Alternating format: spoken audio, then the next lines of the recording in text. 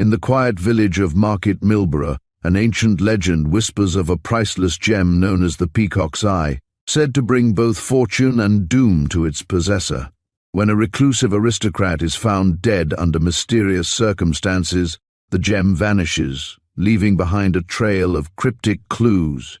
Enter Anthony Bathurst, a detective with a razor-sharp mind and an unyielding determination to uncover the truth. As secrets unravel and danger looms, Bathurst must navigate a labyrinth of deception, betrayal, and hidden motives. Will he solve the mystery of the Peacock's Eye, or will its curse claim another victim? Chapter: The Hunt Ball at Westhampton. The foot-fascinating strains of the Red Ruritanian Band died gently away, to commence again after a short interval just as exquisitely. The Hunt Ball at Westhampton was the outstanding event of the season, and this year it had exceeded all past successes and even present anticipations. It was actually honoured, so it was whispered, with the presence of royalty, which interesting fact, although not announced publicly or even hinted at in the press, was nevertheless an open secret to at least half a dozen of the most influential people present.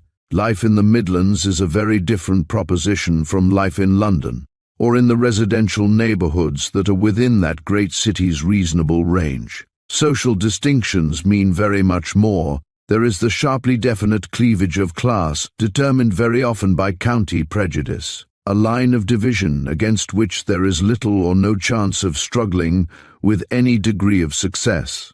The Westhampton Hunt Ball represented all that was select, some of what was superior, and most of what was supercilious in the county of Westhamptonshire. There had been fears, and recent fears at that this year's ball might possibly be held under a shadow. But happily for the peace of mind of Westhampton, this shadow had been partially lifted from the town.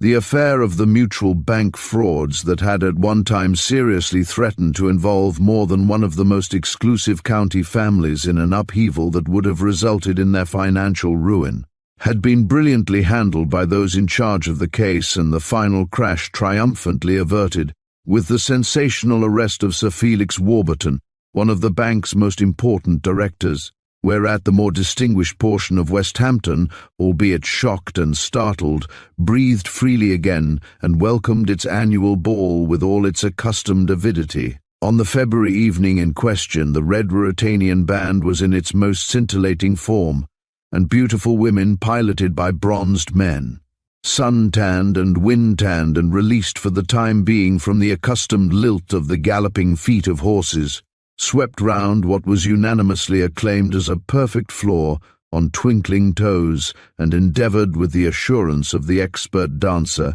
to do it the strictest justice. Sir Matthew Fulgarny, Lord Lieutenant of the county, made his way bustlingly from the refreshment room specially reserved for the more distinguished guests, and brushed his perfectly trimmed white moustache with a gesture that betokened complacent satisfaction. Then he courteously waved his hand to the smaller of two men who were at that moment passing him. "Good evening, Major. Wonderfully fine show this evening, what?" The man addressed smiled a reply as he walked by with his companion. "Who's that Carruthers is trotting round with him tonight, Pauline?" asked Sir Matthew, turning to his charming young wife. "Can't seem to place him at all." Lady Fulgarny turned interestedly and threw a quick glance at the two retreating figures. "I don't think I know," she answered, with a slow shake of the head. "The man's a perfect stranger to me, I feel certain." Sir Matthew growled unintelligibly. He always liked a satisfactory reply to any question that it pleased him in his wisdom to ask. He felt that any failure to supply this satisfaction savoured of disrespect to him, but on this occasion he suffered Lady Fulgarny to lead him back again to the ballroom, to be flattering himself very soon that he was cutting as fine a figure as any man present, despite the annoying fact that his question remained unanswered. Meanwhile, the Chief Constable, Major Carruthers, was entertaining the subject of Sir Matthew's curiosity in the refreshment room that the Lord Lieutenant had so recently, and it must be admitted regretfully, left. Sir Matthew had a discerning taste in more than one direction.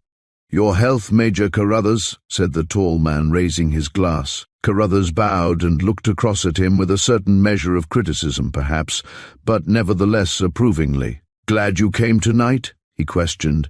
The man addressed emptied the glass deliberately and took his time before replying. No doubt he was accustomed to have people wait upon his words. "Yes and no," he answered. "These things, of course, make some sort of an appeal. It would be idle to pretend otherwise, yet I can't help feeling that they are what I may term counterfeit. They represent the shadow rather than the substance of life. They lie far apart, for instance, from my own destiny and work." He put down his glass. Carruthers smiled. "I think I know what you mean. Like you, I am primarily, I suppose, a man of action. The open spaces are to me the places that count most. Yet I find time to appreciate this sort of thing intensely. There is a joyousness about it all that sets something in me going in vivid response. Perhaps you don't experience it." His companion shook his head. "Only to a degree," he admitted. The Major laughed at the cautiousness of the reply. "I suspect that's all you feel inclined to admit. Your somewhat peculiar position with regard to society has given you what I'll call a bias, a warp, perhaps would be a better description." He half-turned impetuously in his chair, then gave a sudden exclamation. "Pardon me a moment," he said, and rising quickly walked to a table that stood some distance away on the other side of the room.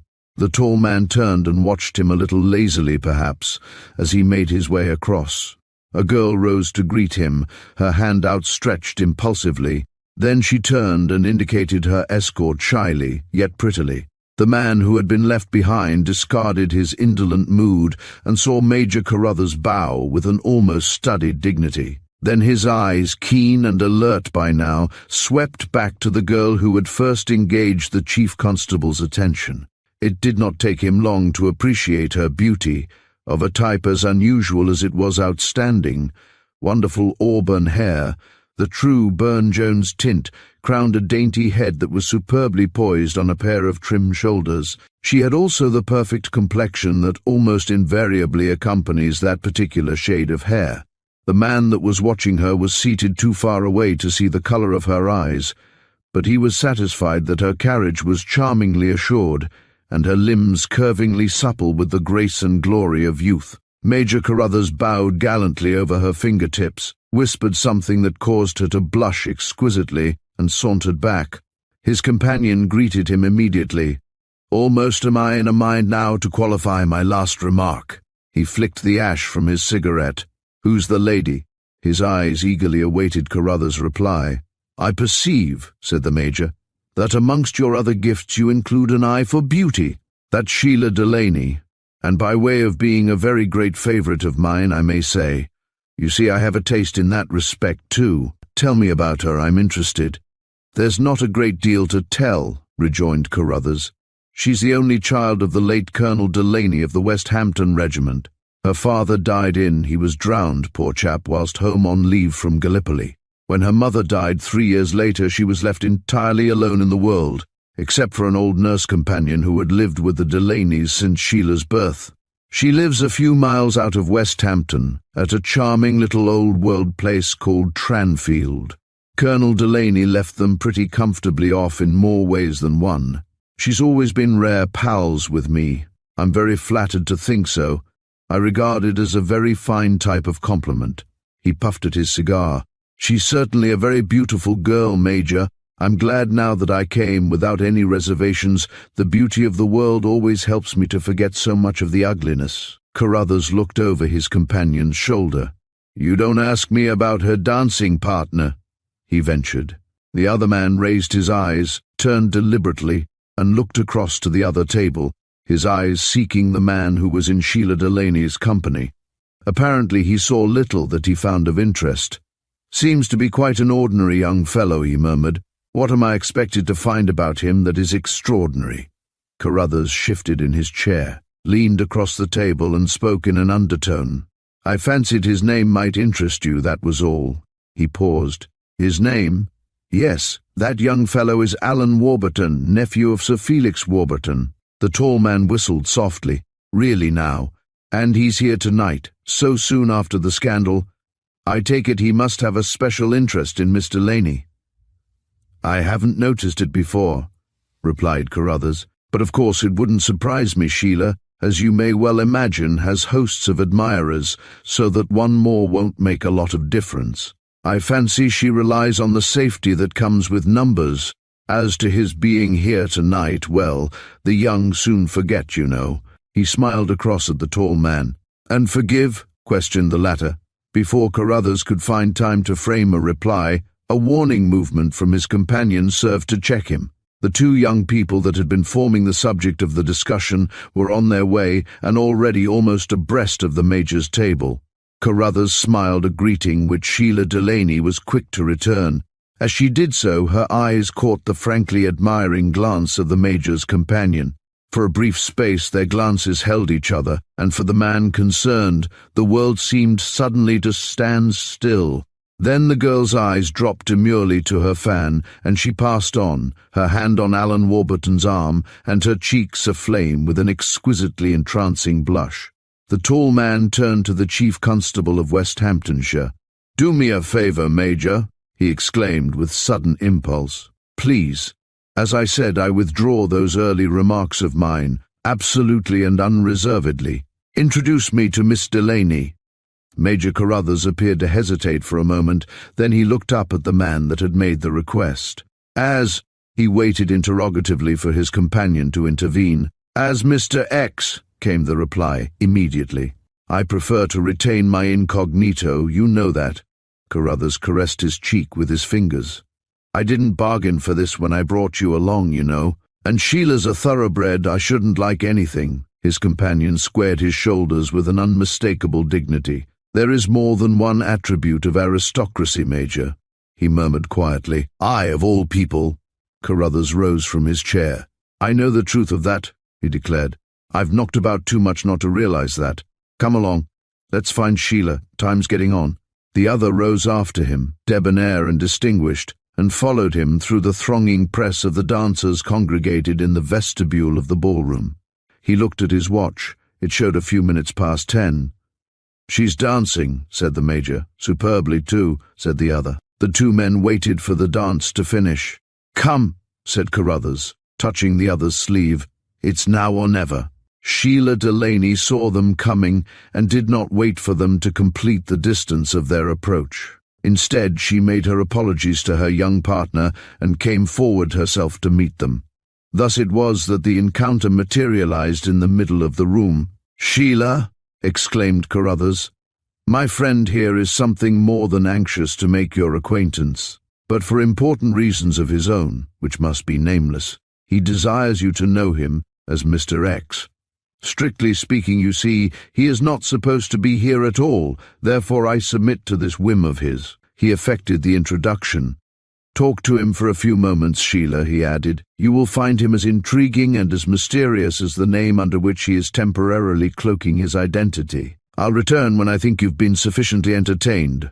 He waved his hand and slithered away across the dance floor.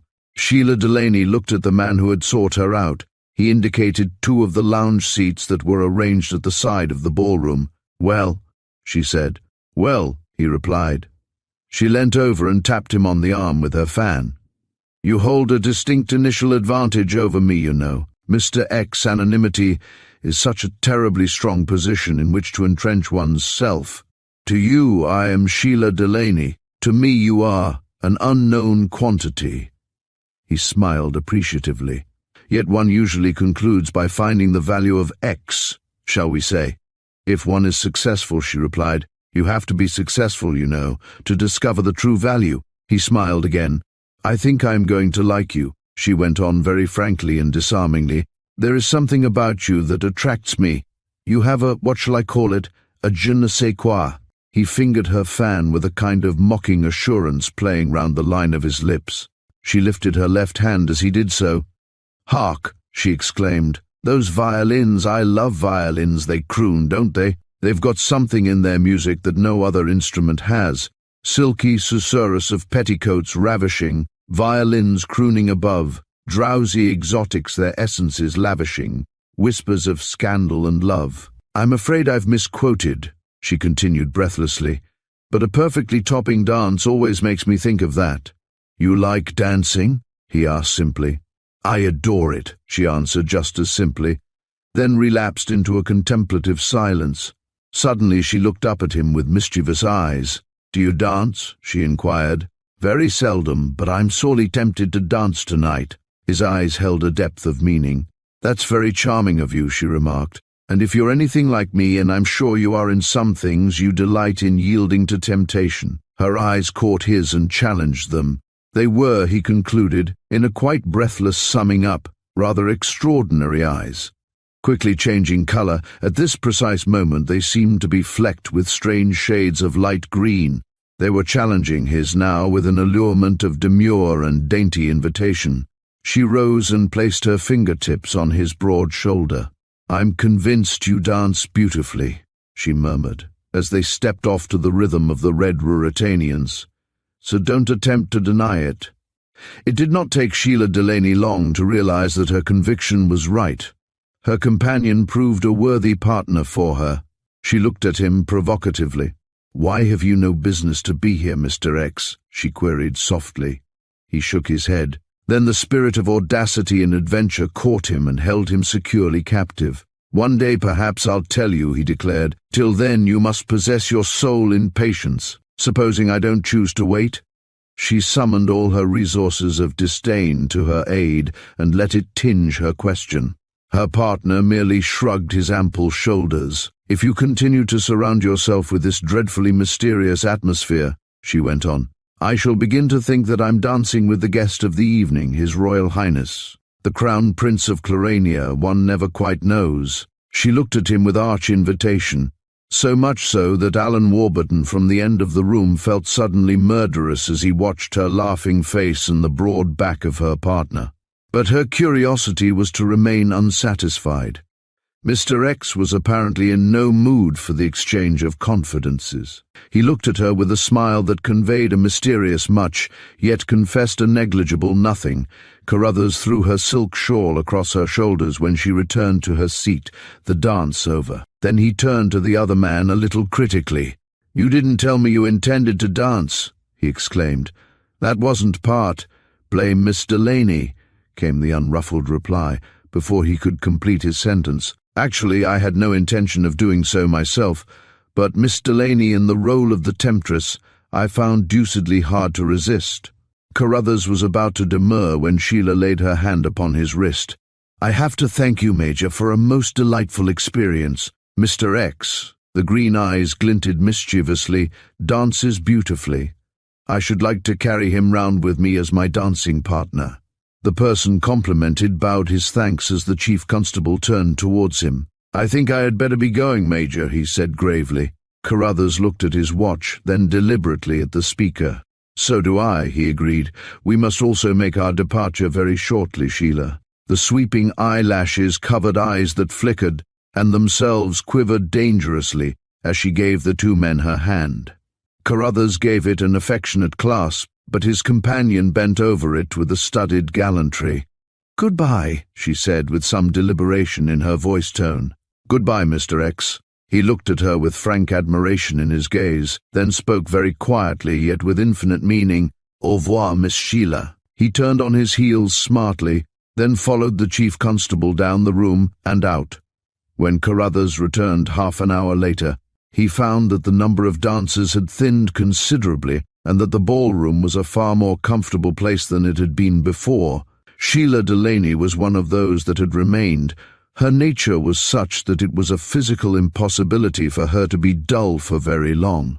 Yet Major Carruthers was definitely conscious that a fit of depression had overcome her. He rallied her with cynical generosity. Give me, he exclaimed teasingly, and every time at that, the girl who is content with her lot, who doesn't sit sighing for what she has not. He paused and was somewhat startled at something he seemed to see in the expression on her face. I'm not sighing, Major, she spoke with a certain wistfulness. I'm very far from sighing, if you only knew. She rose and faced him confidently.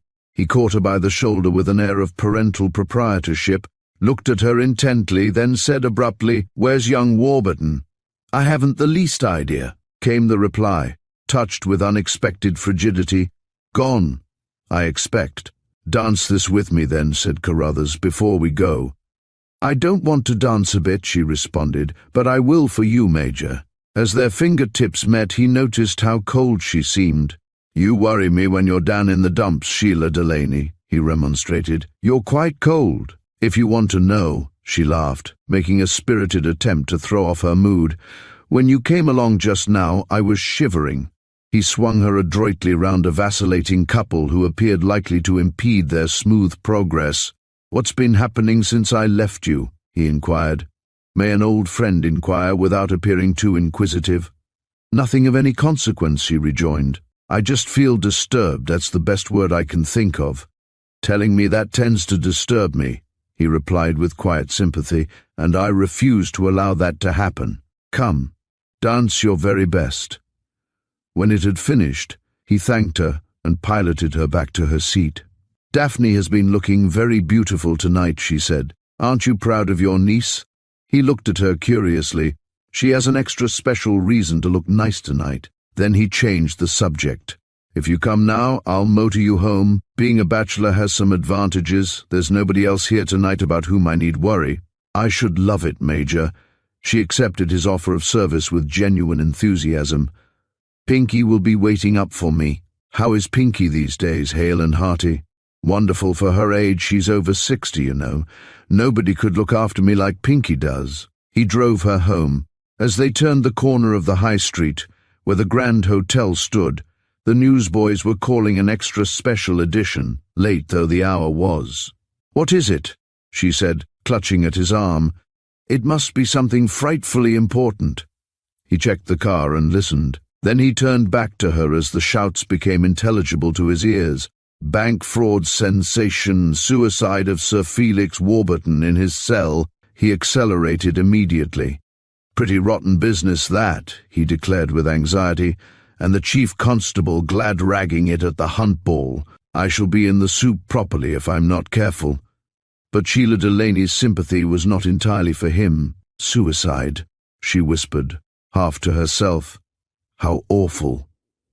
They drove home quietly, neither saying much. As she ran down the garden path of her bungalow, Carruthers called out to her, "I'll come round before Easter, Sheila, and take you for a spin, may I? Are you on?" "Of course," she sang back. "Good night." But she never rode with him again. On a wet night during the following month of March, Major Carruthers was motoring home, when his car skidded badly and overturned. When that happened, Sheila Delaney lost a good friend and the public service a very gallant gentleman. Chapter: Mr. Bathurst receives a distinguished visitor. Anthony Bathurst propped the letter against the side of the matutinal coffee pot and read it carefully for the fourth time since he had received it less than half an hour before. As he finished it, he grimaced deliberately and removed the brown top of his second egg somewhat absent-mindedly. The letter and envelope were of heavy cream-laid notepaper, extremely strong and stiff. The heading was Hotel Florizal, W. The letter read as follows: "There will call upon you today between 11:30 and 12 o'clock, a gentleman who desires to lay before you a matter of urgent and peculiar importance. Besides this importance, it possesses an exceedingly delicate significance, which will entail your strictest discretion. This gentleman, who is also the writer of this letter, is aware, upon unimpeachable authority, that in this last respect you may be thoroughly relied upon inasmuch as your unique ability is matched by your tact and integrity. Your services in any circumstances will be handsomely rewarded, particularly so in the event of your bringing the affair in question to a successful conclusion. The writer thoroughly understands that it is not your practice to undertake work of this kind professionally, yet hopes to awaken your interest in his case sufficiently intensely for you to render him the assistance he requires." "Hum," grunted Anthony. "He does he?" He pushed his plate on one side, pulled at his top lip and lit a cigarette. "I wonder who's been singing my praises to this gentleman who writes so enigmatically. I can hardly suppose that he has had any immediate connection with Scotland Yard that has caused him to run across Detective Inspector. Goodall, and I haven't heard that Baddeley has reached the metropolis yet. Still, after all, it's a small world, and sometimes people link up quite unexpectedly." He looked at his watch. It showed the time at 9:30, 2 hours before my unknown caller arrives. He walked to the bookcase and took down what he always described as his Encyclopedia of London.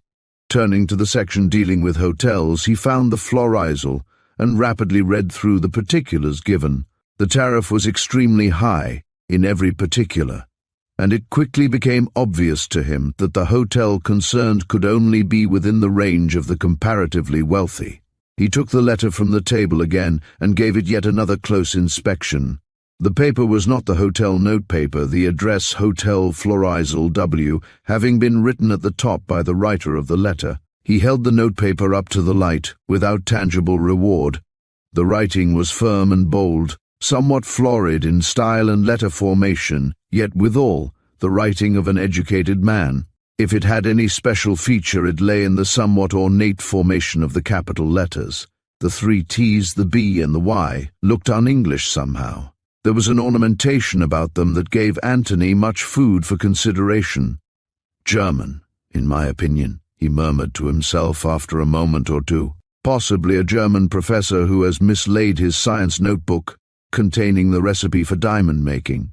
That would account for the heavy demands to be made upon my powers of discretion. Still, I'm making a mistake theorizing with precious little data to build upon. I'll go for a stroll till the time comes for me to receive my mysterious client. He put on his hat and went out. He was a firm believer in as much walking exercise as was humanly possible, as a sure means to physical fitness. In his case, physical fitness coincided completely with mental fitness. He was a splendid example of the mens sana doctrine. At 20 minutes to 12, or to be absolutely accurate, at 11:38, Bathurst heard a car draw up outside his flat. He quickly walked to the window that commanded the street and looked down. Rolls-Royce, eh? He said to himself. I'm moving in more illustrious circles than ever. A minute or two later, there came a rather peremptory tap upon the door of his room. Come in, he called. His visitor entered at the invitation. Have I the pleasure to address Mr. Anthony Bathurst? He interrogated. You have, replied that gentleman, indicating the armchair with a graceful gesture. Won't you sit down?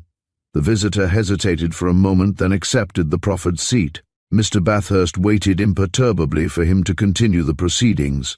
This was a habit of Mr. Bathurst. He generally found it profitable. After a second or two that seemed to suggest a certain amount of uneasiness, the caller looked across at Anthony and proceeded. Before I state my case, Mr. Bathurst, he remarked with an air that may be best described as one of dignified arrogance, I should like to preface it with the information that it is my intention to conceal from you my real identity. It will make no appreciable difference as far as I can see to your handling of the case, and it will be a precaution that will serve to protect many highly influential interests. To you, I should prefer to be known as Mr. Lucius. He paused as he uttered the name, as though to divine, if possible, the effect of his announcement upon the man who listened. Save for a slight suspicion of the guttural, his English was as faultless as his dress. The lounge suit he wore unmistakably betokened the craft of Savile Row, whilst his shoes, socks, tie and collar were in complete harmony and equally irreproachable taste. Mr. Bathurst smiled. In that case, then, he said softly, walking again to the window, I shall be in a position to continue almost immediately. A most interesting little brochure that I have here upon the habits of that particular nematoid worm believed to be the cause of trichiniasis. A bright colour flooded the cheeks of the visitor, and the strong line of his jaw set even more strongly and rigidly. He half rose to his feet from the luxurious depths of Mr. Bathurst's armchair, and a wave of anger took possession of his features. Only momentarily, however. He sat down again, then with a strong effort succeeded in controlling himself. I am to understand, then, he declared with considerable hauteur, that you decline to accept my case? Under those conditions, replied Mr. Bathurst in honeyed tones, most certainly. Nothing, I presume, that I could offer you in the shape of an inducement would persuade you to take a different view of the matter. The suggestion came with an undoubted amount of eagerness. I am quite unable to contradict you, responded Mr. Bathurst. His visitor allowed an exclamation of impatience to escape his lips. then rose again from his chair and paced the room nervously. For a brief period there was silence.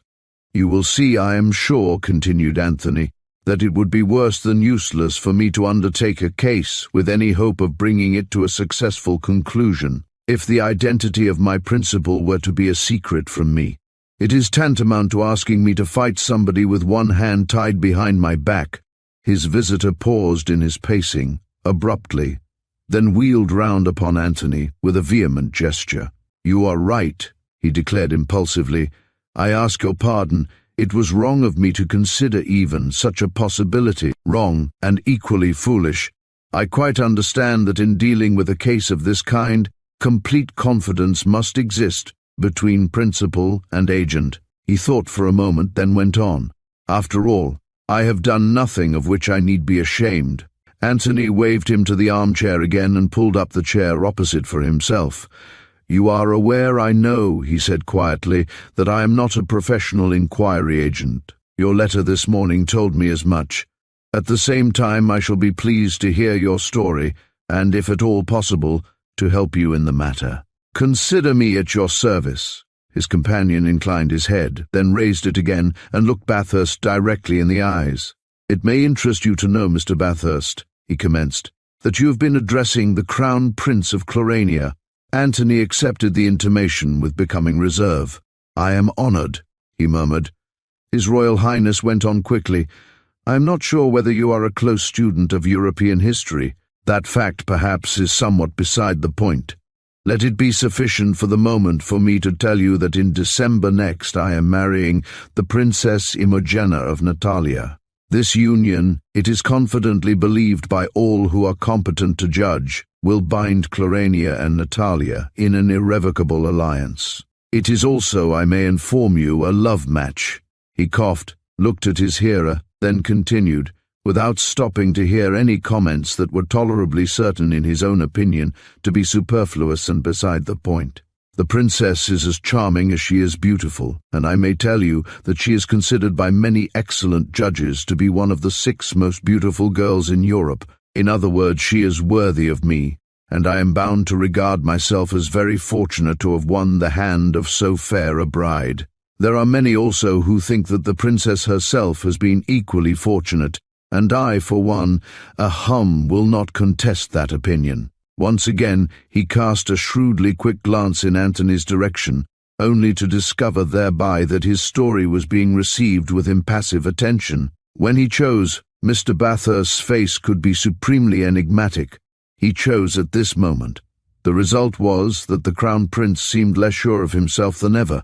"What I have to say now is not at all easy for me. In fact, I am quite prepared to admit that I find it extremely difficult. The reigning house of Natalia, I need hardly tell you, would not tolerate for one moment a marriage for their only daughter with a prince whose shield was not stainless like the Tunstall of your wonderful literature. Her husband must be sans peur et sans reproche, and his blood of the very purest. They favoured my suit from the first, fulfilling as I did these vitally necessary obligations. Judge of my annoyance then, Mr. Bathurst, to find myself the recipient of these most insufferable letters, which I will confess, it was not my original intention to show you." He took from his breast pocket a packet of letters. "There are 5 of them in all, and they date from 9 weeks ago until now. The latest you will observe according to the postmark on the envelope is dated June ND, a week ago. Perhaps you would read this last one first of all." Anthony extended his hand for the letter in question. "Westhampton postmark," he observed, scrutinizing the somewhat blurred stamp on the envelope. His visitor nodded in agreement. Anthony took out the letter itself. It was undated and bore no address. He read it. The handwriting spoke of education and culture. The disinclination of His Royal Highness to reply to the 4 letters that he has already received is neither to his credit nor will it be to his advantage. At this period of negotiations, he should realize that the writer is not penning these communications simply pour passer le temps. Unless the already demanded is forthcoming by the th of next month, the writer will be reluctantly compelled to add yet another royal personage to his circle of epistolary acquaintance, the Princess Imogena of Natalia. but he assures His Royal Highness that the course of conduct thus indicated would occasion him extreme regret. His Royal Highness is fully aware that he is still allowed to choose his own method of transmitting the required sum, provided that such method is communicated to the writer through the agony column of the Times. Bathurst wrinkled his brows. "This doesn't tell me all," he exclaimed. "May I look at the first letter of the series?" He extended his hand. The Crown Prince looked through his packet of envelopes and handed over the required letter. "Tranfield postmark this time," declared Anthony. "What date is this?" He looked at the postmark very carefully. "April 23rd, Tranfield. Let me think for a moment. Tranfield is only a few miles from Westhampton, I fancy." "You are right," replied his royal visitor. 9, to be precise. The opening letter of the batch was much less shadowy and far more to the point. "My dear Crown Prince," it ran with cavalier camaraderie, "you are entering the matrimonial state next December. That is to say, perhaps, for there's many a slip. What would the Princess Imogena of Natalia say to a full story of your disgraceful affair of the last year or so with a certain lady, whose identity for the time being need not be disclosed? However, my gay and gallant lover, there is no especial need for uneasiness on your part. Will seal eternally my rosebud lips." Similar directions to those in the letter that Anthony had just previously read were laid down concerning the transmission of the money. Bathurst looked at his client with judicial thoughtfulness. "Far be it from me," he murmured, "to trespass on your Highness's, shall we say, confidence." He tapped the letter with his forefinger interrogatively, waiting quietly, yet with determination. Mr. Bathurst was nothing if not delicate in affairs of this nature. A dull red colour suffused the cheeks of the Crown Prince. "I am a man," he declared with a touch of petulant anger in his tone, "who has always proved a strong and irresistible attraction to the opposite sex. But believe me, I am no Lothario. This incident, for I have no doubt in my mind that I know the affair to which reference is made here, was perhaps unfortunate, but certainly cannot with truth be termed disgraceful. The lady and I parted upon perfectly agreeable terms some months ago now, and upon that happening I imagined that the incident was permanently closed. I trust that you will not find it necessary to ask the lady's name. I am a man of honor." Anthony pulled at his lip. "Are there any documentary indiscretions relative to the affair still in existence?" The prince moved uneasily in his chair. "The lady may have kept the letters," he responded. "Women are notoriously careless in these matters." "Anything else?" queried Anthony. "There was a photograph," replied His Highness lamely, "of you. Of the two of us, taken together, unfortunately." "Dear me," ventured Anthony. "How indiscreet of you. That does complicate matters, to be sure." He held out his hand for the 3 remaining letters and read each one through with care. "These 3 bear the London postmark, I notice," he declared. "There's nothing to help me much there, Your Highness. Westhampton and Tranfield, as we agreed, are adjoining. It is quite feasible, therefore, that the starting point of our investigation may lie in that district. Have you any reason to believe that this may be so? Possibly, if you are frank, you can help me." His visitor hesitated a moment or two before framing his reply. "Mr. Bathurst," he declared, "I want you to ferret out this dirty blackmailer and put matters right for me. I realize, therefore, that it is incumbent upon me to be quite frank. In reply to your question, then, as to whether I can help you, I have only been to Westhampton once in my life. That was a year ago last February. I attended the hunt ball there, but my incognito was strictly maintained. To Tranfield I have never been." Anthony went straight to the point. "Did the lady in question accompany you?" "No," replied the Crown Prince, "she did not. But I—" He stopped, seemingly at a momentary loss for words. "Was she there?" asked Anthony, quick to seize the point. The Crown Prince bowed his head in assent. "It would appear then that, as I foreshadowed, the root of the matter lies at Westhampton? Do you agree?" He eyed the Crown Prince with intentness. "It may very possibly," came the answer. "On the other hand, it may be merely a coincidence. I visited many more places with the lady than Westhampton. As I stated, I have only been in that particular place once." "You may be right, of course," conceded Anthony. "Where was the photograph taken?" "At Seabourn last summer, by a gentleman who was staying in the same hotel, with my own camera. He obliged me by taking it. It was a wish of the lady." "Can you recollect this gentleman's name?" The Crown Prince of Clarania frowned as though he found the questions distasteful and disconcerting. "I think it was a Captain Willoughby. I'm not altogether sure. Naturally, I wasn't taking a prominent part in the social life of the hotel at the time." "What was the name of the hotel?" "The Cassandra." "Your Highness still desires to keep the identity of the lady a secret." "I have no option." "Very well," said Anthony. "Leave these letters with me, and I will do my best for you. Firstly, however, will you permit me to make a suggestion?" "Yes, certainly. Set a trap for your unknown correspondent. Lure him into it, then leave him to the tender mercies of Scotland Yard." The Crown Prince shook his head. "I've thought of that, but I fear the consequences. Some of the story would be certain to become public. I cannot afford it to. I must avoid that at all costs." "Pay the sum demanded, then," ventured Anthony. £50,000, exclaimed his client in amazement, anger conflicting with incredulity in his voice. "You must be unaware of my very limited resources. Comparatively speaking, Mr. Bathurst, I am a poor man." "You will give me carte blanche, naturally," said Anthony. "As long as you maintain the strictest secrecy, you may act in whatever way you choose. Personally, I shall let nothing stand in my way, and if you are successful, rest assured that your services will never be forgotten. I am of Villenberg. We have long memories for those who serve us well. Only remember, time is getting short. December is not so very far ahead." He bowed, turned pompously, and Anthony heard his decisive step descending the stairs. Walking to the window, Bathurst watched the magnificently liveried chauffeur open the door of the car, usher his master to his seat therein with perfect obsequiousness, then drive off quickly and almost noiselessly. With a semi-humorous shrug of the shoulders, Anthony returned to his desk. Then he read through the 5 threatening letters again, with even more care and attention than before.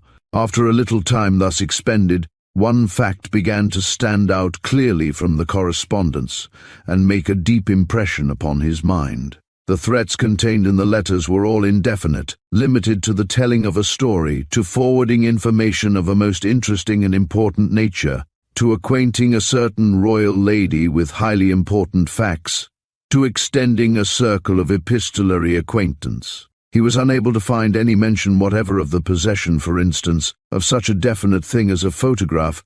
Also, there was no hint of the existence of compromising letters. "Seems to me," muttered Anthony to himself, "that the strongest weapon this letter-writing gentleman possesses is the Crown Prince's conscience, and he probably knows it." He reached down for his ABC and quickly flicked the pages for Westhampton. Then he turned back to Tranfield, which place he discovered was served at intervals by a local train service from Westhampton. "I can't run down before next Friday," he said to himself after consulting his diary. "It's impossible for me to touch it till then." He filled the bowl of his pipe and watched the flame of the match curl fiercely round the brown shreds of tobacco. What happened exactly, he asked himself, at the hunt ball at Westhampton a year ago last February? Chapter. Chief Inspector Bannister gets a busman's holiday. Although the Big Six of Scotland Yard are invested by an admiring public with superhuman powers and attributes that border upon the magical, they are for all that as human as that same circle of admirers, which fact, doubtless, has brought comfort to the heart of many a hunted criminal when he has brought himself to realize it. In this relation, probably the most human of the six was Chief Detective Inspector Richard Bannister, known to his colleagues and to a host of friends as Dandy Dick. One of the most certain and regular indications of this humanity, to which allusion has just been made, is the desire at intervals to rest from the exigencies of work and to take a holiday. At any rate, that was the particular trait that usually manifested itself in the case of Chief Inspector Bannister. 3 years of strenuous activities had seen him bring during their passing at least half a dozen of the Yard's biggest cases to successful and triumphant conclusions. On that account, therefore, he had no compunctions in taking a month's vacation at Seabourn. The place had always attracted him exceedingly when he had been in a position to enjoy short stays there on previous occasions, and now on a much longer spell it seemed to possess for him an even greater measure of attraction. On the July evening in question, he shifted his body to a more comfortable position in the deck chair which he was occupying and lazily inclined his head to catch more clearly the strains of the military band playing in the bandstand on the magnificent promenade of which Seabourn is so justifiably proud. It was a perfect summer evening, the true fulfillment of a perfect summer day. A day of blue sky and majestic sun. The sea was beautifully calm and lapped the beach in a ceaseless creaming succession of lazy, indolent ripples, and now the stars were flashing into the night sky one by one, as though they were tiny lights turned on by a giant hand. Bannister stretched his long legs from his deck chair in complete physical enjoyment. As he did so, a tall man came down the superbly kept lawn that fronted the Cassandra Hotel and sank comfortably into the deck chair next to Bannister. He nodded genially. "Glorious evening. I told you last night we were in for a perfect day today." "I remember," replied Bannister. "You did." He went on, "My luck as regards weather is absolutely in. I've actually had a week of uninterrupted sunshine which I should imagine, speaking without the book, approaches a record for a summer holiday in England. Certainly I've rarely been so fortunate in the past." He removed the horn-rimmed glasses that he had been using as a protection against the glare of the sun and carefully wiped them with a silk handkerchief. Captain Willoughby's white teeth flashed in a smile of cordial agreement. "The same here. I've spent a good deal of time down here at Seabourn during the last year or two, but I haven't often had the good luck to get weather like we are experiencing now. It's almost equal to the Riviera. Been far today?" "No," answered Bannister with a shake of the head. "I've taken matters very easily today. Purposely. I came down here for a thorough rest, and I intend to stick to my resolve. I'm a firm believer in the idea of a restful holiday." Willoughby grinned. "Mind you keep it up all the time you're here, then. I always think that those intentions are very similar to New Year resolutions. There's something like keeping a diary, for instance. You know what I mean. Everything goes swimmingly from the 1st of January until about Epiphany. We carefully chronicle our petty personalities for just those few days. Then our enthusiasm wanes, and the remaining days in our diary calendar are usually quite innocent of ink or even indelible pencil." He tossed away the end of his cigarette. "But I expect you've been guilty of that sort of thing yourself." "Perhaps not as much as you think. I've a lot of willpower. I can discipline myself to do things that are irksome. As a rule, what I mean to do, I do. It's my way," Bannister concluded rather abruptly. As he spoke, one of the maids came from the hotel and crossed the grass to where he was sitting. By his chair she stopped. Bannister turned and looked up at her. "Yes?" he questioned. "Are you wanting me?" "Pardon me, sir," came her reply, "but you are Mr. Bannister, aren't you?" "There's somebody here wants to speak to you. I was to tell you it was very important," he said. "Sir?" Bannister knitted his brows as though puzzled at the interruption. The maid waited by his chair irresolutely. "Are you sure he asked for me by name?" he demanded. "Yes, sir, he said it quite distinctly. The name was Bannister, all right, sir." "Who is it?" he asked again. "Do you know him at all?" The maid hesitated a moment before giving him her answer. Then she spoke rather haltingly.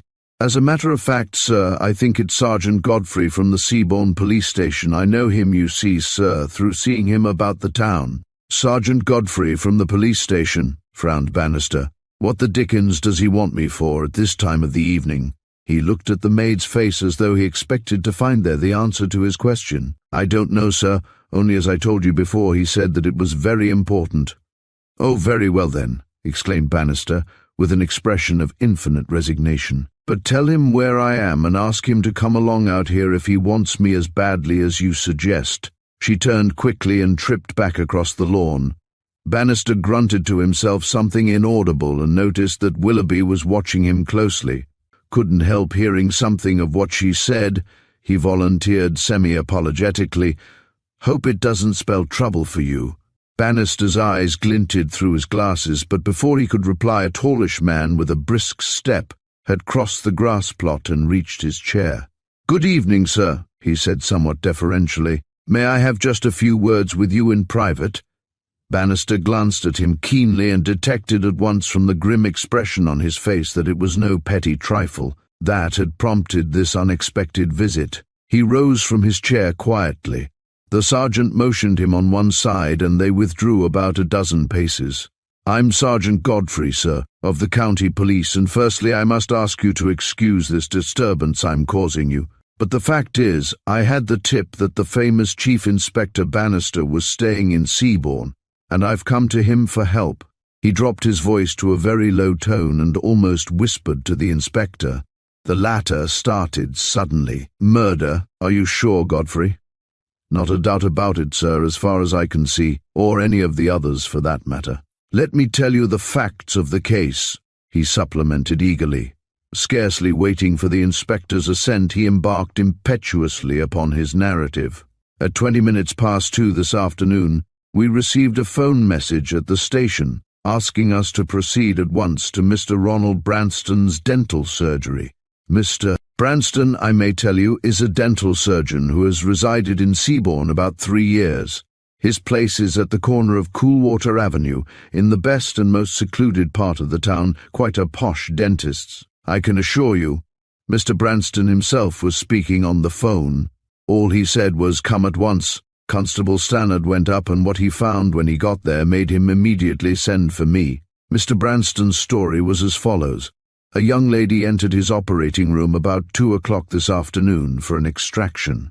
He gave her an ordinary local anesthetic, and according to what he says, took out the tooth very smoothly and comfortably. He handed his patient a tumbler of water and left her in the chair for a few moments to recover. His reason for so doing he explains like this. At 2:30, another customer of his was calling for a set of artificial teeth that he had promised should be ready at that time. His workroom, you must understand, is about yards away from his surgery, just across a landing. He was anxious to make sure, he says, that these teeth were thoroughly satisfactory, and he admits that he may have been in the workroom a matter of 7 or 8 minutes. When he tried to leave, he found he was bolted in. A brass bolt on the outside of the workroom door had been slipped to imprison him. For a few moments he scarcely realized what had happened. He shook the door, thinking the catch or something had gone wrong, and that it might perhaps open under pressure, but it was fastened securely. When the truth came home to him, that he was very effectively locked in, as it were, he banged on the door with his fists and shouted for assistance. Godfrey broke off and looked at Bannister. "Interested?" he queried. "I am that," replied the inspector. "Get on." After a time, Branston's cries attracted the attention of his housekeeper, a Mrs. Burtonshaw. She rushed up to the workroom, undid the bolt, and let him out. Unable for the moment to fathom the affair, he dashed back to the surgery.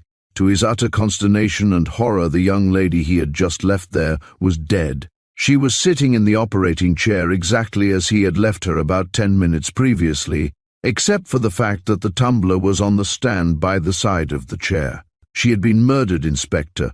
Poisoned by prussic acid. Chapter, A Case of Identity. "Certain of that?" queried Bannister. "How do you know she didn't commit suicide?" The sergeant nodded vigorously in affirmation of the inspector's first question. "It's murder for certain.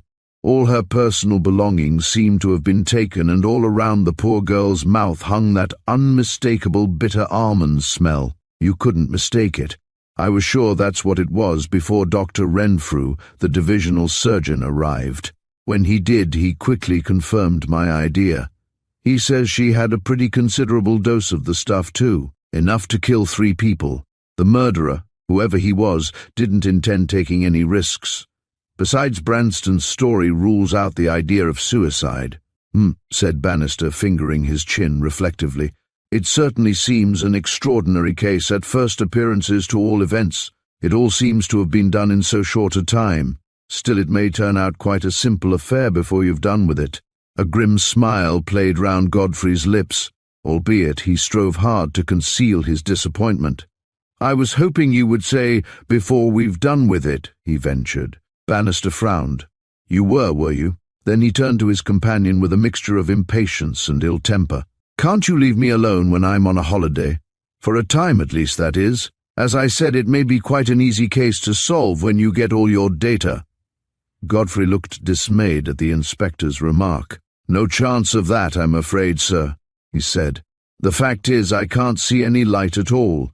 I'm up against it from the very commencement. I don't even know who the young lady is." "What?" interjected Bannister.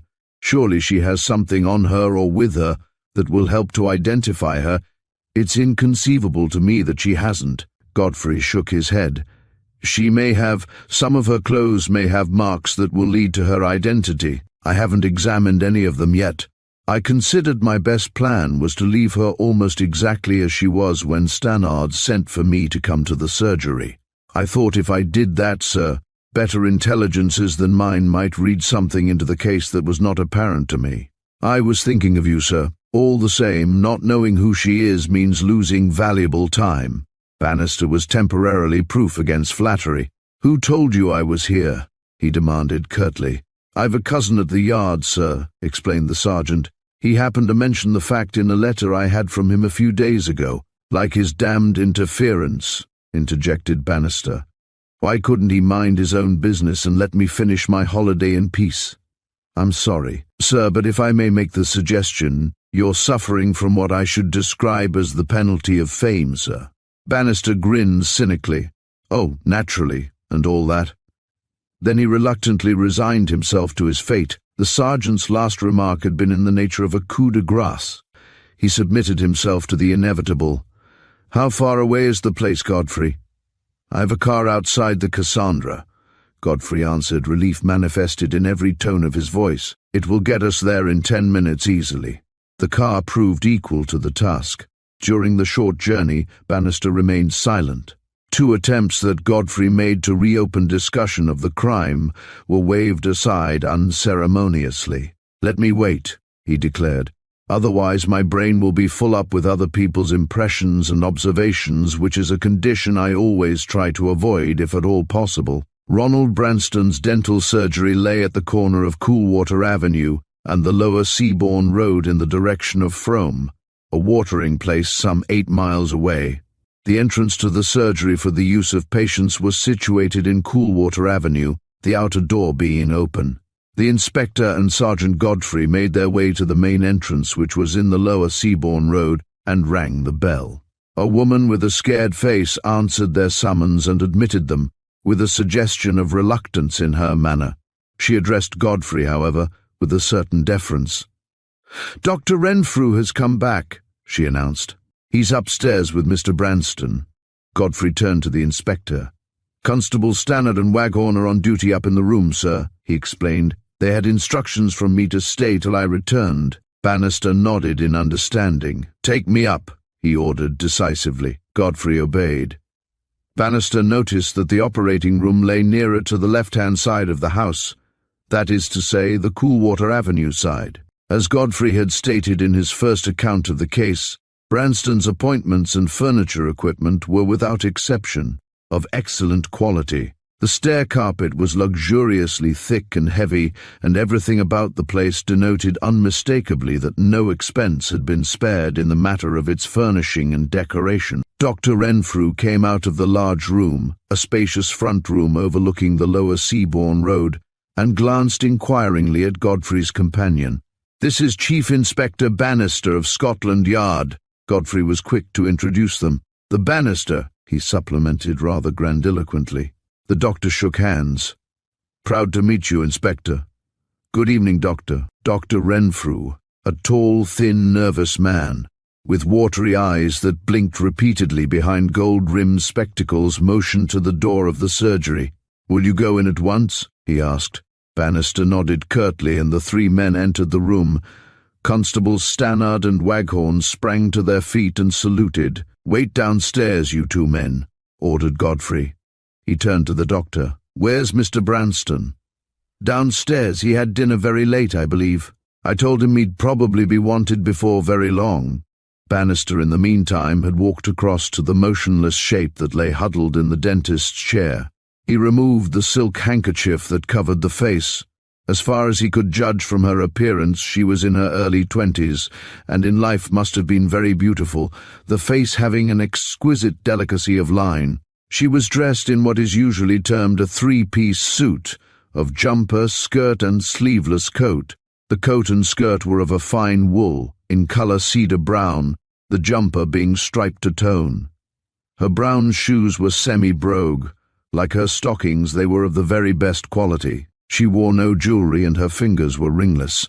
Dr. Renfrew walked out of the room and returned a moment or two later, carrying a hat and a pair of gloves. "She left these in the ladies' waiting room," he explained. "Mr. Branston has a separate room for ladies in which to wait if they so desire.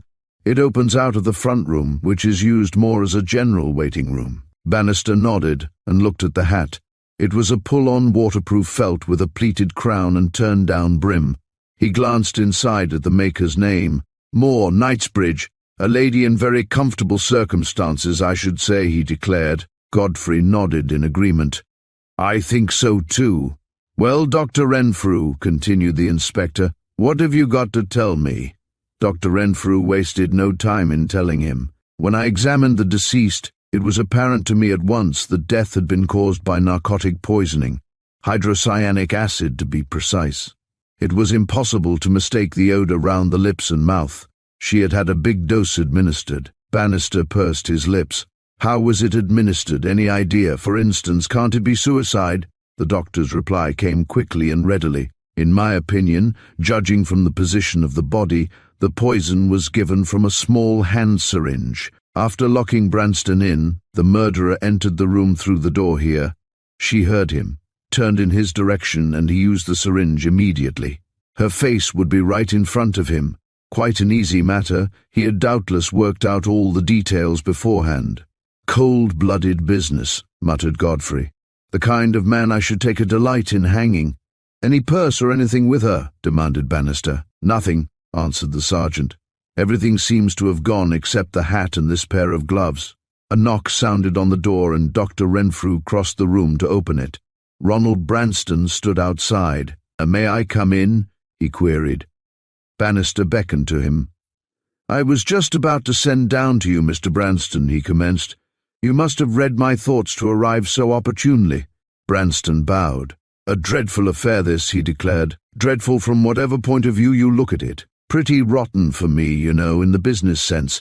It sounds frightfully callous, I know, but self-preservation's the first law of nature. This job isn't going to do my business any good, and every man has to think of himself." He flushed under his dark skin. Bannister eyed him sternly. "I am Chief Inspector Bannister," he said, "of Scotland Yard. Sergeant Godfrey has requested my assistance. Tell me exactly what happened." Branston's nostrils quivered slightly as he began to tell his story, but he rapidly regained control over himself, and his words came clearly and without a shade of tremor in his voice. "I can only repeat to you," he stated, "what I have already told Sergeant Godfrey here.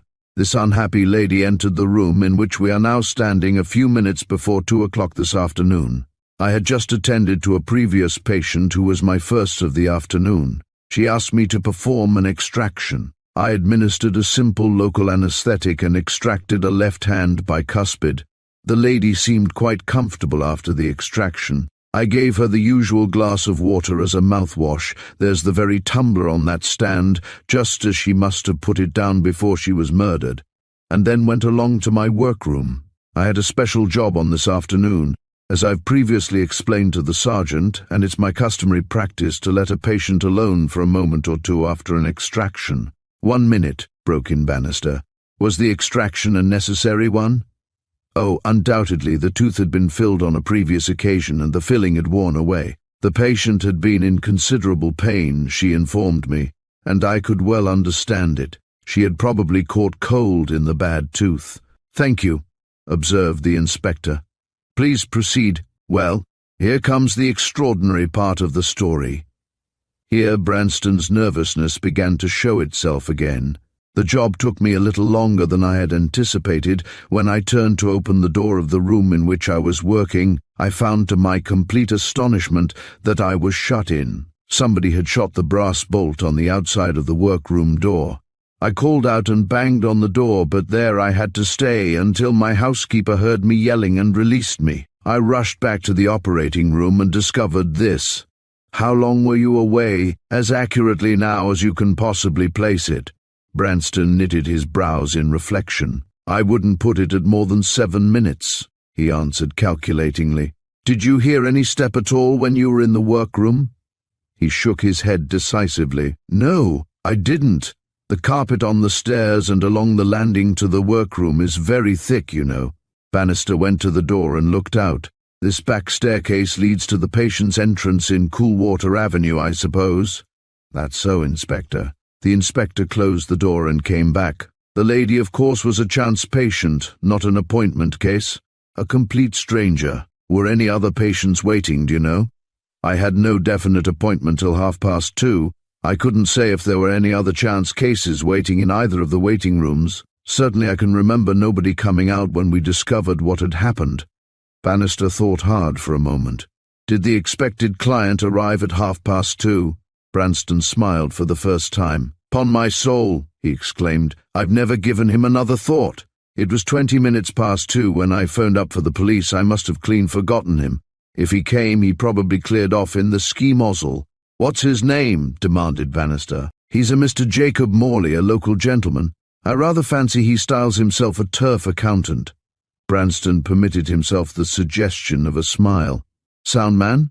Branston shrugged his shoulders. "I know nothing to the contrary." "All right then, Mr. Branston," put in Bannister after a slight pause.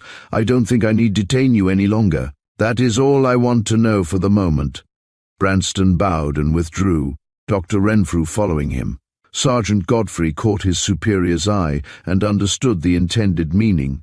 "I've told Stannard and Waghorn to watch points in that direction. That will be all right." "Very good," rejoined the inspector.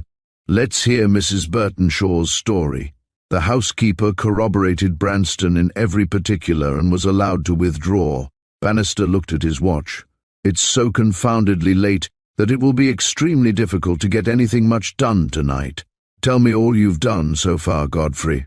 "I've had the body photographed, and I've sent round to all the hotels and boarding establishments to try to trace by discreet inquiries any young lady visitor who's been missing, say, since luncheon time today." The inspector showed his approval. "That's all right as far as it goes, but she may be a new arrival to the town. She may have just come in. Stay, what about luggage?" "She might have left it somewhere," responded Godfrey. "At the railway station, or at an hotel?" "The latter, I should be inclined to suggest as the more likely, taking into consideration the class of girl she appears to be." "Yes," conceded Bannister. "I think perhaps you're right. Now about this workroom Branston has been telling us of, have you taken a look in there? I suppose his story is authentic, eh? I can't help feeling there's something fishy about it somewhere." "I've seen the room. You can come along and see it yourself before we go. I'll say this. I found nothing there that seemed in any way to contradict his story. I've also had the brass bolt on the door treated for fingerprints." "Good man," smiled Bannister. "You should certainly find Mrs. Burtonshaw's there. I suppose you've taken hers and Branston's." "You bet I have, sir," grinned the sergeant. "I've got them tucked away all serene." Bannister frowned and walked across to the stand where stood the tumbler of water. It was almost full. He smelt it. "The purest of pure water, Dr. Renfrew says." "Seems like it," said Bannister. "No odour, certainly." The sergeant who was watching him seemed suddenly struck by an idea. "By Jove, sir," he exclaimed, "I ought to have treated that glass for prints as well as the bolt, don't you agree?" Bannister held the glass high up to the electric light and carefully examined it. "Perhaps you had," he replied, "if it isn't too late now to be effective." Godfrey went through the insufflating process in his usual workmanlike manner. With a small insufflator or powder blower, he exhaled a cloud of light yellow powder which settled on the glass in an even coating. Then he blew at it sharply. Most of the yellow powder was blown off, but a number of smeary yellow impressions were left behind, standing out in strong saffron relief against the white glass. "Something to work on here," he said. "I'll have the job completed."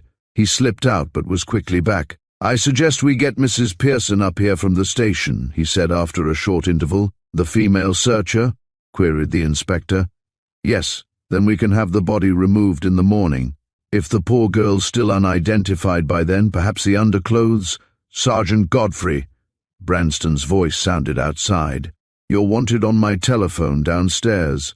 "I'll come with you," said Bannister. "It may be news." Godfrey took off the receiver, listened and replaced it. "It's the Lauderdale Hotel. They think they can identify the lady. At my suggestion, they're sending the reception clerk along to us immediately. He will be here any moment. The manager's coming along with him." "Good," said Bannister. "We are moving at last." He offered his cigarette case with a gesture of satisfaction to Sergeant Godfrey, and judging from the manner in which he selected a cigarette, Sergeant Godfrey thought so too. Chapter: John Martin's Evidence. For a few moments the two men smoked in silence, grateful doubtless for the short respite. The silence was soon disturbed by the ringing of the front door bell. Godfrey rose with an alert expectancy that he took no trouble to conceal. Bannister carefully shook his left trouser in an attempt to stabilize an immaculate crease. Mrs. Burtonshaw's steps were heard hurrying to the front door to admit the two people whose visit had been so recently heralded by the telephone. Godfrey went to the door of the room and called down the hall. "Bring the two gentlemen in here, Mrs. Burtonshaw."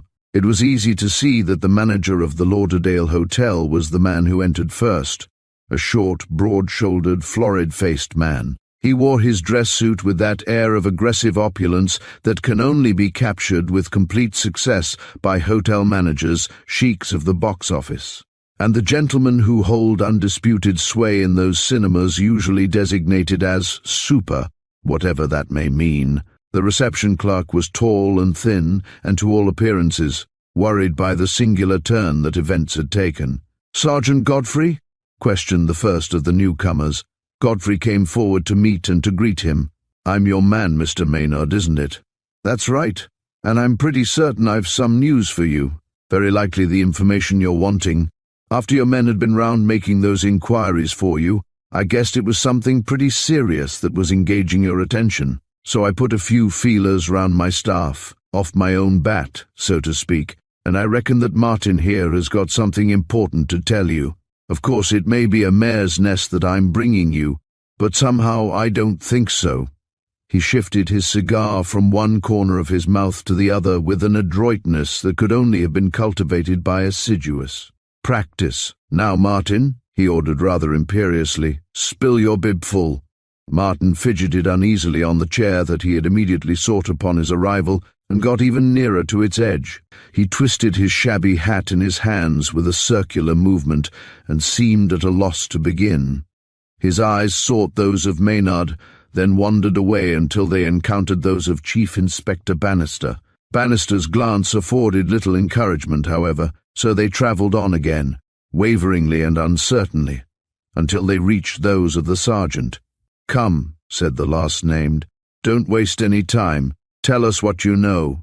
Martin licked his lips, cleared his throat, gulped once or twice, and commenced his story. "Well, sir," he started, "it isn't very much that I've got to tell you, but I've the glimmering of an idea that the young lady you're inquiring about came into the Lauderdale about 1:30 this afternoon. You see, it was like this. About 10:50 on Wednesday evening, a phone message came through booking a room for a Miss Daphne Carruthers who was arriving the next day. About the time that I've just mentioned, 1:30 of an afternoon. Things are pretty quiet as a rule. A car drew up outside the hotel and a young lady alighted and walked into the vestibule. She came straight up to me and said, "I want a room, please, for a fortnight. I believe it was booked last night for me by phone. I'll leave my luggage here now, although I've an important call to make. You might send out for my case. It's in my car. Put it up in my room, will you please? I shall be back in about an hour." "Certainly, miss," I answered. "Your room number will be 66. I sent the porter out for her suitcase and sent him up to the room with it, confirming the name from the labels on it. "Thank you," she replies, trips out of the hotel, jumps into her car and drives off. "In what direction?" snapped Bannister. "Towards Frome, sir." "Go on."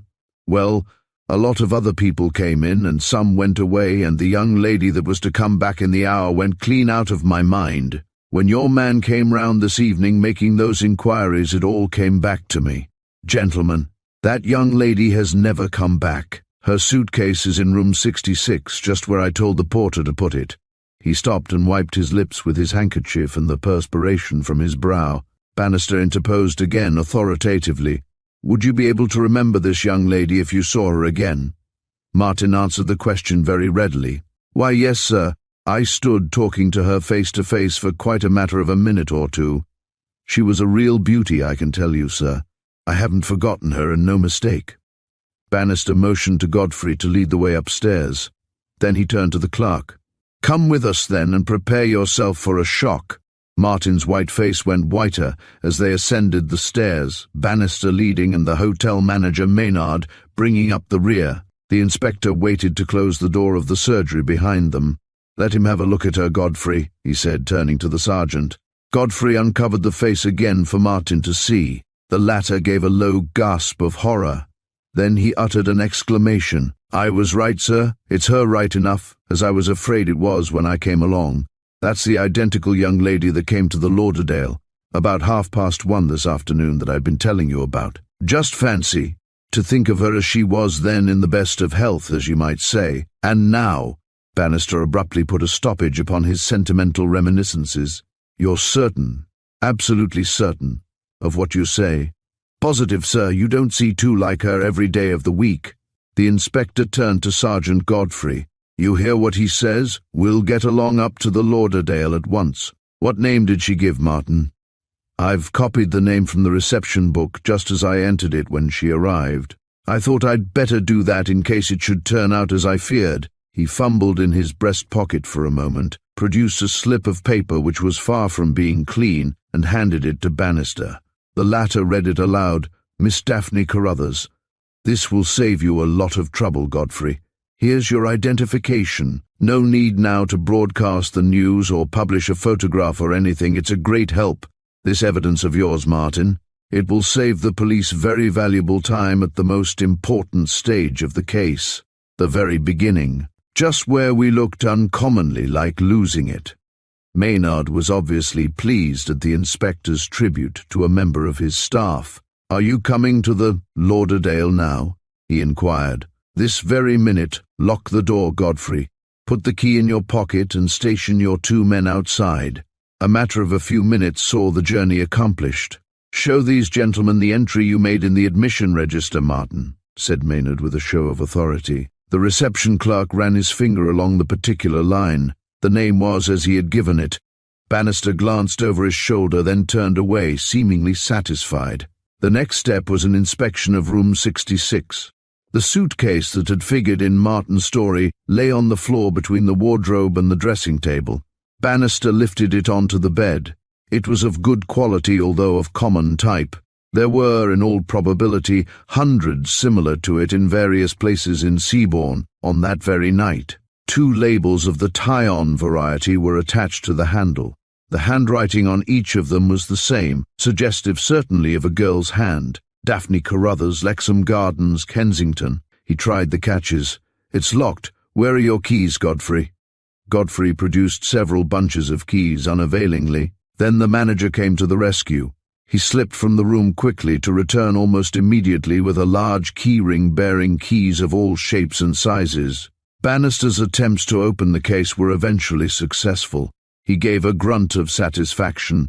Its contents were almost entirely clothes and toilet requisites, clothes that one would reasonably anticipate finding in the suitcase of a young lady upon holiday in the summer. There was no letter, no card, nothing more personal than hairbrushes and face powder. The inspector tossed the stuff back into the case. "Your job, Godfrey, will be to get into touch with the place from where this girl's come. Send a phone message through to Kensington as soon as you can, and use the press for all you're worth. Get the London papers humming tomorrow morning like flies. We shall soon get information about Daphne Carruthers, you mark my words, even if we can't get it from the place where she lived." He turned to Maynard. "I'll take charge of this." He patted the suitcase. "You, Godfrey, get those strings to work at once. By the way, Martin, The motor car that the young lady was driving. Did you notice what it was?" Martin scratched his chin, then shook his head.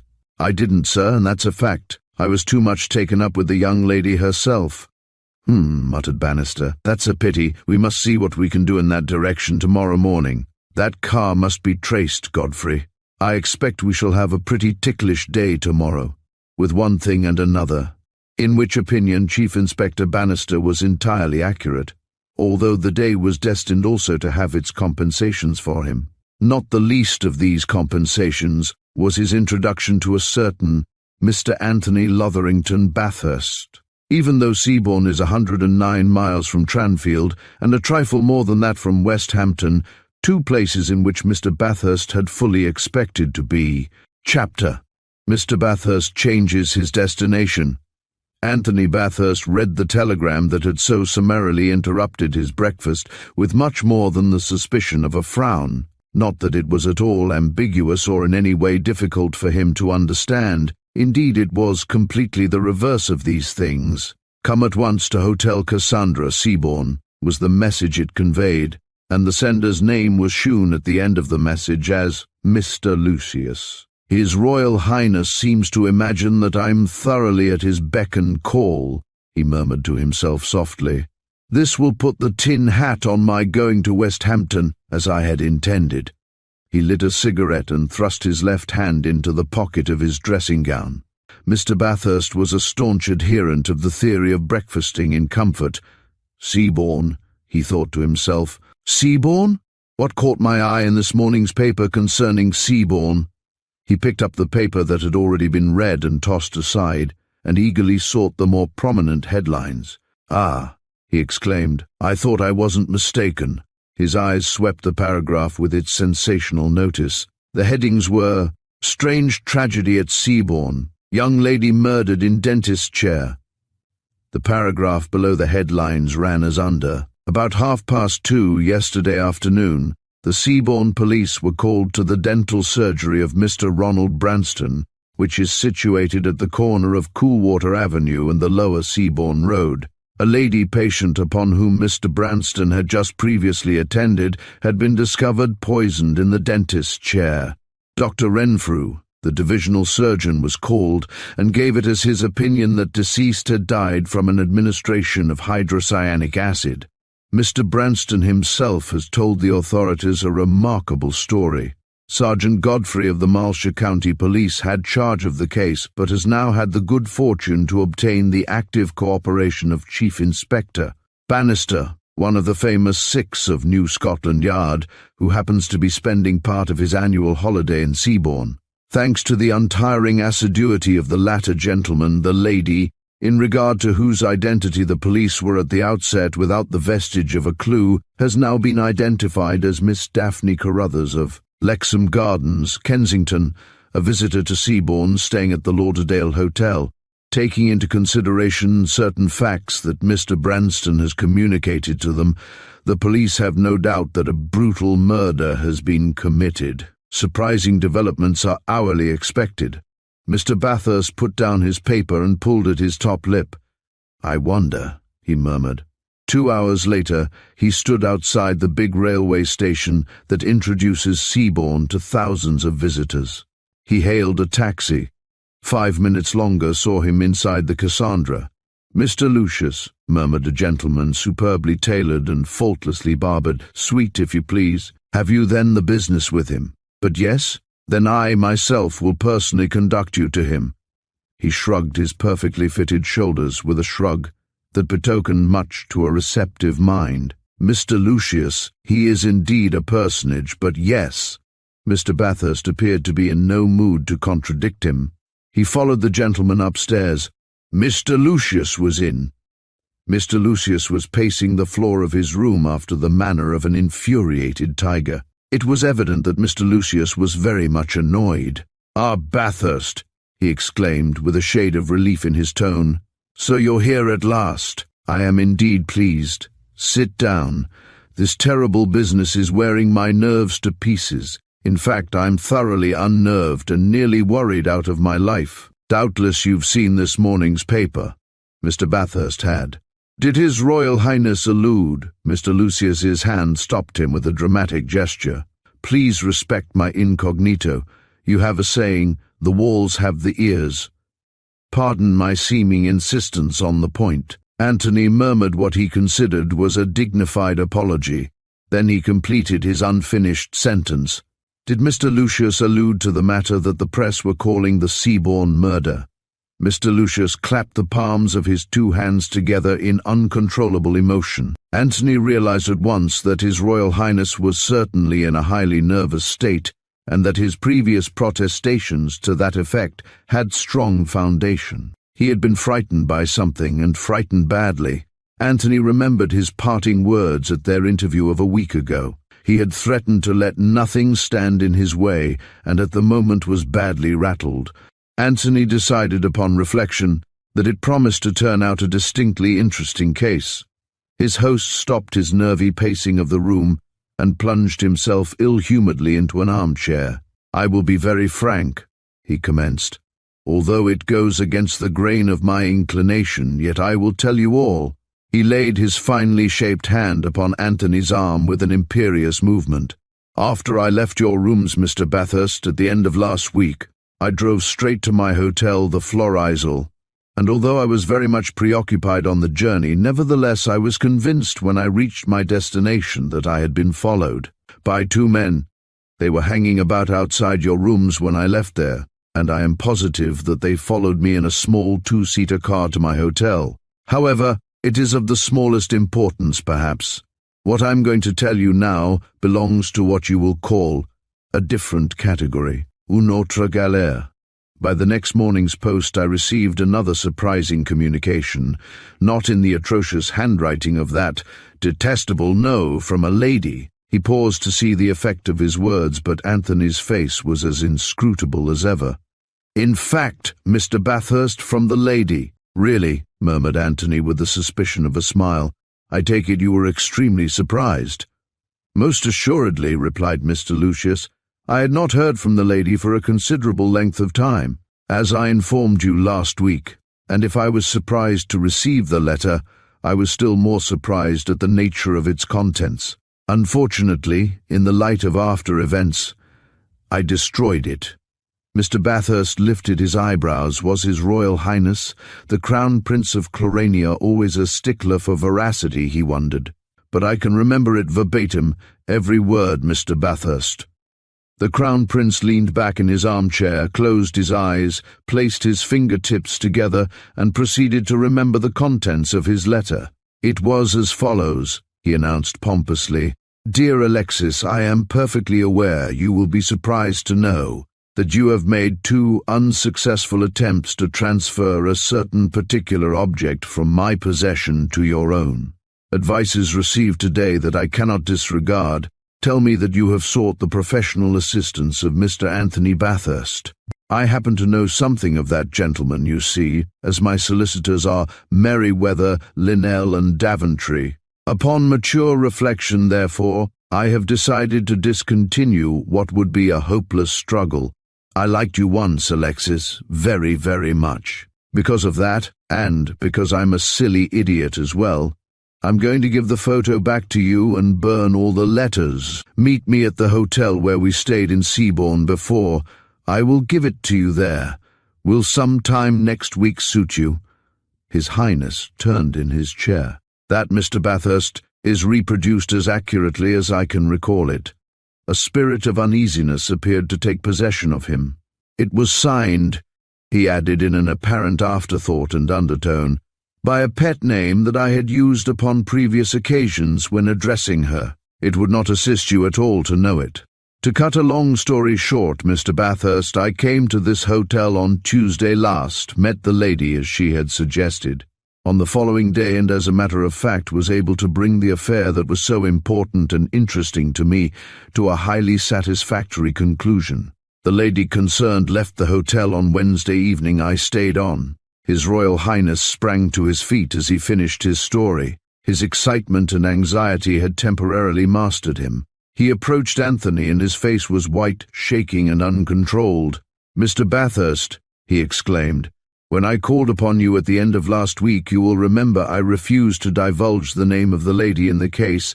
I told you that I was a man of honor." His voice shook with emotion. "Now I feel myself as compelled to reveal it, even though at the risk of injuring myself. Fate has taken a hand in the game, Mr. Bathurst. The lady's name was Daphne Carruthers, and I learned from the press this morning and also from a medley of cursed, gossiping tongues in this infernal seaside town that she was murdered here in Seabourne yesterday." His voice was now completely hoarse. With grief or with anxiety, Anthony was unable to decide. But he went on. Standing erect in the middle of the room, he raised his right hand dramatically over his head. "And I myself, it is more than possible, will be the suspect. I would not have had such a terrible affair happen for the world. It will ruin me." He gestured helplessly in Mr. Bathurst's direction, then sank into his chair again, his head in his hands. "When did you last see Miss Carruthers?" demanded the latter. "On the evening of Wednesday we dined together, early, settled our little differences and parted to go our own ways and to lead our own lives. We understood each other." "You had possession then, I take it, of the photograph?" remarked Anthony. "But certainly I had come to get it. It is destroyed. And the letters—" "We burned them together," rejoined the Crown Prince.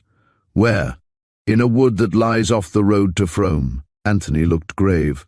"The letters you had threatening blackmail, those you left with me, what had Miss Carruthers to say regarding them? But that is remarkable. I taxed her with them. She denied all knowledge of them." "Did you believe her?" The Crown Prince shrugged his shoulders eloquently. "Can a man ever believe a woman with whom he's once been in love?" Anthony shot a quick glance at him. He was not an amorist and supremely contemptuous of the professional philanderer. To him, Le Pays du Tendre was far too sacred a country for such light imaginings. "You're more qualified to answer that question than I, Your Highness. Did you believe her?" The Crown Prince sulkily reflected for a brief moment. "Well, on the whole, I think I did. Her denial of the affair seemed to me to be transparently honest." "Tell me," said Anthony, "was it, as far as you know, the intention of Miss Carruthers to return to her home at once? Or did she intend to stay anywhere else in Seabourne?" "She intended to return to London by the last train on Wednesday evening. She told me so." "Of course," suggested Anthony. "Her plans may have been altered. An attack of violent toothache, for instance, has a lot of force behind it. No mention was made to me of any toothache. She had none while she was with me," grumbled His Royal Highness. Anthony couldn't resist the feeling that the Crown Prince regarded it as most inconsiderate on the part of Miss Carruthers to have been murdered. "You have been seen together here, of course?" he queried. "But naturally. We dined à deux in the hotel on Wednesday evening. There is, for example, a Captain Willoughby staying here who was also here in the hotel when we stayed before. They say he lives here permanently, if you remember." "He was the taker of the particularly important photograph," interjected Anthony. "He made a point of remembering most things, did Mr. Bathurst." "That is so," supplemented the Crown Prince. "You see, Captain Willoughby will be certain to connect us." Anthony could find no reason to contest the point. "Undoubtedly," he responded. His Highness came over to him again. "Tell me," he said, rather more imperiously than Mr. Bathurst considered commendable, "what steps had you taken in respect of my own case? Had you made any investigations?" "It was my intention to have started today, strangely enough. I was on the point of starting for West Hampton this morning. Your telegram calling me down here was the thing that stopped me. I was convinced, you see, that a judicious inquiry in the West Hampton district might yield good result." The Crown Prince nodded in corroboration. Putting his right hand on Anthony's shoulder, he looked very carefully round the apartment, then sank his voice to a mere whisper. "Mr. Bathurst," he said softly, "I take it you are quite familiar with the facts of yesterday's tragedy?" "Yes, of the murder, only so far as I have been able to read the morning papers." The Crown Prince nodded again. "Quite so. And you will agree, I feel sure, that it appears to be a most remarkable case. You will have been able to glean sufficient from the accounts in the press to admit that. Listen, I have a theory. An idea has persisted in my brain since I heard of the affair in the first place, those letters that were addressed to me. Vile blackmail. Mr. Bathurst, supposing that blackmailer is also the murderer of Miss Carruthers, it fits. It is on all four legs, as you English say.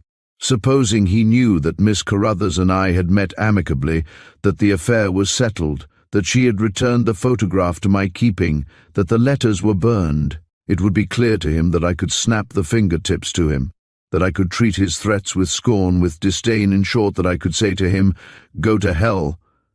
Well, then, assume that he knows what I have just said. He follows Miss Carruthers, whose arrangement with me has spoiled his little game, and in a rage and passion at being thwarted, he kills her at this dentist's, to whom she had gone. Why not, I say, why not?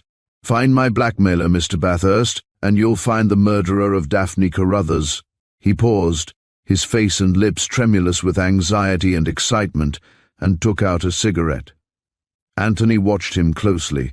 The affair had got badly on his nerves. There was no denying the fact. It's feasible, certainly, he conceded, but it would be extremely injudicious of me to debate the case, with so little first-hand evidence upon which to go. The worst mistake any investigator can ever make is to let his brain run away and play mental badminton with fanciful theories.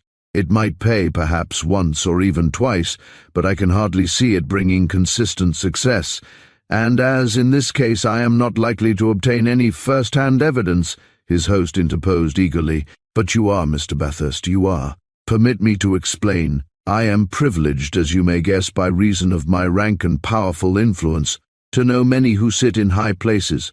I have this morning spoken to the Chief Commissioner of Police, Sir Austin Kemble. He indicated the telephone on the table in the corner of the room. He has given orders for you to have access to anything you desire in your handling of the case upon my behalf.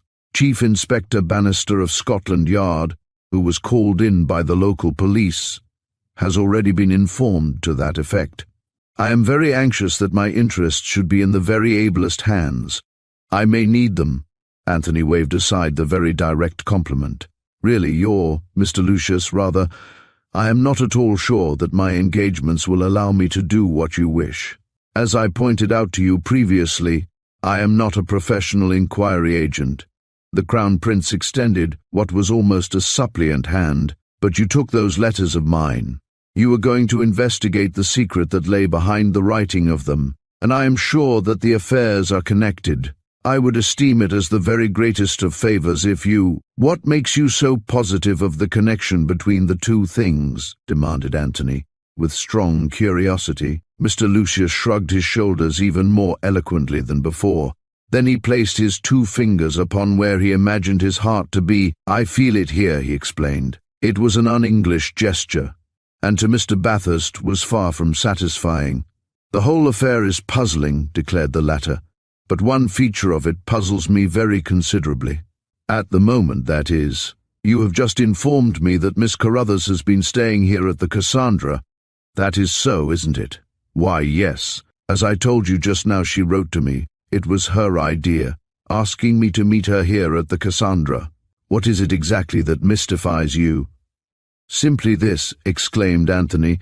The press report that I read at breakfast this morning stated that Miss Carruthers was a guest at the Lauderdale Hotel. Certainly no mention was made of the Cassandra. The Crown Prince looked startled out of his skin. What? He exclaimed. The Lauderdale? It is impossible. You must be mistaken. That was not reported in my paper. How can it be? What paper was it? Surely you must be mistaken. Anthony demurred very quietly but firmly. You will find I am not. It was the morning message. Send for one and see for yourself. His Royal Highness touched the bell. A copy of this morning's message, he said to the attendant, as quickly as possible. I cannot believe it, he muttered, as he paced the apartment after a minute's silence. The Lauderdale, it is incredible that, thank you. He broke off and opened the newspaper that had been brought to him.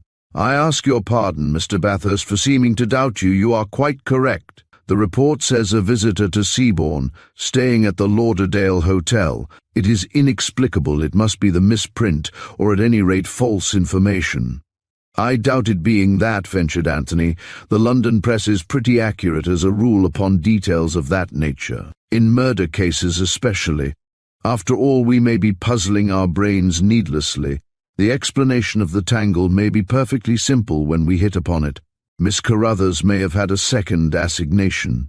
She may have intended to stay in Seabourn longer than you thought. She may have simply moved her quarters from the Cassandra to the Lauderdale intentionally. Never, cried His Royal Highness Alexis of Clarania, never. He brought down one of his palms upon the other in the same manner that he had employed before. The suggestion assailed his vanity. I am quite certain of what I am saying. Miss Carruthers left me, as I informed you, to return to London. She had no assignation in Seabourn beyond her assignation at the Cassandra with me. This time it was Anthony's turn to shrug his shoulders. With all deference, I don't know how you can be so certain on the point. May I remind you in your own words, can a man ever believe a woman with whom he has been in love? The Crown Prince winced slightly at the aptness of Mr. Bathurst's reply. Then the wince gave place to a frown which in its turn was superseded by a distinct tendency to sullenness. I know Miss Carruthers left me to go back to London. This toothache or neuralgia or whatever it was must have come on suddenly and perhaps caused her to alter her plans very quickly. That is the only explanation I can offer at the moment. We shall have to wait, supplemented Anthony, until we get more reliable information. That is all we can do.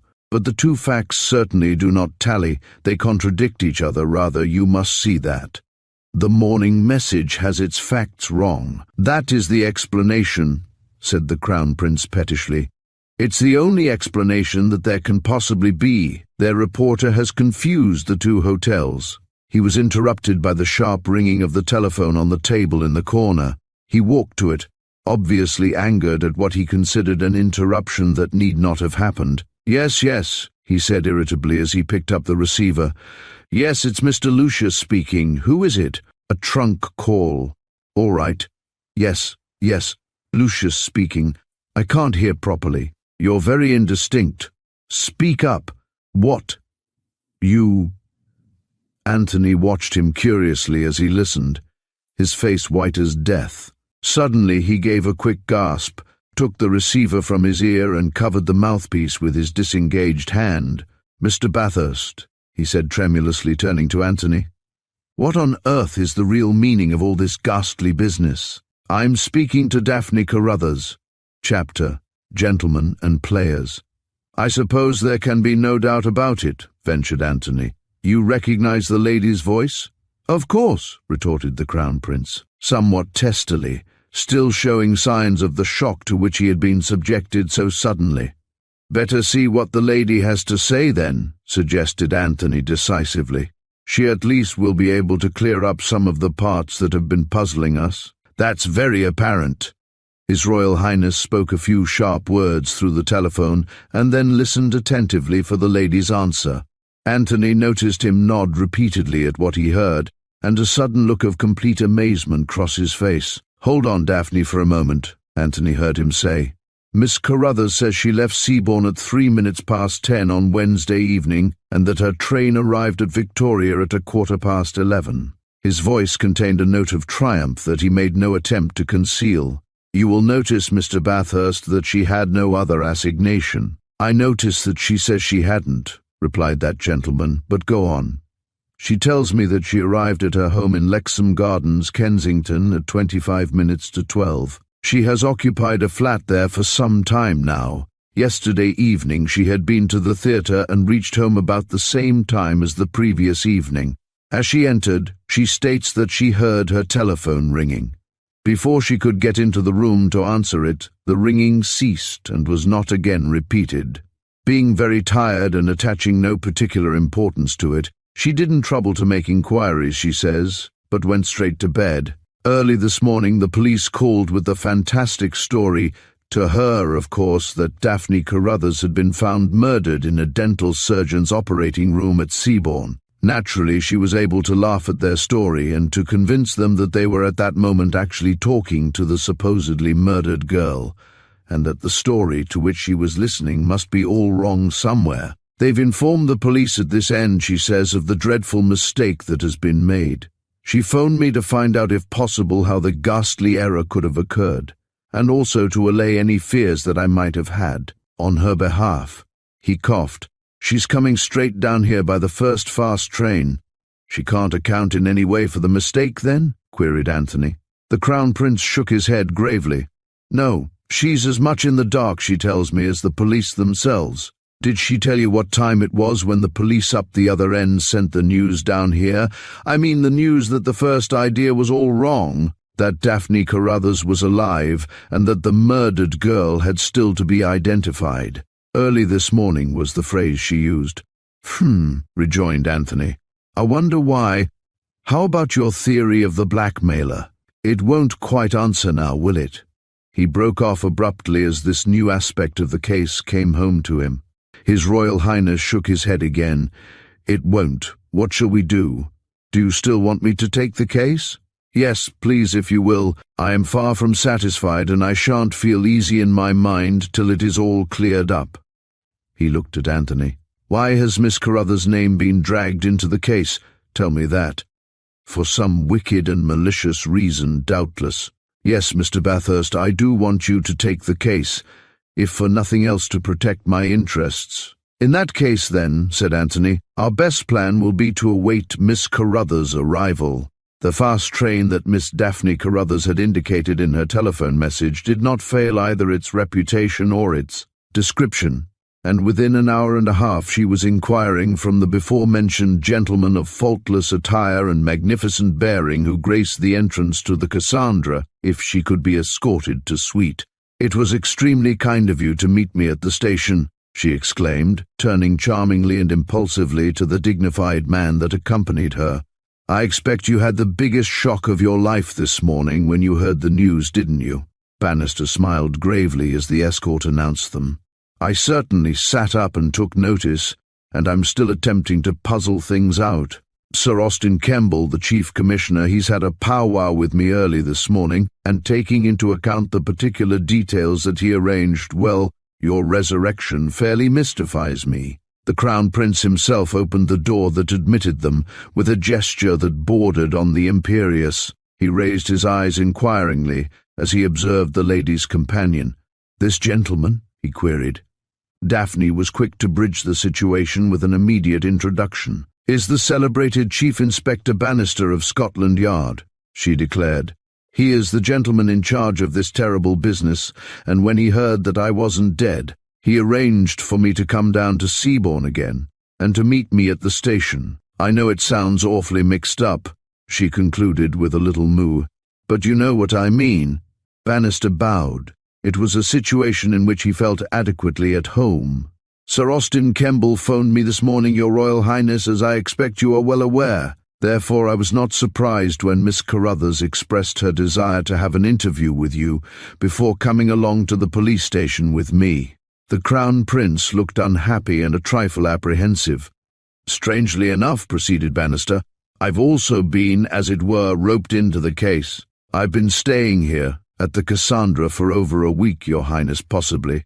His eyes for the first time travelled the length of the room and caught sight of the tall figure reclining negligently in the armchair. His Royal Highness, eagerly seizing any favourable opportunity to closure any discussion upon his own personal sojourn at the Cassandra, produced Mr. Bathurst from the depths of the chair and introduced him. Regardless of etiquette, it was easy for an onlooker to observe that he found more favour in Daphne's sight than in that of the famous detective.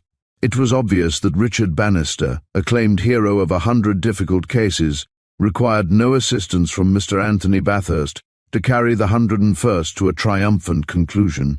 Sensing an inimical atmosphere, Anthony grinned at him cheerfully. He had had experience of this kind of thing before, although never from one placed quite so high in the police service. "I cannot describe the extent of my relief, my dear Daphne," exclaimed the Crown Prince. "To know that you are alive after so many hours of such deep sorrow, I am unable." "Cut it out, Alexis," said the young lady abruptly. "These gentlemen aren't interested in your feelings. Let's get to work. From what Mr.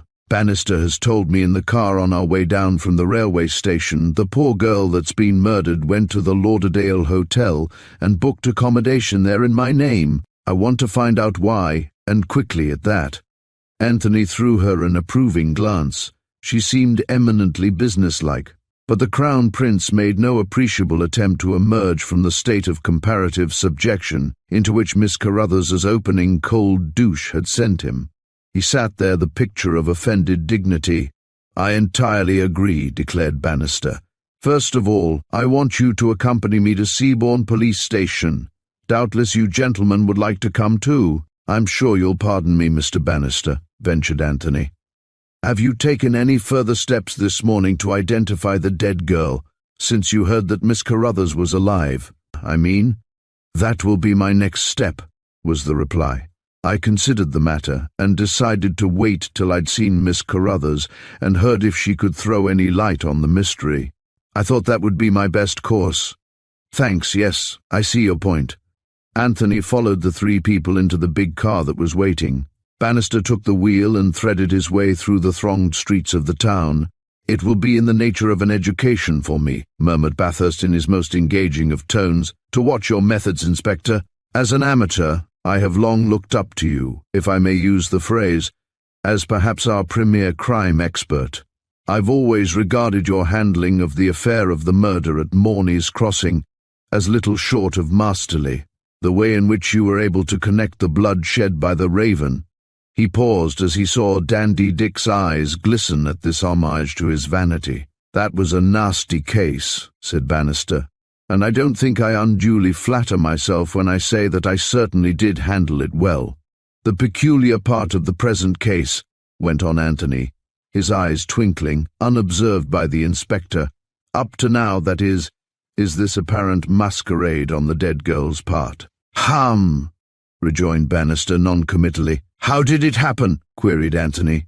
The detective glared at a pedestrian that ambled across the road in the track of the fast-travelling car and sounded the horn twice before, replying to the question. "The Lauderdale people brought us the news last night, very late. The reception clerk there, name of John Martin, took a telephone message on Wednesday evening, the evening before the actual murder, mind you, from a lady who gave the name of Daphne Carruthers. She booked a room at the hotel and told him, I understand, that she would arrive some time on the following day. At 1:30 yesterday, less than an hour, mark you, before the murder, the lady concerned arrived at the Lauderdale. She referred to the booking of the previous evening as might have been expected, gave Martin her suitcase to send up to her room, and told him she had an important call to make but would return in about an hour. The suitcase was all in order, apparently, and labelled just as Martin expected it to be, Miss Daphne Carruthers, Lexham Gardens, Kensington, when she failed to return. He connected her, after a time, with the inquiries that Sergeant Godfrey had caused to be made immediately after the discovery of the body. He was right. His fears were only too well founded. When we showed the body to him, he identified it unhesitatingly as the girl of the hotel incident. There you have the reason why we described the dead girl as we did. I don't see that we could have done anything else." Anthony drew thoughtfully at his cigarette. "How did she come to the hotel? By car?" "Yes," replied Bannister, "and drove away by car. What is more, Martin says, she herself was driving. The car was otherwise unoccupied." "Should be a comparatively simple matter to trace the car," ventured Anthony. Bannister pushed out his lower lip as he swung round the corner of the road in which was situated the Seabourne police station. "It ought to be, but unfortunately Martin can't say what make of car it was, neither can he remember the number. In all probability, he never saw that.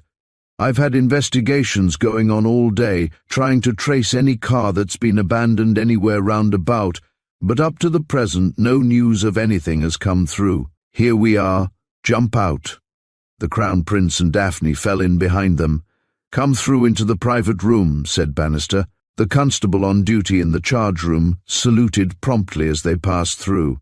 "Is Sergeant Godfrey in?" demanded Bannister authoritatively. "Yes, sir." "Tell him I want him, at once." The constable disappeared even more promptly than he had saluted, to return in a few moments with the sergeant behind him. "Any more news, Godfrey?" No, sir, I should think the news first thing this morning was sufficient," he added, rather lugubriously. "I want the dead girl's suitcase," said Bannister briskly. "You took it. It's in that cupboard." rapped Bannister, indicating the cupboard with a gesture of the forefinger. "I put it there last night. You've got the keys." Godfrey nodded and quickly unlocked the cupboard door. Bannister pulled out the case and stood it upright on the table. As has been previously stated, it resembled hundreds of others, which very obvious fact made Anthony shake his head with a feeling of misgiving. But not so Daphne Carruthers. That lady left the Crown Prince's side and excitedly pulled the two tie-on labels down to the level of her vision. Her eyes flashed with her excitement. "They're my labels," she cried. "In my handwriting." She fished impetuously in her vanity bag and produced a key. It fitted. The catches clicked and the case swung open as she pulled at it. "And they're my clothes inside," she cried in increased amazement. "What on earth is the meaning of this? She's taken all my things as well as my name."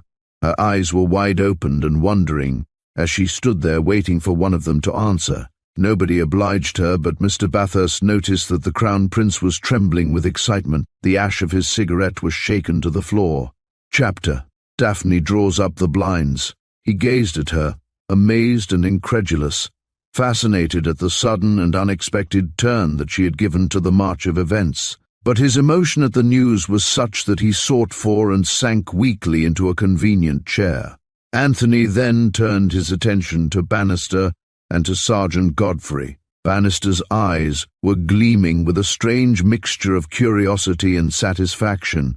Here was a witness at last, upon whose evidence he felt that he could thoroughly rely. "This is most extraordinarily interesting, Miss Carruthers. Please explain how your luggage comes to be in the dead girl's possession and in room at the Lauderdale Hotel." Daphne turned upon her questioner two round eyes of beautiful astonishment. "I should very much like to be in a position to do so," she exclaimed. "I am just as eager to know as you yourself are. Those two questions are just the two that I can't answer," she supplemented. "When was this suitcase last in your possession?" demanded Bannister. "On Wednesday evening," she replied, "when I was on the point of leaving the Cassandra. I left the hotel about 20 minutes to 10 in order to catch the 10:03 from the station. But as I had a handbag and 2 novels to carry, I left my suitcase to be forwarded to my home address. I labeled it, just as you see it now, and left appropriate instructions at the Cassandra. It's my usual practice if I'm traveling alone. I just hate to be lumbered up with heaps of things to carry." "Where did you last actually see it?" queried Bannister with a soupcon of impatience. Daphne puckered her brows. "One of the hotel porters took it downstairs for me. I tipped him. I didn't see it again after he'd taken it from my room." "Pardon me a moment, Inspector," intervened Anthony. "I should like to ask Miss Carruthers a question. Are the labels as you see them now tied in exactly the same manner and in exactly the same positions as you yourself tied and placed them?" "Absolutely," replied the lady. "One at each end of the handle. There's only one explanation that will fit the case," broke in Alexis of Clarania hoarsely. "The suitcase was stolen by this other girl, whoever she is, for some malicious motive that hasn't yet been fathomed. It's all part of the same dark plot, commencing with the—" He caught a warning glance from Anthony and summarily stopped. Bannister broke in sharply. "I beg to differ. There's more than one possible explanation, Your Royal Highness. Come to that. Besides the possibility of the suitcase having been stolen by the dead lady, there's also the rather likely possibility of an exchange of luggage having been effected unintentionally. We shall have to find out what the procedure is with regard to luggage at the Cassandra. The exchange may even have taken place in some way at Seabourn Station, and it may have been quite an innocent one. The dead girl came by car, Inspector," ventured Anthony. "True, but from where? She may have met the car at the station, asked a porter there to put her suitcase in for her, and the man may have picked up Miss Carruthers by mistake, waiting on the platform somewhere, ready to be dispatched to town." Bannister paused, then went on again directly. "Very likely the dead girl's suitcase is still kicking its heels on the platform at Seabourn, for all we know to the contrary." "There is yet another likely possibility, it seems to me," said Anthony quietly. "What's that, Mr. Bathurst?" "That the suitcase was stolen by the murderer." Bannister contemplated the suggestion for a moment or two. "For what reason?" "It's impossible to say for the moment," replied Anthony. "But you must admit that it's a distinct possibility." He turned to Daphne Carruthers. "How many people knew you were staying at Seabourne?" he queried. The lady blushed rather charmingly. "Two only," she answered. "A very special girlfriend, Lois Travers, and—" She hesitated and looked round the company. Bannister noticed her hesitation. "Yes?" he interrogated. "And?" "The Crown Prince here," she answered, with a certain amount of dismay. "I see." Bannister made an understanding motion with his head, and Sergeant Godfrey relaxed his attitude of tension for the moment and permitted himself the luxury of a fugitive smile. "This young lady you mentioned, Miss Travers, I presume that I can regard her as a confidant of yours, yes?" Daphne nodded. "Yes, she has my complete confidence. It was she who recommended the Cassandra to me originally, when I came to Seabourne last year. Her fiancé stays here quite a lot, you see." "Oh," muttered Bannister, "that's rather interesting. What's his name?" "Captain Willoughby." "Really?" replied the inspector with a smile. "That fact perhaps is still more interesting. He's by way of being an acquaintance of mine." "You've met him here, I take it, Inspector?" interjected Anthony. "I have that," answered Bannister with a set expression. "I was actually in conversation with him when Godfrey here barged in and lugged me from a restful holiday into this." Anthony was beginning to realize that he was confronted with a curious combination of circumstances. The obstinate contention of the Crown Prince concerning the implication of the murderer with the blackmailer might not be so fantastic after all. Here was a certain Captain Willoughby already fitting into the pieces of the puzzle at both ends. He had taken the photograph of Daphne and her royal admirer during the year before, and now he cropped up again in the same place at the very time coincident with the murder. Mr. Bathurst came to the conclusion that the matter would have to receive definite attention. "Give me the address of this Miss Travers, will you?" demanded Bannister. 44, Crowborough Mansions, Maida Vale." Anthony glanced across at the Crown Prince, who was shewing decided signs of discomfort at the turn the investigation had taken. Evidently he could see by now, almost as clearly as Mr. Bathurst did, that it was going to be extremely difficult, to say nothing of being, perhaps, extraordinarily indiscreet and risky to keep Bannister and Godfrey completely ignorant of the matter of the blackmailing letters. This last love escapade of Alexis had certainly proved to be most unfortunate for him. He was inclined to rail at fate for the maliciously mischievous trick that she had played him. After all, look at it any way you like. He was a royal personage, heir to a throne, not by any means an ordinary person. He should have been immune from trouble of this kind. Fate should have recognized. Bannister broke in upon his rebellious musings.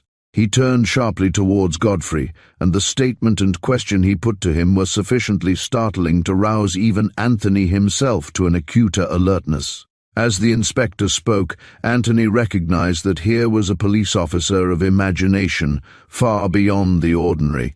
Of course, he had been aware all the time of Bannister's almost international reputation, but Mr. Bathurst, it must be observed, was not a slavish believer in the value of mere reputations. He knew the strength of the hand that Dame Fortune frequently played towards their establishment. In emphasis of this point, he had been known to quote more than once, "Reputations are what people think of us. Character is what God and his angels know of us." Bannister's question proved to him conclusively that whatever qualities might be lacking in the inspector's composition, imagination was not one of them. "Godfrey," rapped Bannister, "you'll find that the dead girl in the mortuary yonder is Lois Travers. What do you say to my idea, eh?" The audacity of the theory appeared to take Godfrey's breath away, for he was some appreciable time before he replied. "Can't say, sir." He shook his head. "I think I see the direction your thoughts are taking, but—" He shook his head again, doubtfully. The idea struck Anthony as containing great possibilities. He rose from the chair in which he had been seated. "It's certainly worth testing, Inspector," he exclaimed. He jerked his head almost imperceptibly towards Miss Carruthers. Bannister caught his meaning. "Do you feel that you could submit to the ordeal of viewing the body, Miss Carruthers?" he asked. The lady thus addressed shuddered. "Please don't ask me to do that," she replied, white to the lips. "But I can't believe it's Lois. It's terrible to think that." She stopped, as a sudden thought appeared to strike her. "Ask Captain Willoughby to look," she exclaimed. He's almost certain to be at the Cassandra. Phone from here." "That's certainly a good idea," said Bannister grimly. "Captain Willoughby, the lady's fiancé, will be able to settle the point at once. Get on to the Cassandra, Godfrey, and tell him we want him down here at once, will you? Wrap it up a bit. Break it to him gently." Godfrey went out to return in a matter of a few moments. "Did you get him?" Godfrey nodded. "He's coming straight down here." "How did he take it?" demanded Bannister. "Seemed very upset at the possibility. Naturally, I only hinted at it too." The Crown Prince twirled the ends of his moustache. "After all, Inspector," he contributed, "say what you like, you've nothing really tangible towards this theory of yours. You may be alarming Captain Willoughby needlessly, it seems to me," Bannister interrupted him. "Outside yourself, sir, Miss Travers was the only person who knew anything of Miss Carruthers' whereabouts. Now this dead girl knew something about Miss Carruthers. That's conclusive to my mind. She's actually in possession of her suitcase. That's one thing, at all events, upon which I can base a theory." Anthony found himself partly in agreement with Bannister's contention. The Crown Prince, however, seemed very much inclined to reject it. Daphne Carruthers herself could visualize only the horror of the idea. "At any rate," continued Bannister inexorably, "we shan't have to wait very long to know for certain. Then we shall see who's right. Captain Willoughby should be here at any minute now."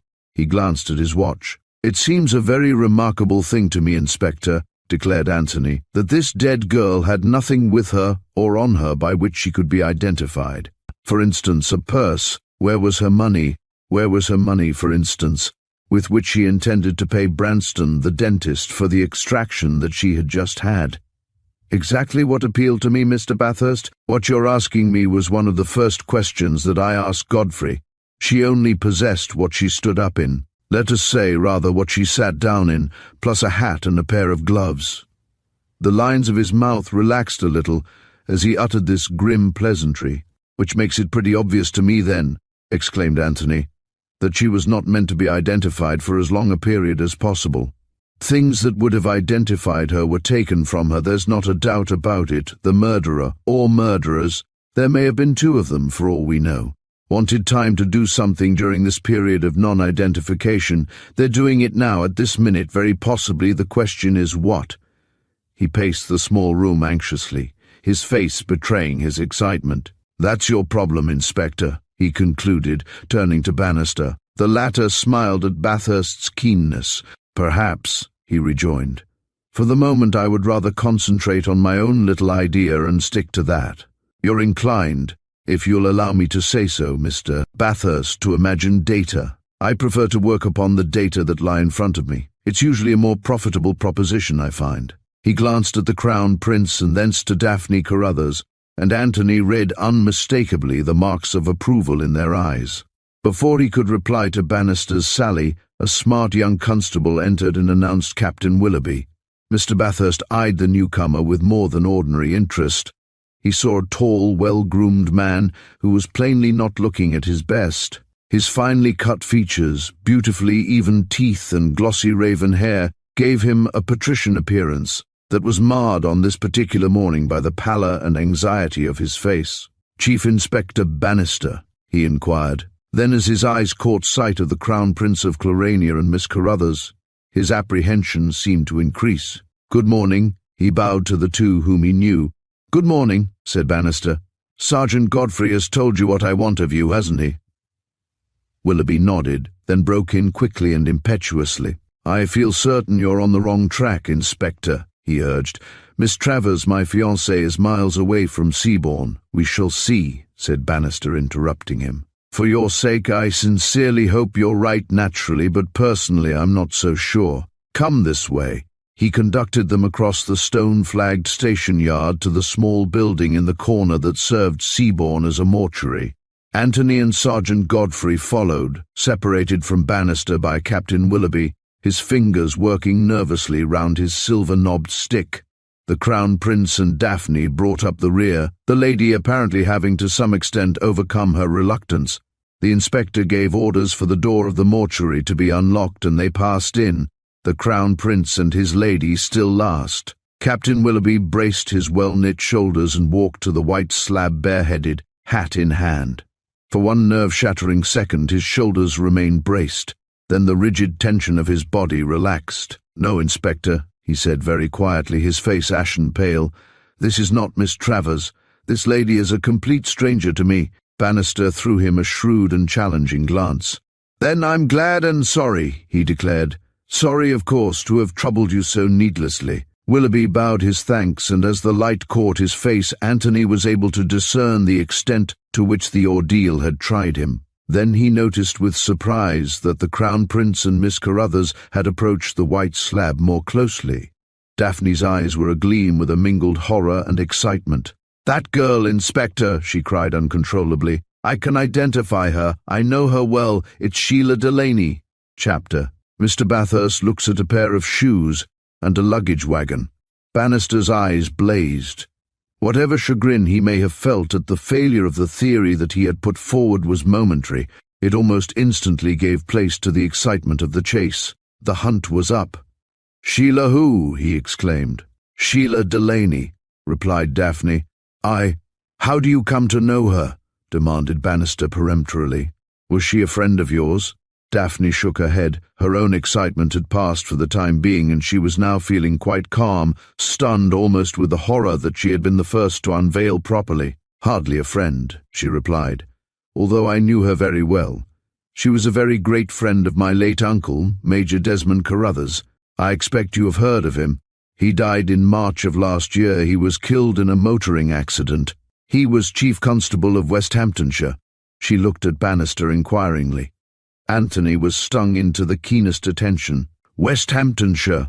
Another coincidence or another link in the chain? Which?" He caught the Crown Prince's eye and instantly formed the opinion that the mention of West Hamptonshire had increased that gentleman's agitation. But Bannister was pressing eagerly for information. "I remember the name, I think, although I never connected you with him. Can you give me her home address?" "Oh, yes," replied Miss Carruthers simply. "Rest Harrow, Tranfield, near Westhampton." Mr. Bathurst's grey eyes flashed back to the Crown Prince.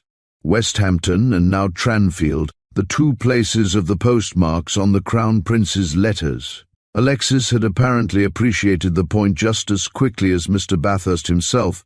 His fingers were toying nervously with the ends of his bellicose moustache. Bannister noted the address in his book. "Why was this young lady in Seabourne, Miss Carruthers?" he inquired. "Any idea?" Daphne's answer was a negative. "None whatever, Inspector. I haven't set eyes on her for months." "What are her people?" "Her father and mother are dead. Her father was Colonel Delaney of the Westhampton Regiment. She lives with a kind of family retainer, her old nurse, I think." She knitted her brows. "Shall have to get into touch with her," muttered Bannister. "Do you happen to remember her name?" Daphne pondered. The tip of her forefinger pressed to her dainty lips. "Carr, I think," she answered after a moment or two. "But Sheila always referred to her by a nickname or something. Now what was it? I can remember hearing Uncle Desmond use it when he mentioned her." She screwed up her eyes, as people sometimes do when attempting to remember something particularly elusive. "No," she concluded regretfully. "I can't remember what it was."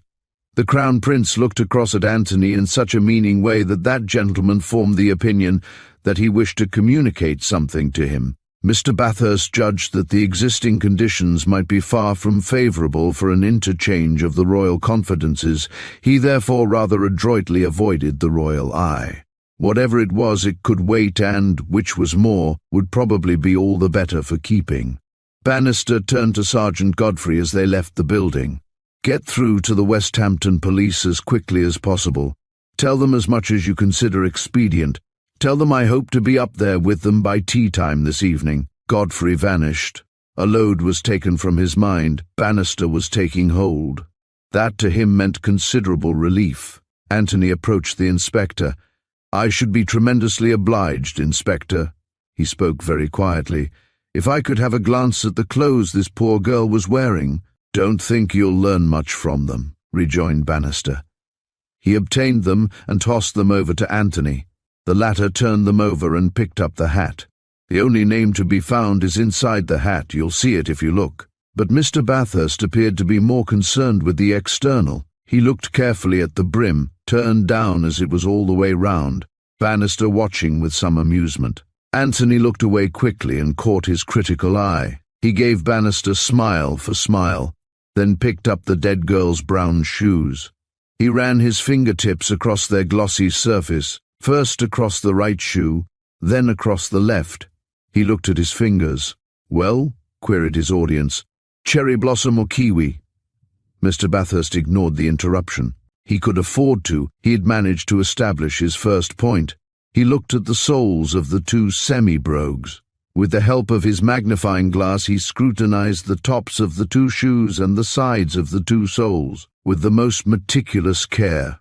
"There's one thing I can tell you, Inspector," he said as he put back his glass in his pocket.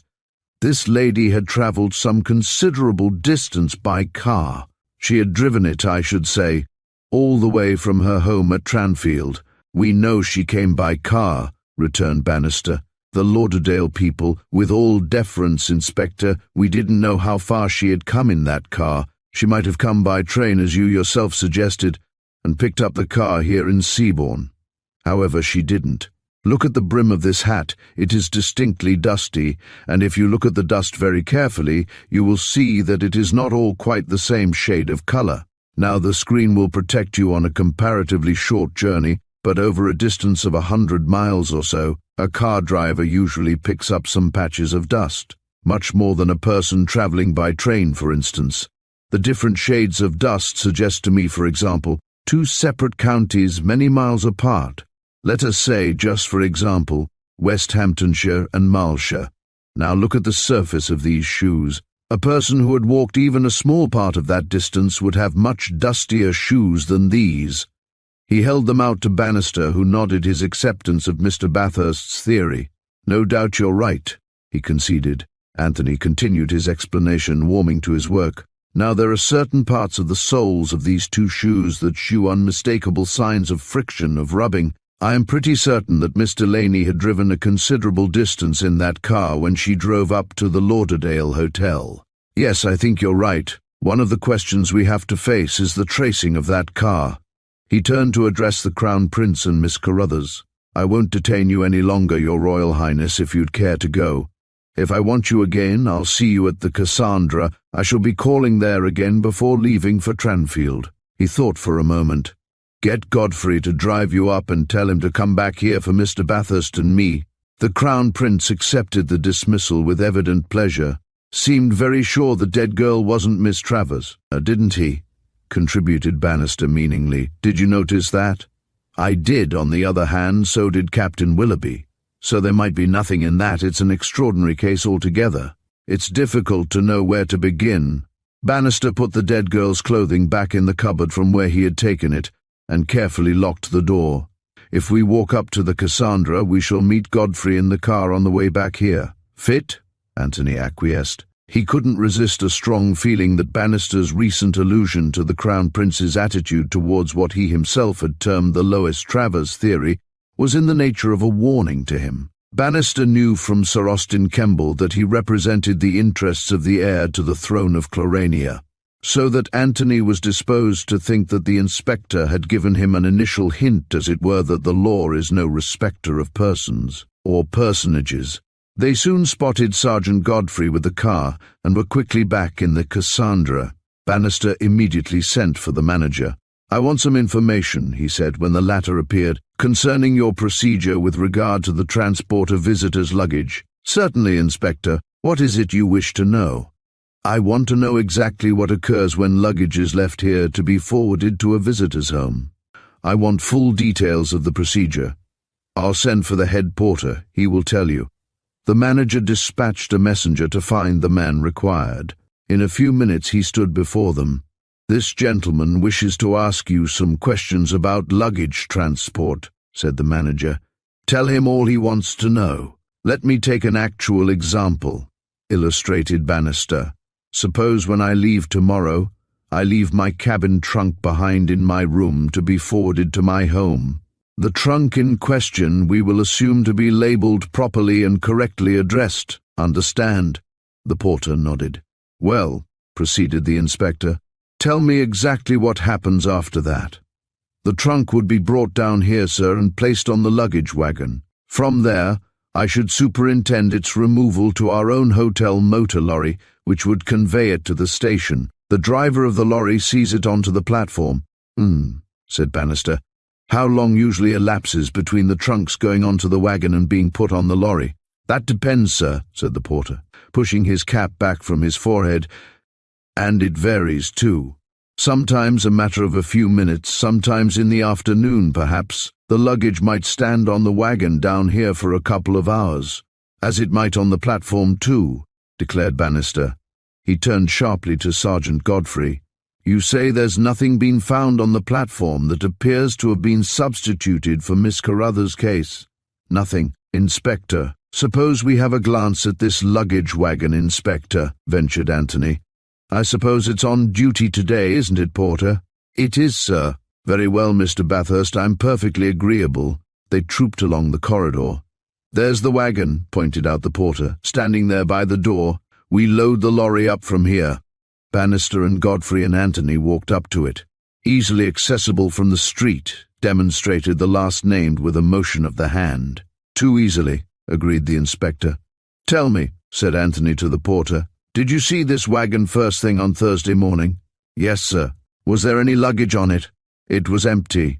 The inspector dismissed the porter curtly and thanked the manager for his assistance. Anybody intending the changing of those cases, or alternatively the stealing of Miss Carruthers' suitcase, had ample opportunity both here and at the station. All the same, as I said before to the Crown Prince, we may eventually discover that it's the result of a pure accident. He turned smartly on his heel.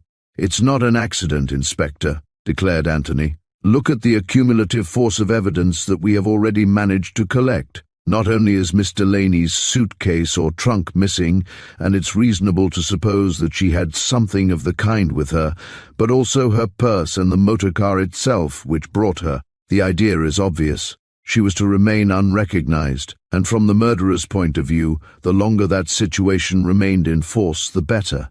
There's no possible doubt about it." "You're very confident, Mr. Bathurst," smiled Bannister, "but I shouldn't be overwhelmingly surprised if you're right." He looked at his watch. "My next move is Tranfield," he announced. "And if you've no objection, Inspector," remarked Anthony, "I'll accompany you." Bannister was on the point of replying when he remembered his telephone conversation with Sir Austin Kemble. "Please yourself," he said a trifle coolly. "I'll meet you on the platform at Seabourn in an hour's time." Anthony waved his assent as Bannister left the hotel, then turned to seek the Crown Prince and Miss Carruthers. They had returned to the Crown Prince's suite, he was informed. On his way to the apartment, he passed Captain Willoughby carrying a suitcase. Chapter: A room is ransacked at Rest Harrow. A great deal of my success in cases that have seemed to be at first sight both intricate and baffling, remarked Bannister as the train ran through Bletchley, has been due to my appreciation of the value of care allied to imagination. Apply the maximum of the one to the maximum of the other, and when you get the combined maxima judiciously concentrated upon the problem in hand, they should eventually yield a minimum of trouble. He removed his horn-rimmed glasses, wiped them studiously, and replaced them. "I've worked on those lines ever since I can remember," he continued, "and I've never had any reason to alter my plan of campaign." Anthony took the offered cigarette from the inspector's heavy silver case and lit up. "A thoroughly sound plan, too," he concurred. Bannister elaborated his point. "Care and finely controlled imagination should take most men as high as they can reasonably wish to rise. They are two admirable servants. Now, in this present case," proceeded Bannister, "all efforts to trace Miss Delaney's car have failed. To all intents and purposes, it might have been spirited away. It's not been abandoned on the highway anywhere that we can find. Similarly with her luggage." He took a cigarette for himself. "Care then having failed to produce me anything, I shall have to give flight to imagination." "Go on," said Anthony. "I'm most interested." "I'm coming to Tranfield in the hope that something I may happen to pick up here will stimulate my imagination and eventually supply me with the answer to this riddle that has been set me. By the way, Mr. Bathurst, we change at Westhampton for Tranfield. It lies on the branch line to Easton Favell. I expect we shall find one train on it every 6 hours or thereabouts." Bannister was wrong in his prophecy. They discovered upon arrival at Westhampton that trains to Tranfield and Easton Favell were scheduled to run at regular intervals of 20 minutes. The station master at the little station of Tranfield was delighted to direct them to Rest Harrow. "It's Miss Delaney's place you're wanting," he announced.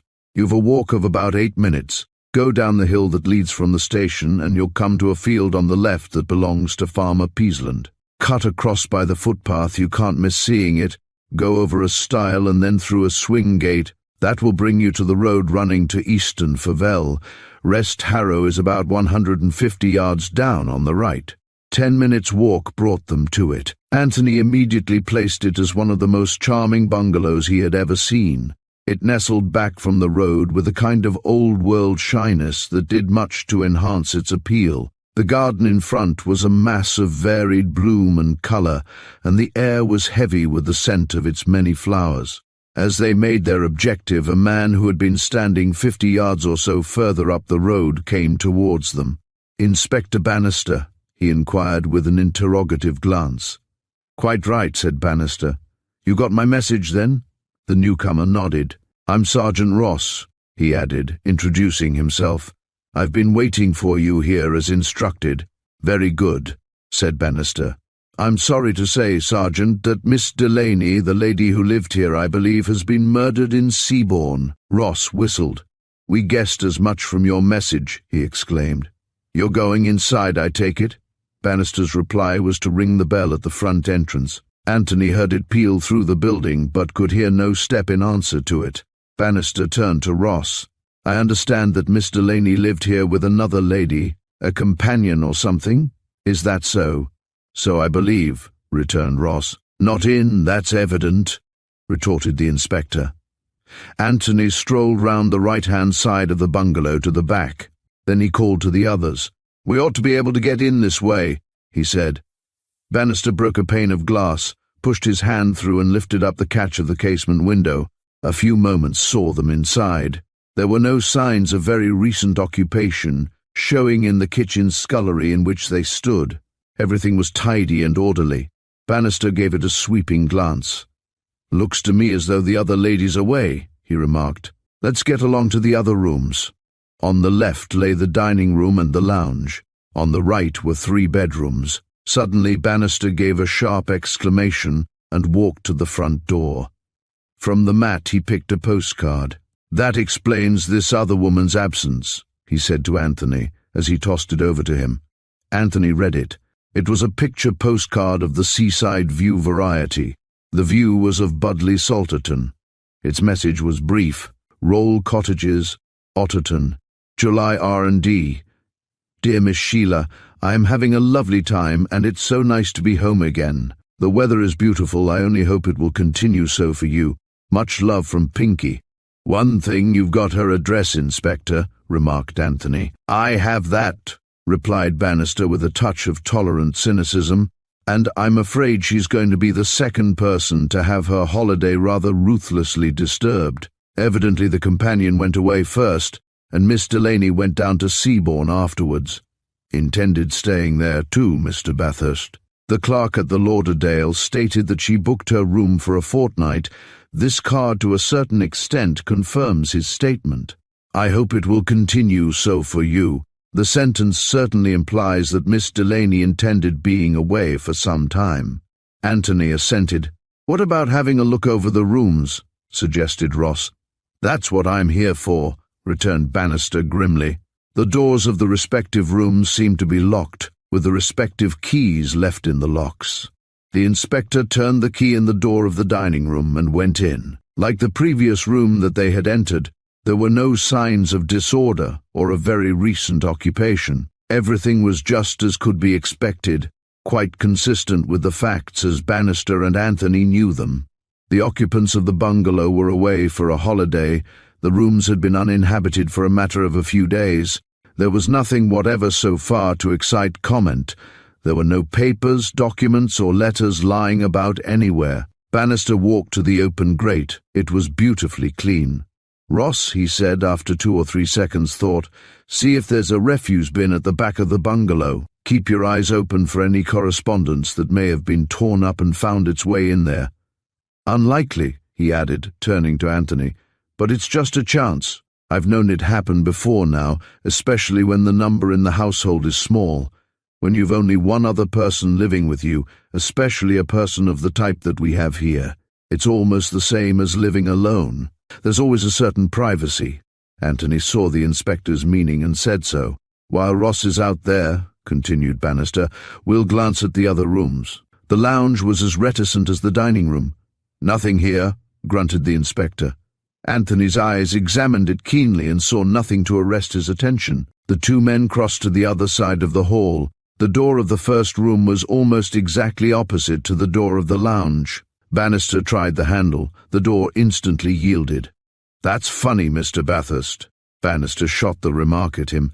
All the other doors have been shut, the keys turned in the locks. The key was in this lock, but this door is open. Anthony followed him in. Good God, exclaimed the inspector, something's been happening here. The dressing table was without its drawers. Anthony pointed to the bed. It was easy to see what had happened. The contents of the drawers had been turned out onto the bed, which presented an appearance of indescribable chaos and confusion. The drawers lay on the bed. Gloves, handkerchiefs, ribbons, silk scarves and stockings, powder, toilet requisites of all description lay scattered there in a shapeless heap. From the manner in which the various articles had been tossed aside, it was evident that the drawers containing them had been subjected to a rigorous examination. Looking for something, Mr. Bathurst? The question's what? Anthony nodded. The case was getting trebly interesting to him. On the pillow at the head of the bed lay a lady's handbag and several keys thrown in all directions. For a moment he regarded them intently, while Bannister busied himself with an examination of the Wilton hair carpet that covered the floor. Anthony picked up the handbag and opened it. At the first glance it seemed to be empty, but Mr. Bathurst, in examinations of this kind, always made a point of being extremely thorough. A thin card nestled in one of the corners. Anthony drew it out carefully. It was a man's visiting card of the usual kind. Alan Warburton, Crossley Road, West Hampton. He turned it over. On the other side another address had been carefully scrawled in pencil. Ronald N. Branston, Dental Surgeon, Coolwater Avenue, Seabourne. Inspector, he called quietly. Bannister came round immediately from the far end of the bed.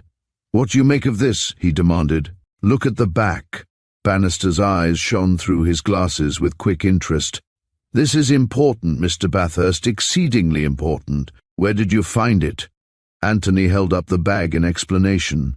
Bannister frowned, then stretched out his hand for it. Anthony walked to the bed and picked up several of the keys that had lain there. Have to see this gentleman, exclaimed the inspector. He tapped the visiting card with the back of his fingernail. It's just possible that we've got the threads of the affair in our hands at last. Yes, smiled Anthony, just on the cards, as you might say. If he recommended Miss Delaney to visit the Coolwater Avenue surgery, it could certainly be argued against him that he might have known when to find her there. But look here, Inspector. He paused, looked at the keys in his hand, then back to the handbag that Bannister was still holding. Well, said Bannister invitingly. Anthony smiled again. It's like this, Inspector. Imagination is a skittish sort of filly to ride, I'm well aware. But it seems to me that the handbag, the visiting card, and these keys tell us a lot. He looked quizzically at Bannister.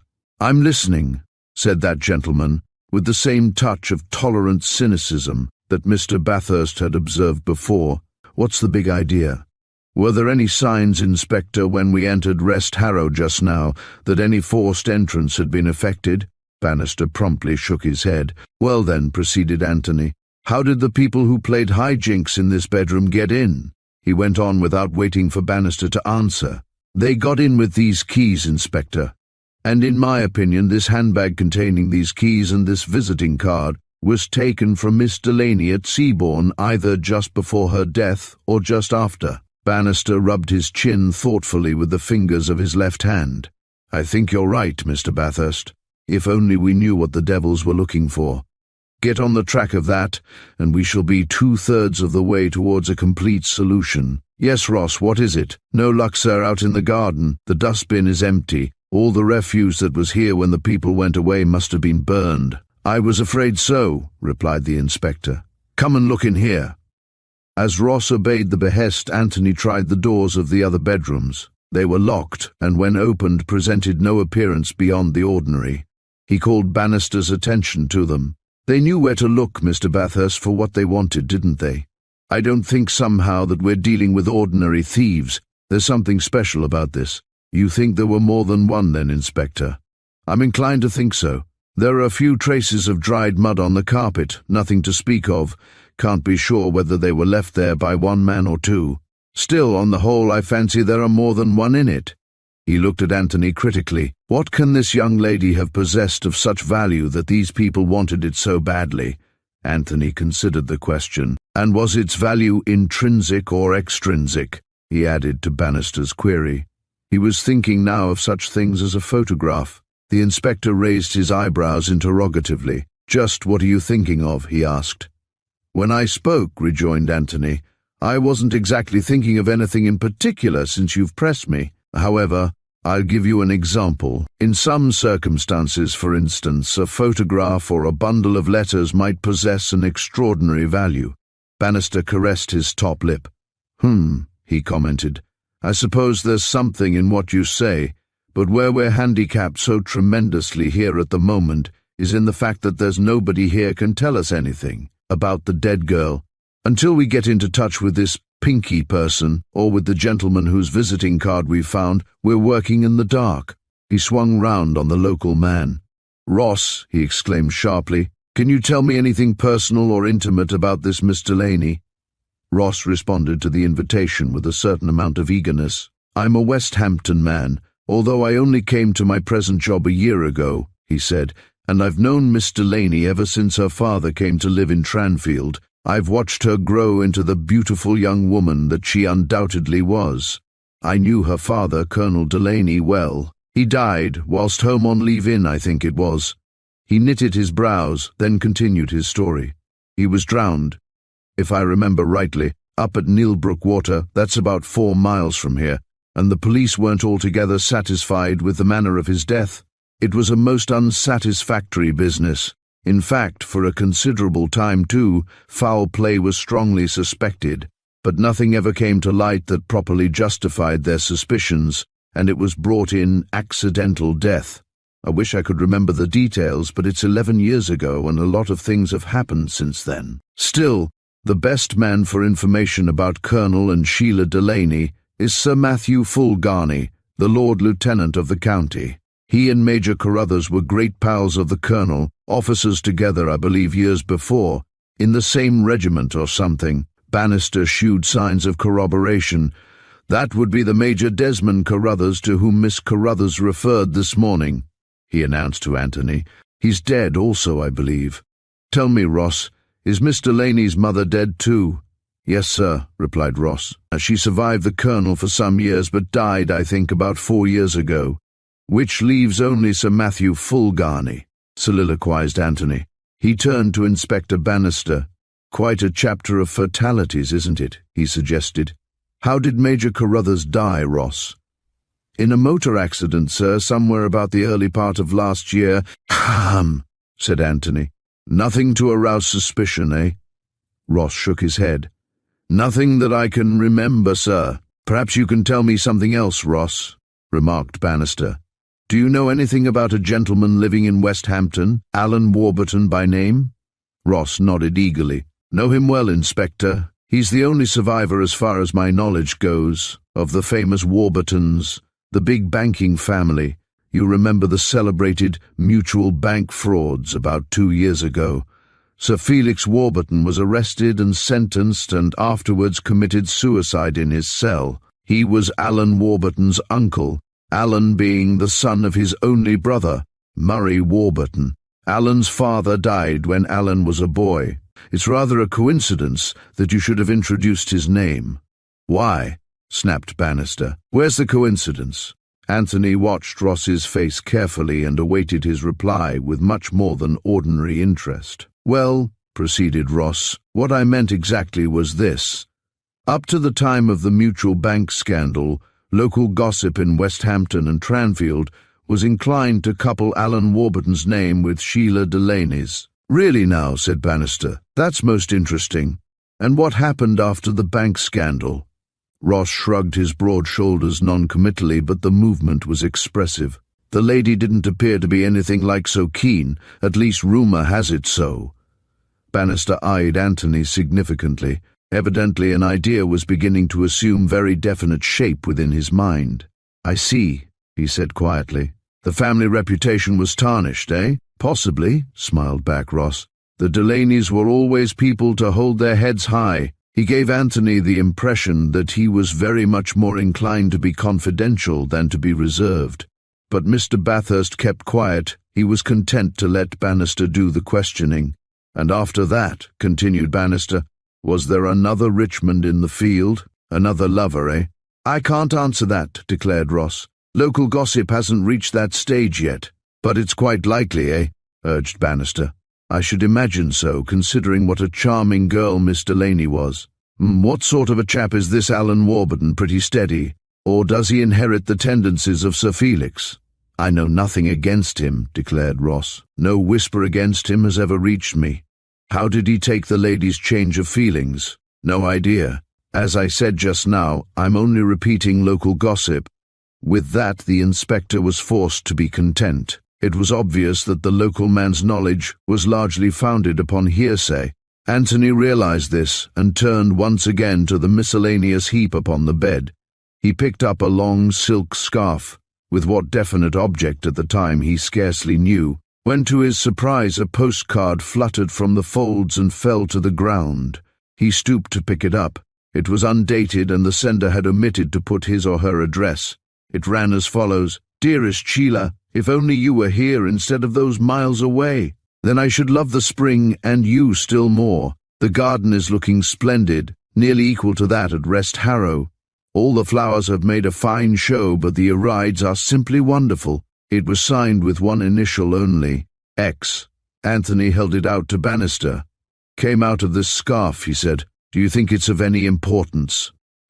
Bannister looked at it very attentively, read the message, then attempted to decipher the postmark. Anthony looked over his shoulder. "Looks to me like Dulwich," he said. "I think so too," said Bannister. "It's a peculiar handwriting, Inspector," added Anthony. "You very seldom see a hand slope quite like that. Very peculiar indeed, Mr. Bathurst. I'll hang on to this. You never know in cases of this kind. The least thing may turn the scale." Anthony walked to the window of the bedroom and looked out onto the front garden. He stood there for perhaps a minute. Then he turned quickly round and addressed Bannister again. "An idea has just come to me, Inspector. I should very much like to test it. What do you say?" Bannister stared. "I'm going to bring all these larger keys into the garden, find the garage. I want to have a peep inside. Come along with me." He suited the action to the words, and within a few minutes swung open the garage doors. A car stood inside, a standard. Anthony waved his hand towards it. "There, Inspector," he exclaimed dramatically, "is the car that took Miss Delaney to Seabourne." Bannister regarded him incredulously. "Then how the devil did it get back here?" he demanded. "That certainly is a poser," replied Mr. Bathurst, "but we'll find the answer before we've finished. Come in and have a look at her, Inspector. I would suggest that somebody drove it back." "Go on," said Bannister. Chapter: A newspaper and a second suitcase. "Much petrol in the tank, Inspector?" Bannister looked. "Very little, Mr. Bathurst." Anthony bent down and took a good look at each of the tyres. Bannister watched him. "There's one thing," he added. "She hasn't been cleaned up lately. Certainly not since the last time she was taken out." "I'd bank on that," Anthony agreed. "Doesn't look like it, Inspector. I'll tell you, though, what does strike me," he went on. "What's that?" queried Bannister. "The hood and the side screens are up." Anthony pointed to them. "What about it?" "Well," remarked Anthony slowly, "there's been no rain for over a week, and the temperature has been decidedly high for several days now, hasn't it? I should have thought that anybody driving that car would have been only too glad to have kept it open. That's the point I've been considering. Of course, they may have been put up after the car returned." He paused and rubbed his forehead with the tips of his fingers. Bannister regarded him with the semblance of a grin playing round the corners of his mouth. He translated it into words. I haven't yet accepted as final your theory that this is the identical car that Miss Delaney had at Seabourn, he reminded Anthony. The lines of Mr. Bathurst's mouth were firmly set. You can take it from me that it is, Inspector, he announced with an unmistakable air of determination, and I hope in time to be able to prove it to you. Perhaps you will. I shall want some convincing, though. Still, even so, assuming for the moment that your idea is correct, the car after all may have been used late at night, when the air begins to feel a bit cold. That's perfectly true, conceded Anthony, and there's yet another possible explanation, one which I'm disposed to think may eventually prove to be the correct one. The person that drove this car back to Tranfield from Seabourn wanted to be screened from observation as much as possible. So he or she had the side screens in and the hood up. That's certainly a point, Mr. Bathurst, admitted Bannister. I grant you I hadn't thought of that. He rubbed the ridge of his jaw with his fingertips. Give me a hand, Mr. Bathurst, he said. Let's get the hood down. We shall be able to see things more clearly then. Mind your fingers, that's the ticket. Now get these side screens out. Anthony pulled the rods from the sockets prior to opening the door of the car. Hallo! Exclaimed the inspector sharply. What's this under the seat? Anthony watched him as he bent down to pull an object out from beneath the farther seat. It was a suitcase bearing the initials SD. What do you make of this, Mr. Bathurst, the second suitcase we've encountered? Anthony smiled whimsically. 2 ladies, 2 suitcases, Inspector. I don't know that I'm overwhelmingly surprised to run up against this second one. If Miss Delaney intended to stay in Seabourn for any length of time, as the people at the Lauderdale testify, and as the postcard from Otterton indicates also, she would almost certainly carry something in the nature of a suitcase. No. He shook his head as though attempting to measure the situation thoroughly. I'm not surprised, Inspector. I grant you all that, replied Bannister, but I don't know that I expected to meet it in a motor car at Tranfield. It's locked, he added, trying the 2 catches.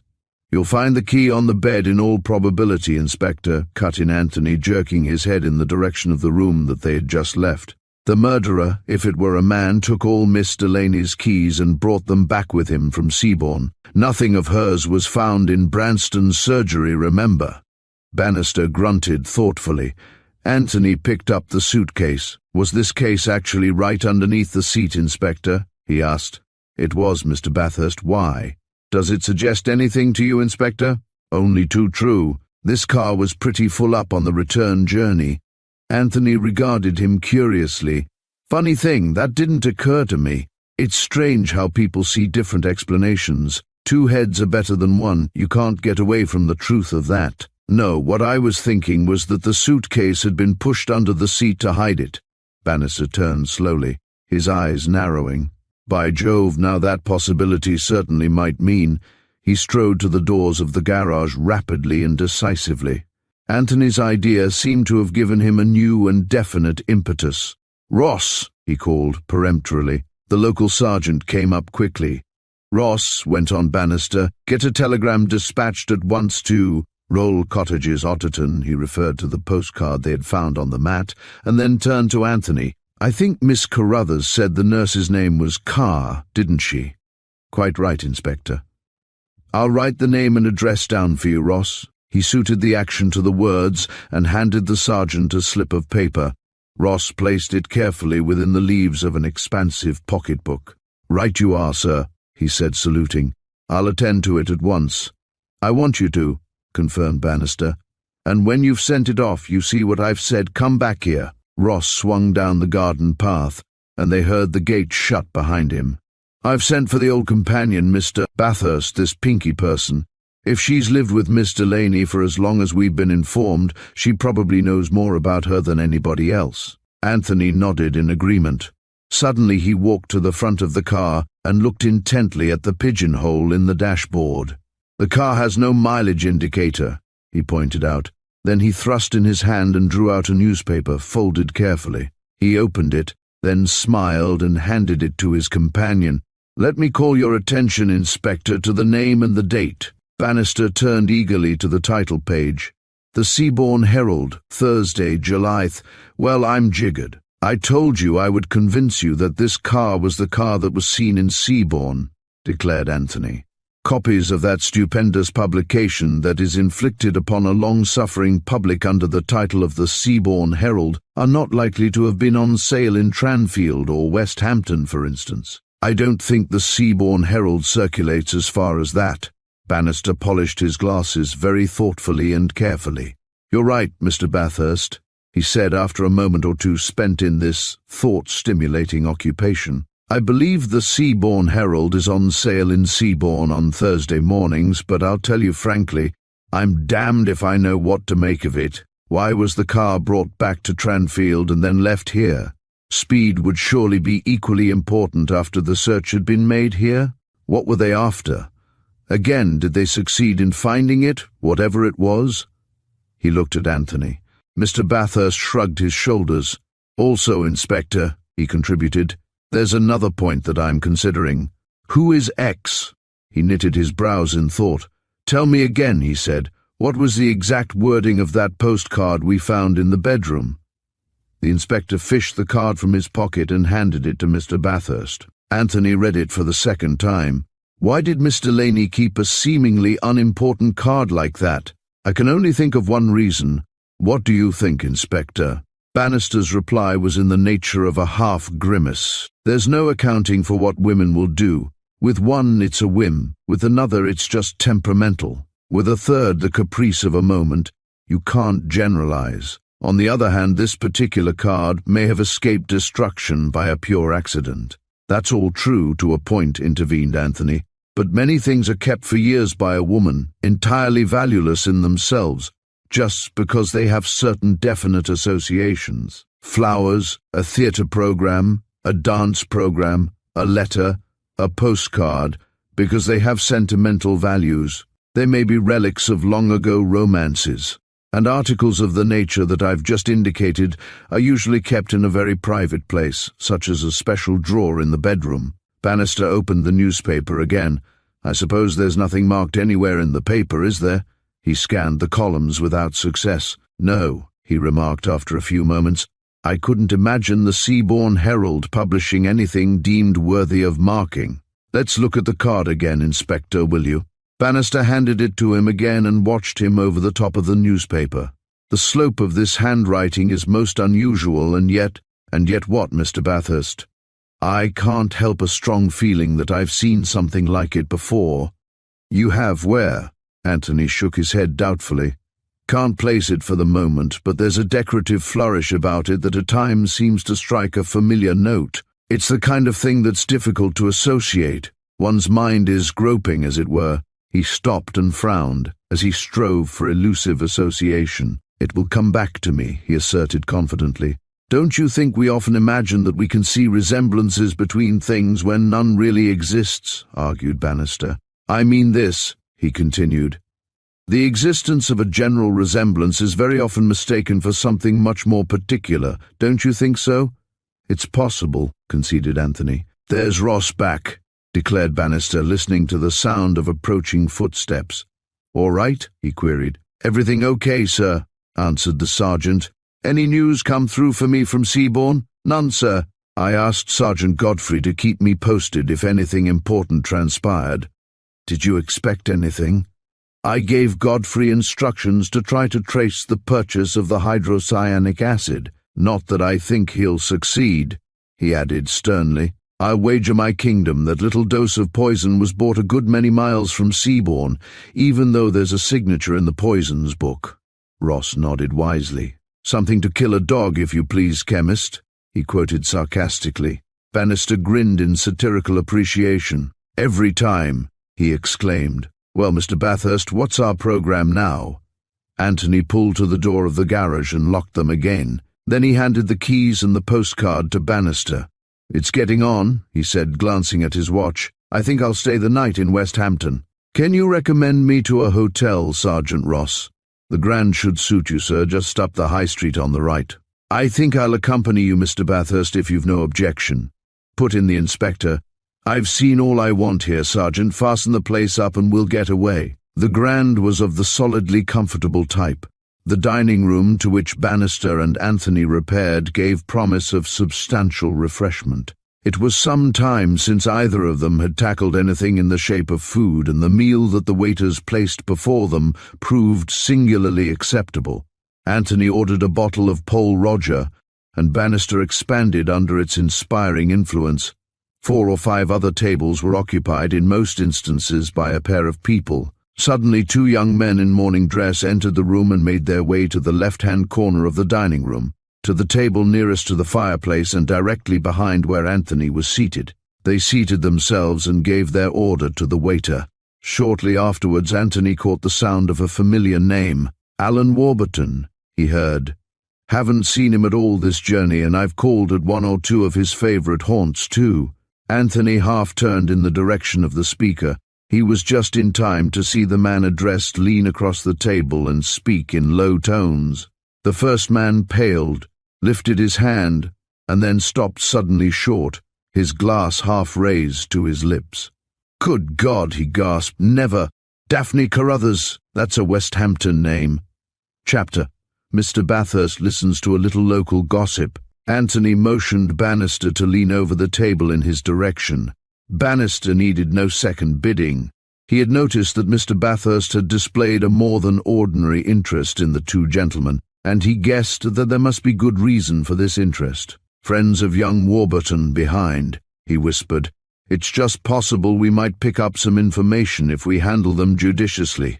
What do you think?" Bannister nodded vigorously.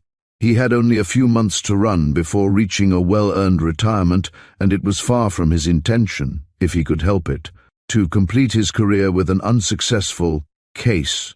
Everything that touched upon the affair at all, he meant to investigate with the utmost thoroughness, even though it might appear at first blush to be of the most unimportant and trivial nature. "Good idea," he muttered. As he spoke, the door of the room opened again, and a stout, jovial-faced man entered and crossed the room. He came straight to Bannister's table. "Good evening, Inspector," he said with outstretched hand. "Good evening," replied Bannister, rising quickly. "You are Mr.—" He paused. "Falcon," announced the newcomer. "Why, you're the—" "Proprietor of the Grand Hotel," came the answer. "What is it this?" "Just the man I wanted," interjected the inspector, cutting short his sentence. "This is a friend of mine, Mr. Anthony Bathurst." Falcon smiled across at Anthony. Mr. Bathurst bowed his acknowledgement. Bannister motioned Falcon to a seat beside him. "Something you can tell me. Who are the 2 young fellows at the table behind?" Falcon indulged in a sharp sidelong glance. "2 young commercials," he declared. "They're frequently here. They come in here pretty regularly towards the end of the week." Bannister pulled the hotel proprietor towards him. "Did you see any news in the paper this morning about a tragedy at Seabourn?" "Can't say that I did," said Falcon. "As a matter of fact, I've had a downright busy day and haven't had too much time to spare for actual newspaper reading. I looked at the sporting news, it's true, but I think that was about all." "What about it?" Bannister dropped his voice to its lowest possible pitch. "We have reason to suspect," he announced very gravely, "that the murdered lady is an inhabitant of these parts." "By George!" cried Falcon with excitement. "I remember now. You've refreshed my memory. I heard a couple of customers discussing it in the bar early this evening. I remember I heard the name Carruthers mentioned." "That's the case," continued Bannister, capturing an elusive olive, "and a Miss Carruthers was originally believed to have been the victim." "Major Carruthers' niece, that would be?" interrupted Falcon. "Yes, Daphne. But latest information that we have managed to pick up proves that that is not the case. There has been a confusion of identity. The murdered girl turns out to be another young lady." He crumbled a piece of bread onto the white tablecloth. "In the greatest confidence, Mr. Falcon, I'll tell you what we have discovered and what brings me on the hunt to West Hampton. The murdered girl is a Miss Sheila Delaney of Rest Harrow, Tranfield." He paused to watch carefully the effect of his somewhat curt announcement upon Falcon's jovial face. "Sheila Delaney?" he cried. "Colonel Dan's daughter? Oh, but that's bad. Is there any chance that you're mistaken?" "None, I'm afraid," replied Bannister gravely. "What a dreadful business. Dreadful! Dreadful!" He wiped his forehead with his handkerchief. Everybody liked Sheila Delaney. "Now, Mr. Falcon, these 2 young men here, your 2 commercials, I'm coming to my point. I have reason to believe that they are acquainted with a Mr. Warburton, a Mr. Alan Warburton of Crossley Road, Westhampton. Sir Felix's nephew, Inspector, intervened Falcon. The Sir Felix, the Mutual Bank? So I understand. Now could you arrange for me to have a little chat with them? Don't tell them who I am. Falcon's face wore a new horror. Surely you aren't going to tell me that Alan Warburton's the murderer? I can't believe that. Why what? Falcon shifted uneasily in his chair and knew that despite all he himself could achieve to the contrary, Bannister meant to have his question answered. He caught the inspector's eyes fixed unwaveringly on his own and realized that there was going to be no escape for him. Well, he said eventually, semi-apologetically, what I was going to say exactly was this. Miss Delaney and Alan Warburton were, a short time ago, by way of being very great friends, that was all. As he spoke, his eyes sought Bannister's again, in the hope that the inspector would be able to find satisfaction in his statement. But Bannister had by this time scented his quarry and refused to be in any way denied the swift exultation of the hunt. What do you mean exactly by the expression great friends? Falcon's tongue played round his lips nervously before he answered. Well, Inspector, let me put it like this. They were seen about together a rare lot. Went to dances together, went motoring together, theatres, you know, the usual companionship of a young fellow and a young girl. People began to look for one with the other. Did that state of affairs exist, what you might term, recently? That's a question I couldn't properly answer, Inspector. Certainly I believe they were nothing like as intimate as they had been in the past. That's what I've been told, and from what I've been able to see for myself it was perfectly true. It was noticeable. Had the lady other admirers or formed other attractions? Falcon shrugged his ample shoulders. I couldn't put a name to one, Inspector, if that's what you mean, but I should think it extremely likely.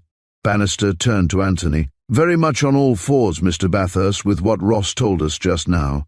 This much seems to be plain.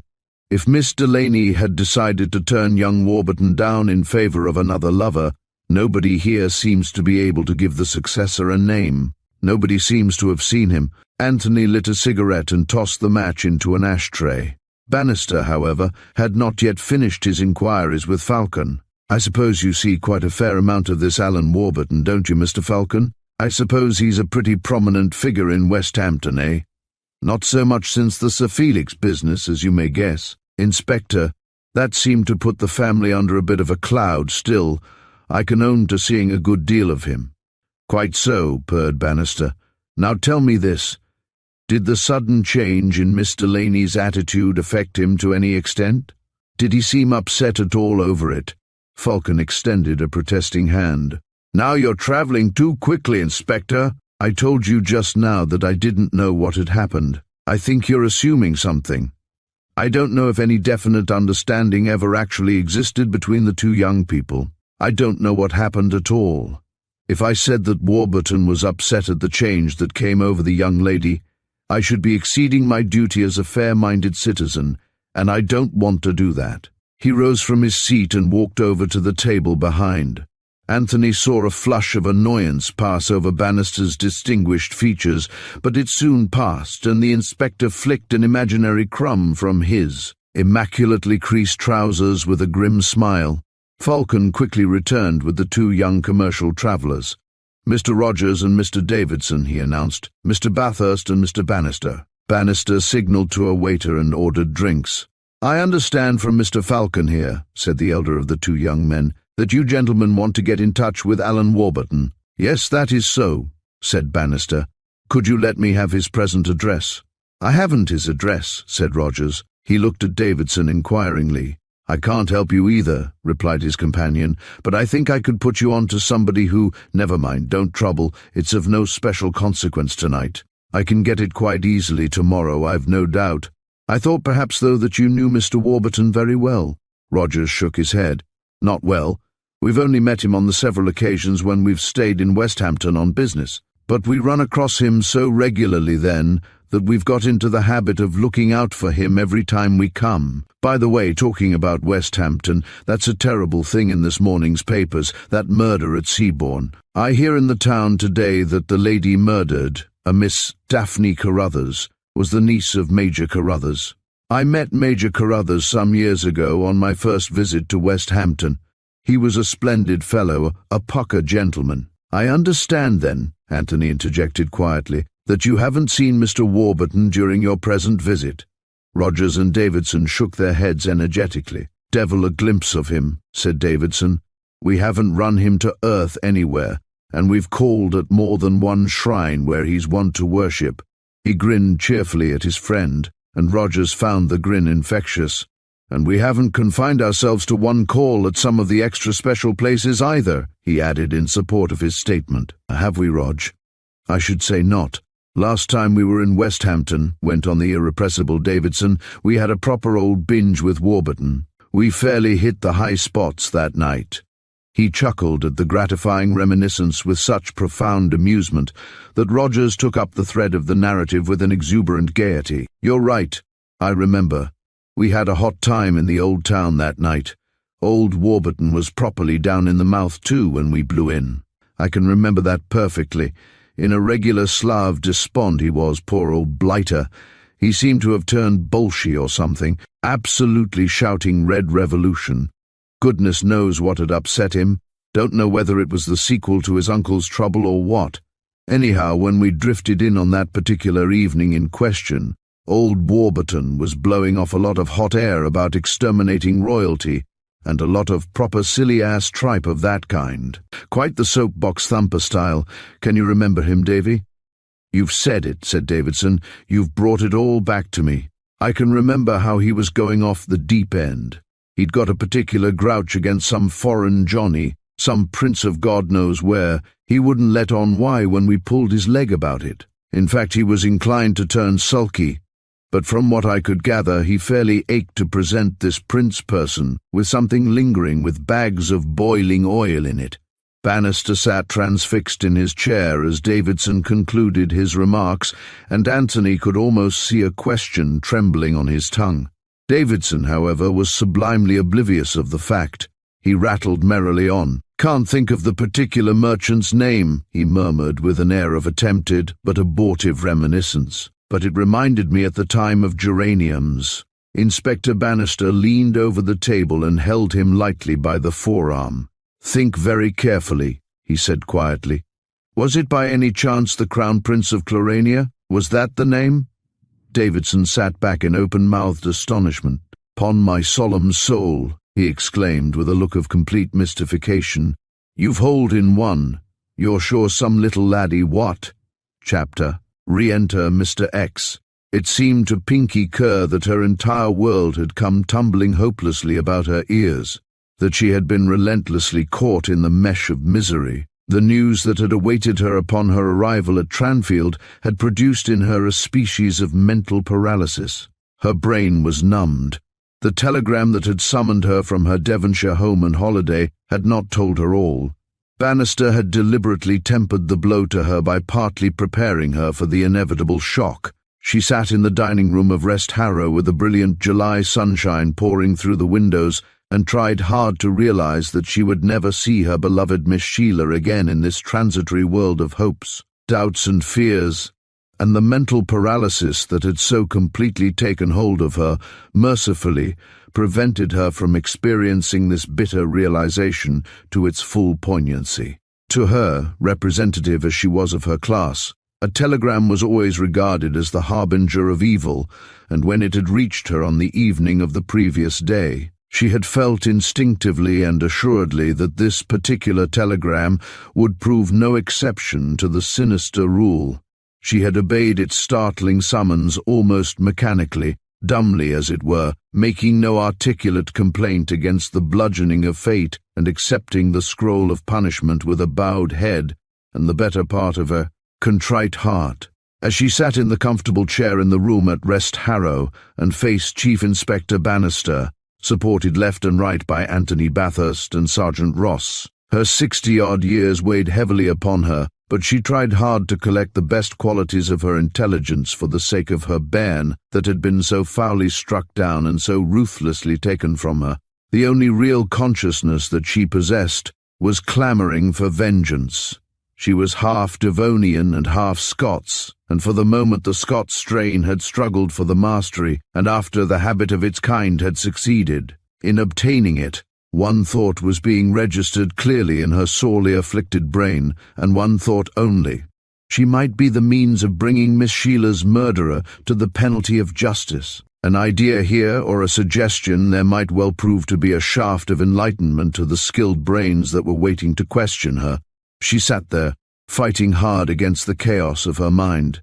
There was not only Miss Sheila's memory for her to serve, there was also Colonel Dan's. Colonel Dan, to whom she had ministered faithfully for more years than she cared to remember. Colonel Daniel Delaney had been a gentleman, more than that even.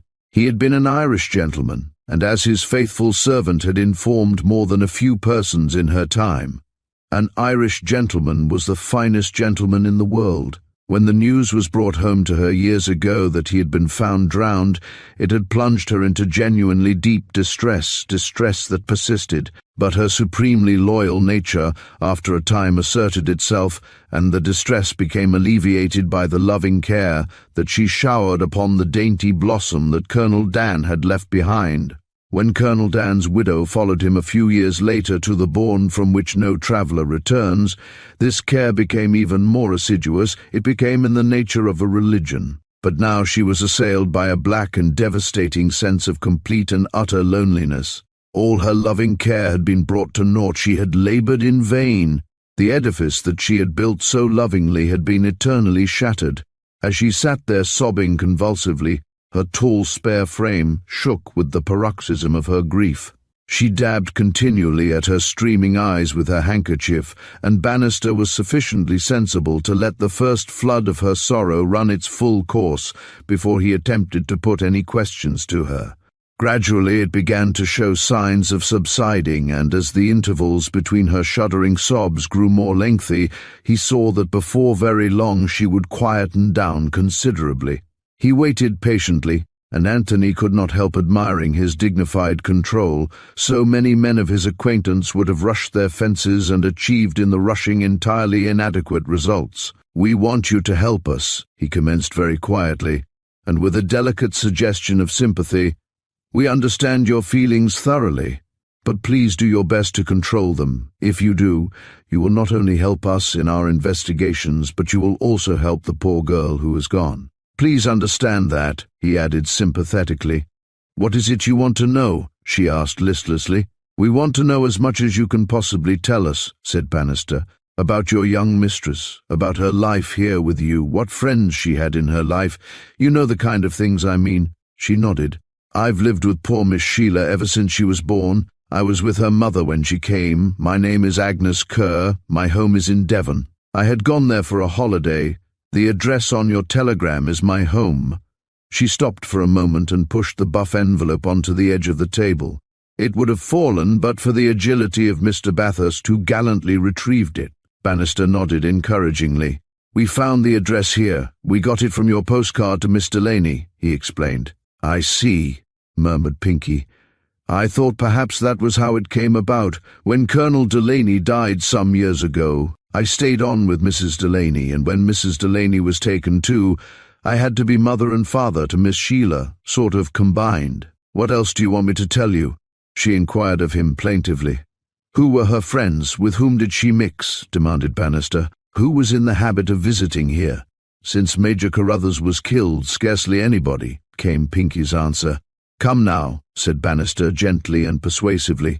"Surely somebody came here sometimes?"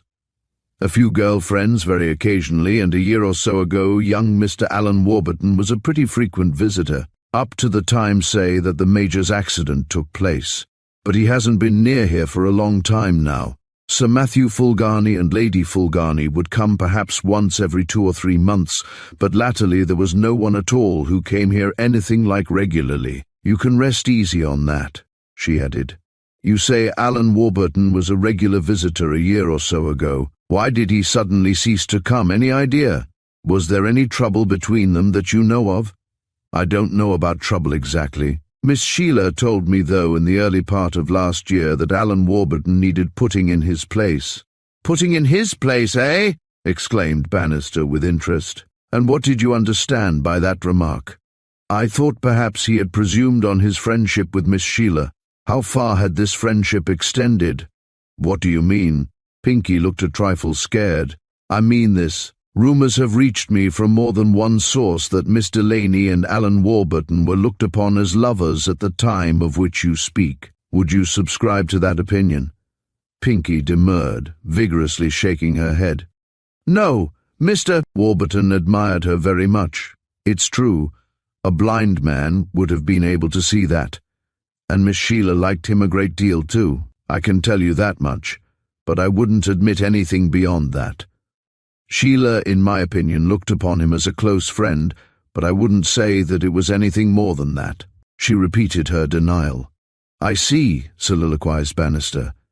So that it would be altogether an unfair statement to say that Miss Delaney's attitude changed towards Mr. Warburton consequent upon the bank scandal in which his uncle Sir Felix Warburton was involved.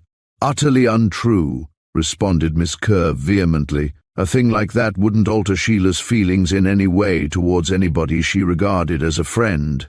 She would have scorned to do such a thing. Such conduct would have been completely foreign to her nature. She began to sob again, engulfed once more in a tide of poignant memories. Her mention of Sheila had brought them all rushing home to her again. Please calm yourself, entreated the inspector. There's something else I want to ask you. She pulled herself together as the result of a supreme effort and faced him confidently. Had your mistress a lover? Pinky shook her head, but in such a way that Bannister was quick to see it and follow up his question with another. No. Are you absolutely certain that there wasn't a secret lover in her life? Would you swear to it? She hesitated, then framed her reply. No one to my knowledge, but... Bannister pounced. But what? I am not absolutely sure. The admission seemed to have been wrung from her. Her reluctance was plain to behold. The inspector looked her over keenly, obviously wondering what it was exactly that was in her mind. What do you mean? I have noticed a change in her. What kind of a change? She was just a little bit secretive over one or two small things, didn't confide in me so much. Give me an example. Pinky bent her head for a moment, thinking. Well, just this, it's hard to explain to anybody else. She has been to London about 6 times within the last 12 months. When she has returned here, she hasn't been so full of what she had done, like she used to be.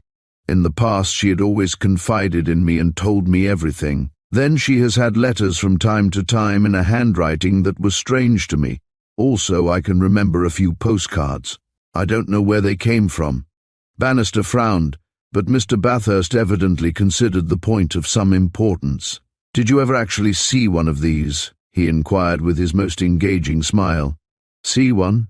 Read one if you like. I'm not accusing you of spying on your mistress's correspondence, if that's what you fear, but sometimes it may be hard to avoid seeing something that isn't intended for us. Pinky nodded in acquiescence. On 2 occasions I did happen to notice an initial at the foot of the card, she contributed. And what was it? Inquired Anthony. Just the one letter X, that was all. Anthony looked across at the inspector and waited for his next move. The latter caught Mr. Bathurst's meaning. He produced the postcard found amongst Miss Delaney's belongings in the bedroom and handed it across to the woman. Is this one of those to which you are referring? Pinky gazed at it with wide-opened eyes. Yes, that is one of the cards I mentioned. That's in a handwriting I don't know. Where did you get this? I'll show you later on, observed Bannister with a touch of severity. Meanwhile, you can definitely state that Miss Delaney has received several communications in the same handwriting as this postcard, yes? Pinky nodded. Several, sir. How long would you say they had been coming? Could you give a time? Questioned Anthony. She puckered her brows as she sat there and thought over the question. Let me help you with a suggestion, broke in Anthony. Would it be correct to say that they commenced to come somewhere about the time that Alan Warburton's visits began to get less frequent? Could you agree with that? Let me think, she answered. The 3 men watched her closely. As far as I can remember, the first time I saw this handwriting was about Eastertide last year. I think it was on the Maundy Thursday. Yes, it was about then when young Warburton stopped coming here. Let me think again. If I've given you the impression that his visits gradually dropped off, I'm afraid I've confused you. They didn't. Now I can think more clearly. They stopped quite suddenly, I should say a month or so before I noticed these letters and things coming. I know, she concluded on a note of triumphant remembrance. He hasn't been here since the hunt ball at Westhampton early last year. Mr. Bathurst felt his blood course a little more fiercely through his veins. He remembered the trenchant query that he had put to himself upon the occasion of his first visit from the Crown Prince of Clarania. What was it that had happened at the hunt ball at Westhampton in the February of the previous year? Find the right answer to that, he argued to himself, and he would go a long distance towards solving the entire mystery. Bannister's thoughts were evidently following similar lines, for the expression on his face showed that he thought Pinky's statement to be extremely important. That was in the February, she continued, only a few weeks before Major Carruthers was killed in his motoring accident. I'm certain, now I come to think of it, that young Mr. Warburton hasn't been here to see Miss Sheila since then. She spiced her statement with unmistakable emphasis and certainty. Did you notice this change in Miss Delaney that you speak of immediately after? Queried Anthony. After when? After this ball that you have mentioned.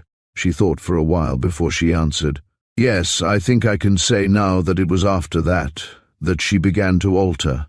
Just a little.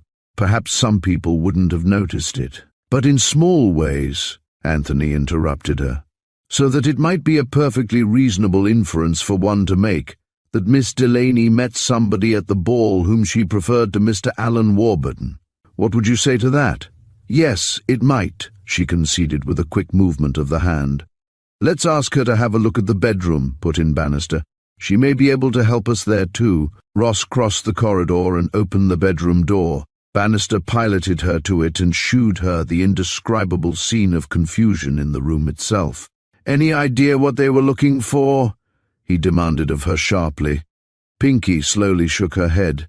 None whatever. All Miss Sheila's valuables, except her own personal jewellery, of course, were always kept at the bank. Grunted Bannister.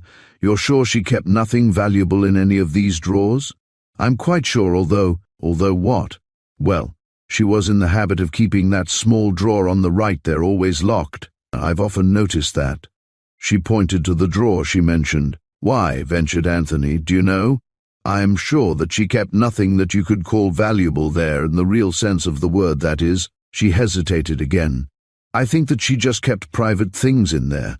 Things that she considered valuable, let us say, but that nobody else would. Anthony nodded. And I think I agree with you, Miss Kerr. I think it extremely likely that she would do so. Another point, Bannister cut in. When you went home to Otterton for your holiday the other day, were you aware then that Miss Delaney was intending to go to Seabourne? No, I knew she intended going away somewhere, as my card showed you, but I didn't know to what particular part of the world she was going. I understood when I left her here that she didn't know for certain herself, that she hadn't made up her mind. She was always inclined to leave holidays till the last minute. Had Seabourne been mentioned between you? Persisted Bannister. To my knowledge, she answered. Never, that is to say, in connection with this last holiday of Miss Sheila's. Now think, Miss Kerr, exclaimed the inspector, still quietly persistent. Has anything at all unusual or abnormal happened here lately? How do you mean? She returned. In any way, he reiterated. In the country one day is very like another, full up with the trivial round and common task. Has anything happened recently to disturb this? Has anything occurred that you could call unusual? She thought. All I can think of was the Indian's visit about a month ago, she declared. The Indian? Cried Bannister. What Indian? I think his name was Lal Singh or something like that. He called here one afternoon to see Colonel Delaney. He had been the Colonel's body servant years ago in India and said he didn't know that the Colonel was dead. He was a big, tall man, getting well on in years. Miss Sheila interviewed him here and I fancy helped him financially. I was glad to see the back of him. He rather frightened me. He asked after Major Carruthers and also Sir Matthew Fulgarny. He had known them as well when they were with the Colonel in India. I think that Miss Sheila thought he intended to call upon Sir Matthew from what she told me he said to her. I don't know whether he actually did. Strange thing him turning up, observed Bannister musingly. Did you see him again at all? "No," replied Pinky. "I haven't ever seen him since." Anthony turned this new piece of information over in his mind. The case certainly became more puzzling as it progressed. He couldn't forget that he had two trails to follow. Would the trail that led to the blackmailer of the Crown Prince also lead to the murderer of Sheila Delaney? He couldn't feel sure, yet something seemed to tell him that they were intertwined. He heard Bannister put another question to the woman who sat in the room. "How long did this Indian chap stay with Miss Delaney?" "How long? Less than half an hour, I should say." "Did you hear any of the conversation?" "No, none at all. All I heard was his greeting to her when I took him into her. If Miss Sheila had wished me to hear what he came to see her about, she would have asked me into the room where the interview took place. She didn't, so I heard nothing. All I know is what she was pleased to tell me of it afterwards. She gave him money. That's all I can tell you." Pinky tossed her head rather defiantly. She was unable to rid herself of the idea that she had been suspected of eavesdropping. Bannister turned to Ross. "Seen anything of this Lal Singh in the neighborhood? Heard of him anywhere?" Ross shook his head. "Not so far as I know. I've heard nothing, but I'll inquire for you if you like when I get back." "Do," said the inspector. "It may be worth following up. I should have thought he would have been a pretty conspicuous figure. There was an Indian chap found about 10 years ago wandering round Nilbrook Water, but the doctors reckoned he was scatty bats in the belfry, you know. They brought him in as a lunatic without settlement and bunged him in the county mental hospital. The Nilbrook ratepayers have had the somewhat doubtful pleasure of maintaining him ever since." Ross chuckled and proceeded. "Perhaps he's escaped," he added jokingly. Bannister made no reply to what he considered an extravagant and inappropriate suggestion, but returned to the woman. "You can assure me, I suppose, that your mistress had no money troubles?" Pinky scouted the idea on a strong note of indignation. "Absurd. You can clear your mind on that point," she declared. "Miss Sheila was left very comfortably off, and with a considerable reserve," she hinted darkly. "That's all right then," put in Bannister. "I can rest easy on that score, eh?" He watched her carefully for a moment. "Where will you be staying during the next few days?" intervened Anthony. "In case the inspector or I should want a word with you. I thought about going to stay with some friends in Westhampton. The name is Lucas. They live at—" Anthony handed her an envelope that he took from his pocket. "Address this to yourself, would you mind? Then I can use it if I should find it necessary." He handed her his fountain pen and carefully put the envelope inside his wallet when she had addressed it. Later on, in the privacy of his bedroom, he carefully studied it. A careful observer might have imagined that the handwriting afforded him some peculiar fascination, for a grim smile played round the corners of his lips as the words leapt vividly from the paper to his inquisitive eyes. "Miss Agnes Kerr, care of Mrs. Lucas, 21 Crossley Road, Westhampton. Now that gives me much food for thought," he soliloquized. Chapter 14. The Peacock's Eye. Mr. Stark, the manager of the Westhampton branch of the once ill-starred Mutual Bank, sat in his spacious private room on the bank premises and thoughtfully stroked his chin with his long, supple fingers. He then picked up the morning paper again and read a paragraph therein with much more than ordinary interest. This done, he put the paper down on his table and resumed his previous occupation of chin-stroking. He was a man of striking appearance, tall, and of fine physique generally, debonair, and always dressed in the height of good taste. When he had suddenly entered the industry of Westhampton, a matter of about 14 months ago, he had caused something akin to a sensation in Westhampton social circles, and many Westhampton hearts surrendered to his fascination. Rumour had it that he was extremely highly connected, and that he had been sent to Westhampton immediately following upon the scandal caused by Sir Felix Warburton's downfall upon a special mission. Banks must be like the wife of Caesar. Rumour also had it that he was or had been intimate with such people as Sir Matthew Fulgarney, the late Major Carruthers, and even with Lady Brantwood herself. Brantwood Castle, it may be observed, was the biggest house for many miles around, and Lady Brantwood suited it. It was evident that upon this particular morning something had occurred to worry him and to cause him disturbance. Suddenly he came to what was obviously an important decision. He pressed the bell that communicated with the outer office. A junior clerk obeyed the summons. "Tell Mr. Churchill that I want him at once. If he's busy, tell Mr. Jennings to go on the counter in his place. Churchill must come to me." Within the space of a few moments, Mr. Churchill, the first cashier to designate him accurately, stood in front of the manager. Mr. Stark picked up the paper and handed it to him. He indicated the paragraph that he had read so many times with a gesture both graphic and eloquent. "Pretty dreadful, isn't it?" he remarked when Churchill had finished reading it. Churchill nodded his head slowly in agreement. "Now, Mr. Churchill," went on Mr. Stark, "what I want to say to you is this. Miss Delaney called here on the morning of the day that she appears to have been murdered. That's a fact, isn't it, Churchill?" Churchill nodded again. "Quite right, sir." "Did you attend to her yourself?" "I did. Don't you remember that I brought her in here to see you? She requested the interview." "Yes, I felt pretty certain it was you who ushered her in here. Now tell me, what was the nature of her transaction with you at the counter?" "I cashed a cheque for her amounting to £100. The cheque was drawn to self." "Notes, all of it?" "Every penny, sir." "Remember what you gave her?" Churchill knitted his forehead. 5 tenors, he said slowly as the remembrance came to him. "That's 50, 8 fivers, that's 90, the rest in currency notes, pounds and halves." "I couldn't say to those exactly." "Good," declared Stark. "Here's another one for you. Got the numbers of the big stuff?" Churchill disappeared with alacrity to return to the room after a brief absence. He noticed that his chief looked very perturbed. "There you are, sir. I made a note of them when I paid them out across the counter. I remembered I had it out there somewhere." The manager smiled gravely with just a touch of magnanimous patronage. "Excellent, Churchill. You never took a course in Pelmanism, did you?" "No, sir, although I knew a man who did. He could remember extraordinarily difficult things, but used to forget the date of his wife's birthday. No doubt she reminded him. Churchill, that's all now, thank you.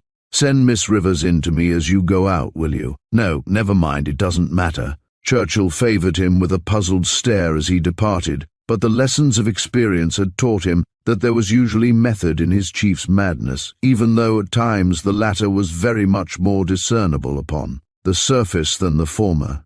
Whatever his faults, the Manger's ability commanded the confidence of his staff. Stark tapped the broad pad of blotting paper in front of him very deliberately and turned the whole story over in his mind. He rose from his chair, paced the square of the room 2 or 3 times and sat down again. Still he seemed dissatisfied, uncertain. Walking to the telephone at the side of the room, he suddenly lifted the receiver, then just as impulsively replaced it. He returned to his desk, his mind now thoroughly made up, and quickly wrote a letter. In a few minutes the letter was in the hands of the West Hampton Superintendent of Police. Half an hour later it was being considered by Chief Inspector Bannister at the Grand Hotel. He passed it over to Anthony Bathurst. This was its message: "Mutual Bank, West Hampton, July th. If convenient, I will call and see the inspector in charge this morning, as I am of the opinion that I am in a position to place before him important evidence relative to the murder of Miss Sheila Delaney at Seabourne this week. Will the inspector please telephone West Hampton to confirm appointment? Faithfully yours, E. Kingsley Stark, manager." Underneath was a P.S. "When you phone, ask to speak to me personally. E.K.S." Mr. Bathurst tossed the sheet of notepaper back to the inspector somewhat nonchalantly. "Mutual Bank, Bannister," he said meaningly. "Wasn't that the bank with which Sir Felix Warburton was implicated? The bank where the frauds were?" Bannister nodded in affirmation. "That is so." Then he looked carefully at the signature at the foot of the letter. "E. Kingsley Stark," he muttered. "I wonder if it's really genuine information that's going to prove of help to us, or whether he's the kind of man who always thinks he can assist the police. Very often the story that comes along is nothing less than nonsensical and 2/3 imaginary. Still, I suppose I'd better phone him and see what he has to say." He descended the staircase that led from the coffee room, found the telephone and confirmed the appointment. "I've heard from Godfrey," he informed Anthony when he had found his way back. "I heard early this morning. He reports that they're fairly up against it down there. No additional facts whatever have been brought to light at that end. So it's up to us, Mr. Bathurst." He smiled at Anthony in encouraging anticipation. Well, we haven't done too badly, Inspector, considering all things, and we may progress a bit farther this morning after this chap Stark's visit." "That may be," rejoined Bannister. "All the same, I've a feeling in my bones that the solution to the affair lies in Seabourne. After I've seen Alan Warburton, and I certainly mean to do that as soon as possible, I'm turning my attention again to the scene of the crime. Of course," he added reflectively, "there may be something in this fantastic story of the Indian calling upon Miss Delaney. My experience as an investigator of all classes of crime teaches me to ignore nothing, to disregard nothing, to consider carefully everything, no matter how absurd, grotesque, impossible it may appear at first blush to be. I've always worked on those lines." "With that, Inspector, I'm bound to say that I cordially agree," responded Anthony. "The truth may shine suddenly from the most unexpected quarter. All the same, I'm rather inclined to disagree with your first opinion, that the eventual solution will be discovered at Seabourne. In my opinion, I speak with all deference, of course, the answer to the riddle will be found up here." Bannister shrugged his shoulders. "Time will tell, Mr. Bathurst. Meanwhile, there is Mr. E. Kingsley Stark. That gentleman was punctual to the minute. 11:30 saw him ascending the main staircase of the Grand Hotel. When he reached the top, Bannister met him on the carpeted landing. 'Mr. Stark, come in here, will you? I have arranged that we shall be free from interruption. This gentleman is Mr. Anthony Bathurst. You can speak in front of him with perfect confidence, and you can depend upon his discretion. I am Chief Inspector Bannister of New Scotland Yard. You wished to see me, I believe?" Stark entered the room that Bannister indicated, fluttering with suppressed excitement and with a sense of tremendous impatience. He had heard of Bannister, who hadn't come to that, and immediately for him the case began to assume greater proportions than ever before. He plucked the lemon-coloured glove from his right hand and bowed to his auditors, somewhat consequentially. "That is so," he opened, "and I think it will not be very long before I am able to convince you, Inspector, that I have information for you of the most paramount importance, for I am sure that I have." "Let's have it then," declared Bannister. "My ears are open." "Sit down. At the present time," proceeded Stark, "I hold the position of manager of the West Hampton branch of the Mutual Bank, but you know that, of course." "One moment," came the quick interruption. "How long have you held that position?" "I came here in the May of last year. What I have to tell you will not take me very long. I read in this morning's paper that the young lady found murdered at the dentist's at Seabourne has now been identified as a Miss Sheila Delaney of Tranfield, the village adjoining West Hampton. Am I correct in that statement, Inspector Bannister?" "We have good and substantial reasons to believe so," conceded Bannister. "Well then, you may be interested to hear that Miss Delaney, who was a client of ours of some years' standing, cashed a cheque at our bank on the morning of the very day that she was murdered. Value £100. The cheque was made payable to self, and was of course drawn against her current account." He paused as though to measure thoroughly the full effect of his statement. "Go on," said Bannister, a grim note sounding in his voice. Stark looked at him quickly and went on as ordered. "The notes handed to the lady by my cashier were partly tens, partly fives, and the remainder ordinary currency notes. There were £90 in bank notes. Those are the numbers." He handed across to the inspector an envelope upon which the information was written. Bannister beamed and rubbed the palms of his hands in unmistakable pleasure. "Splendid," he cried. "You've done us a great service, Mr. Stark, there's no doubt about that. This should help the course of our investigations tremendously." "I thought it would," said Stark, flushed with pleasure at Bannister's approbation. "But please wait a minute, I haven't finished yet. There's more to come." He rose from his chair and, walking to the door, opened it and looked sharply outside. Then he closed it again, came back to his chair and drew it a little distance nearer to the inspector. After Miss Delaney had received her money, he was now speaking very quietly and intensely. She asked the cashier who attended to her, Churchill by name, to show her in to me, into my private room. He did so. She came into my private office and made what I considered to be an extraordinary request. You are doubtless aware that banks often keep in their strong rooms certain valuables belonging to their clients. Miss Delaney not only has a deposit account with the Mutual, as well as the ordinary current account, but we have also had lodged with us for some years, I believe, a legacy left her by her father, the late Colonel Daniel Delaney. I refer, Inspector, to what is always described in the deposit note as the Peacock's Eye." "What?" ejaculated Bannister. "What the blazes is that?" Anthony also eagerly awaited the manager's answer. "The Peacock's Eye is the description given to a magnificent blue-shaded emerald of somewhat peculiar shape. It is valued, I believe, at something like £20,000. Anybody who has not been privileged to see it can have no adequate idea of its immense size or unique beauty. Miss Delaney asked for the gem, signed for its receipt, and took the stone away with her." He passed a slip of paper over to the inspector. "There's her signature for it," he explained. Bannister pursed his lips in deep thought. Anthony bent over his shoulder. Stark took advantage of their silence to continue his story. "I pointed out to her the foolishness of the procedure as far as I could, consistently, that is, with my duty and position as her bank manager. I foreshadowed the risk she was running, tried to get her to visualize certain dangers to which she was exposing herself, and also the stone. To no avail, gentlemen. The lady was adamant." "What did you do then?"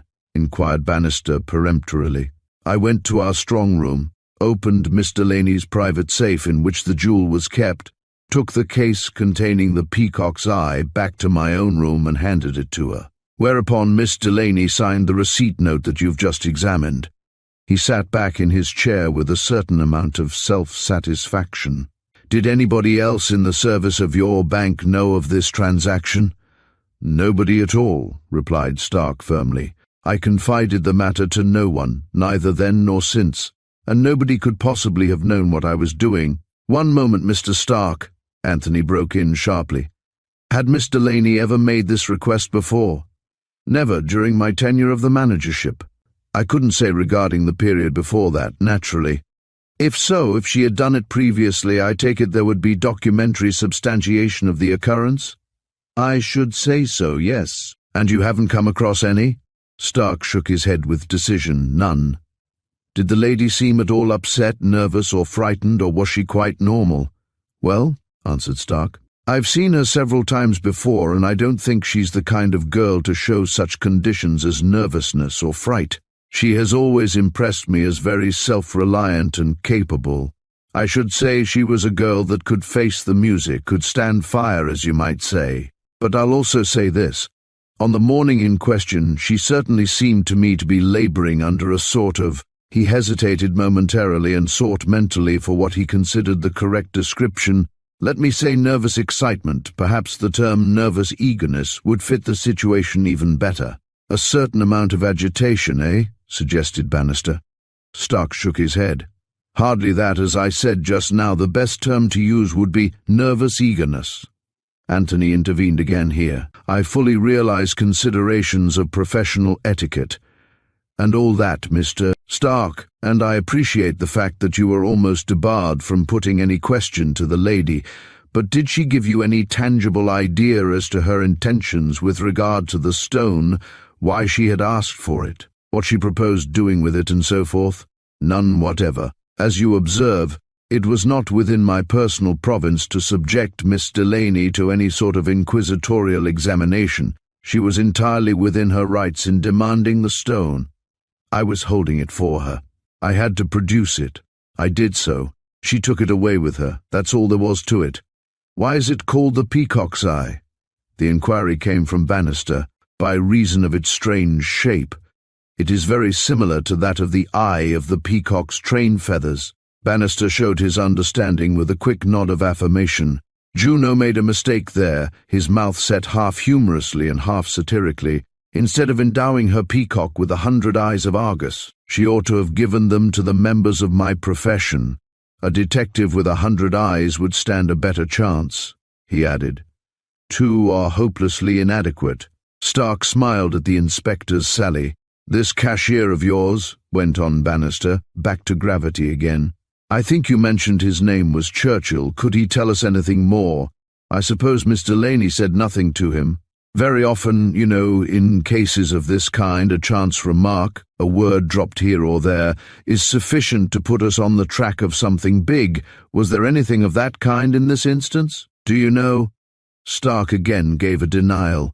I've spoken to Churchill. I obtained the numbers of the notes from him, thanks, sir, to a system that I have been instrumental in instituting in the working of my branch. But I'm certain that he knows no more than I have told you.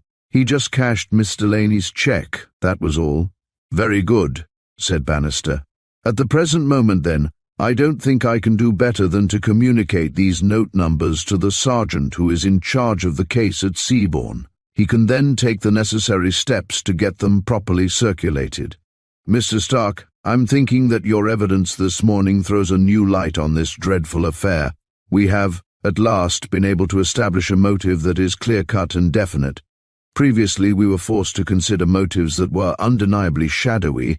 Now we have something upon which to work. He turned towards Anthony Bathurst, and his eyes shone with concentrated eagerness. You agree with me there, I take it, Mr. Bathurst? The gentleman thus addressed took a moment or two before replying. Mr. Bathurst never hurried unless necessity demanded. Yes, perhaps I do. But it's an extraordinarily baffling case, I must say that. I don't think I've ever been called into a problem that presented so many puzzling points. To me at the moment, the question that requires the most delicate answer is, why was Miss Delaney's identity so cleverly and so deliberately confused with that of Miss Carruthers? I think that can be answered quite easily, replied Bannister with a touch of impatience. In fact, you outlined it yourself at Seabourne. It was done to gain time to accomplish something. You haven't altered your own opinion, surely? Bannister eyed him keenly. You don't quite get me, Inspector, said Anthony, unperturbed at the suggestion. I'm going a step further along the road, that's all. What I mean now is this. Miss Delaney's identity, we are agreed, was hidden under somebody else's. Now tell me this.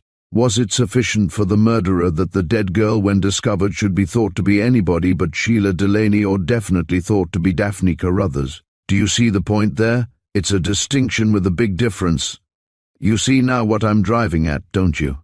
He paused, then went on rapidly. In other words, is Daphne Carruthers a more important card in the pack than we think? Is she the card? He watched Bannister very carefully as he put the question to him. The inspector thrust his hands into his pockets and paced backwards and forwards as he turned the question over. Anthony had raised a new aspect of the case.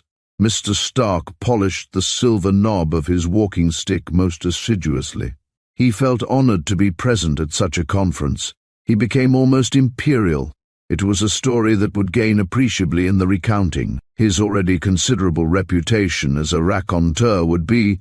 Bannister broke in upon the flight of his fancy. You've given me a poser, Mr. Bathurst, and I'm quite prepared to admit as much. Certainly Daphne Carruthers can't altogether be ruled out. I'll grant that. Then there's another point to be considered. Where does the Carruthers Crown Prince Captain Willoughby interest impinge on the Delaney-Allen Warburton connection? That's what I can't fathom. I confess it's got me fairly wondering. Anthony smiled, his slow, quiet smile, the smile that always seemed to contain the quality of assurance. There's one common factor, though, to both sides of that equation. Have you realized that? Bannister looked a trifle bewildered. What's that, Mr. Bathurst? I don't quite.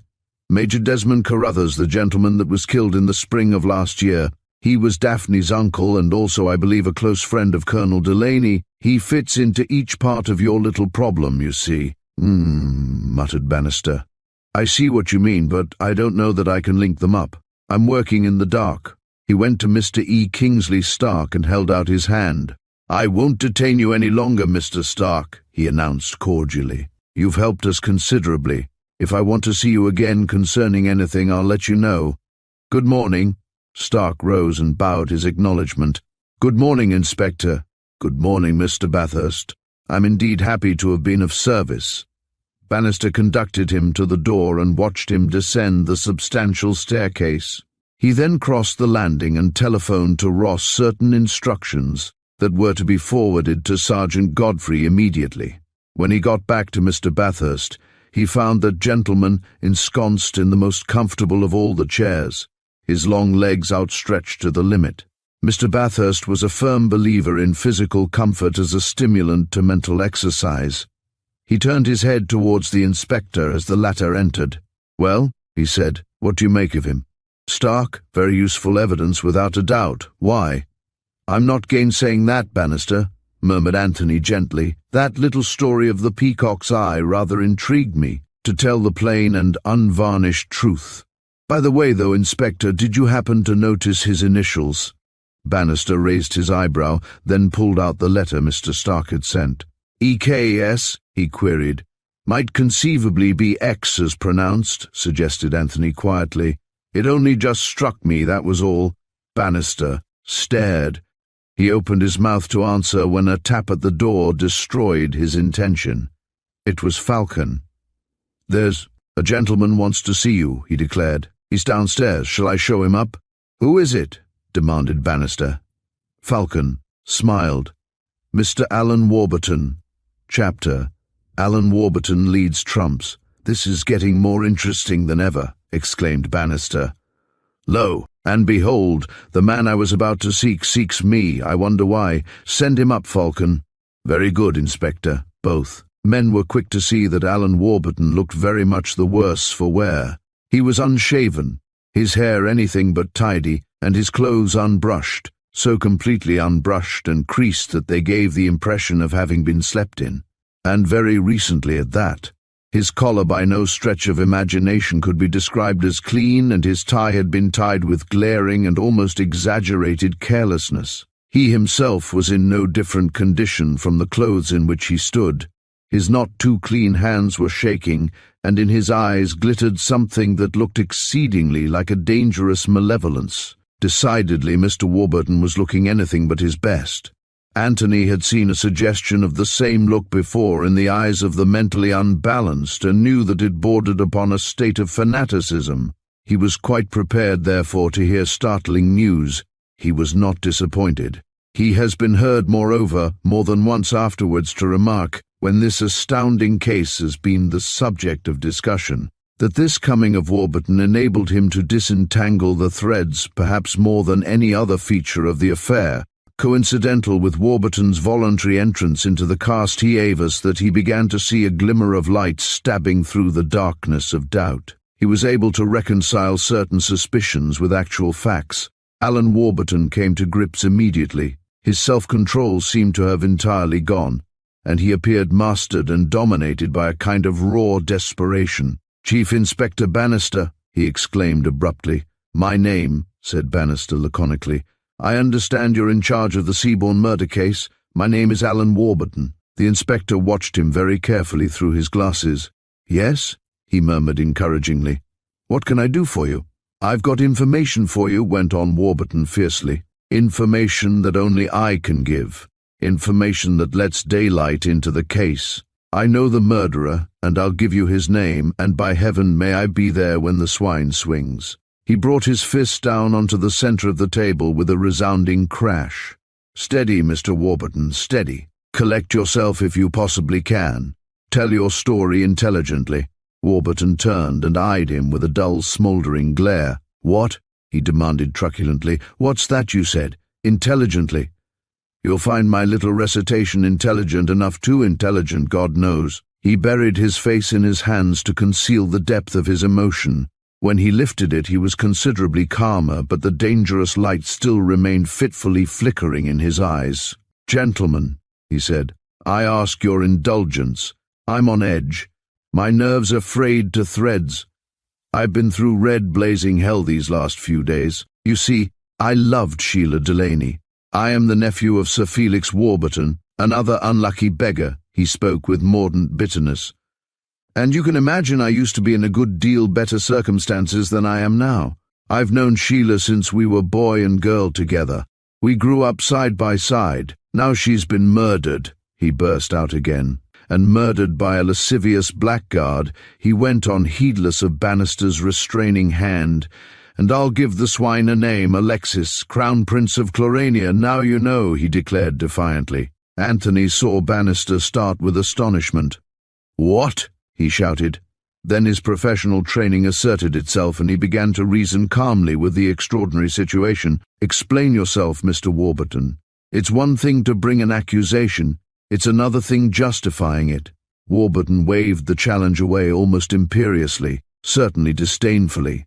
He seemed very sure of himself and continued unperturbed and untroubled by Bannister's curt demand. "I can justify myself all right. Don't you fret yourself.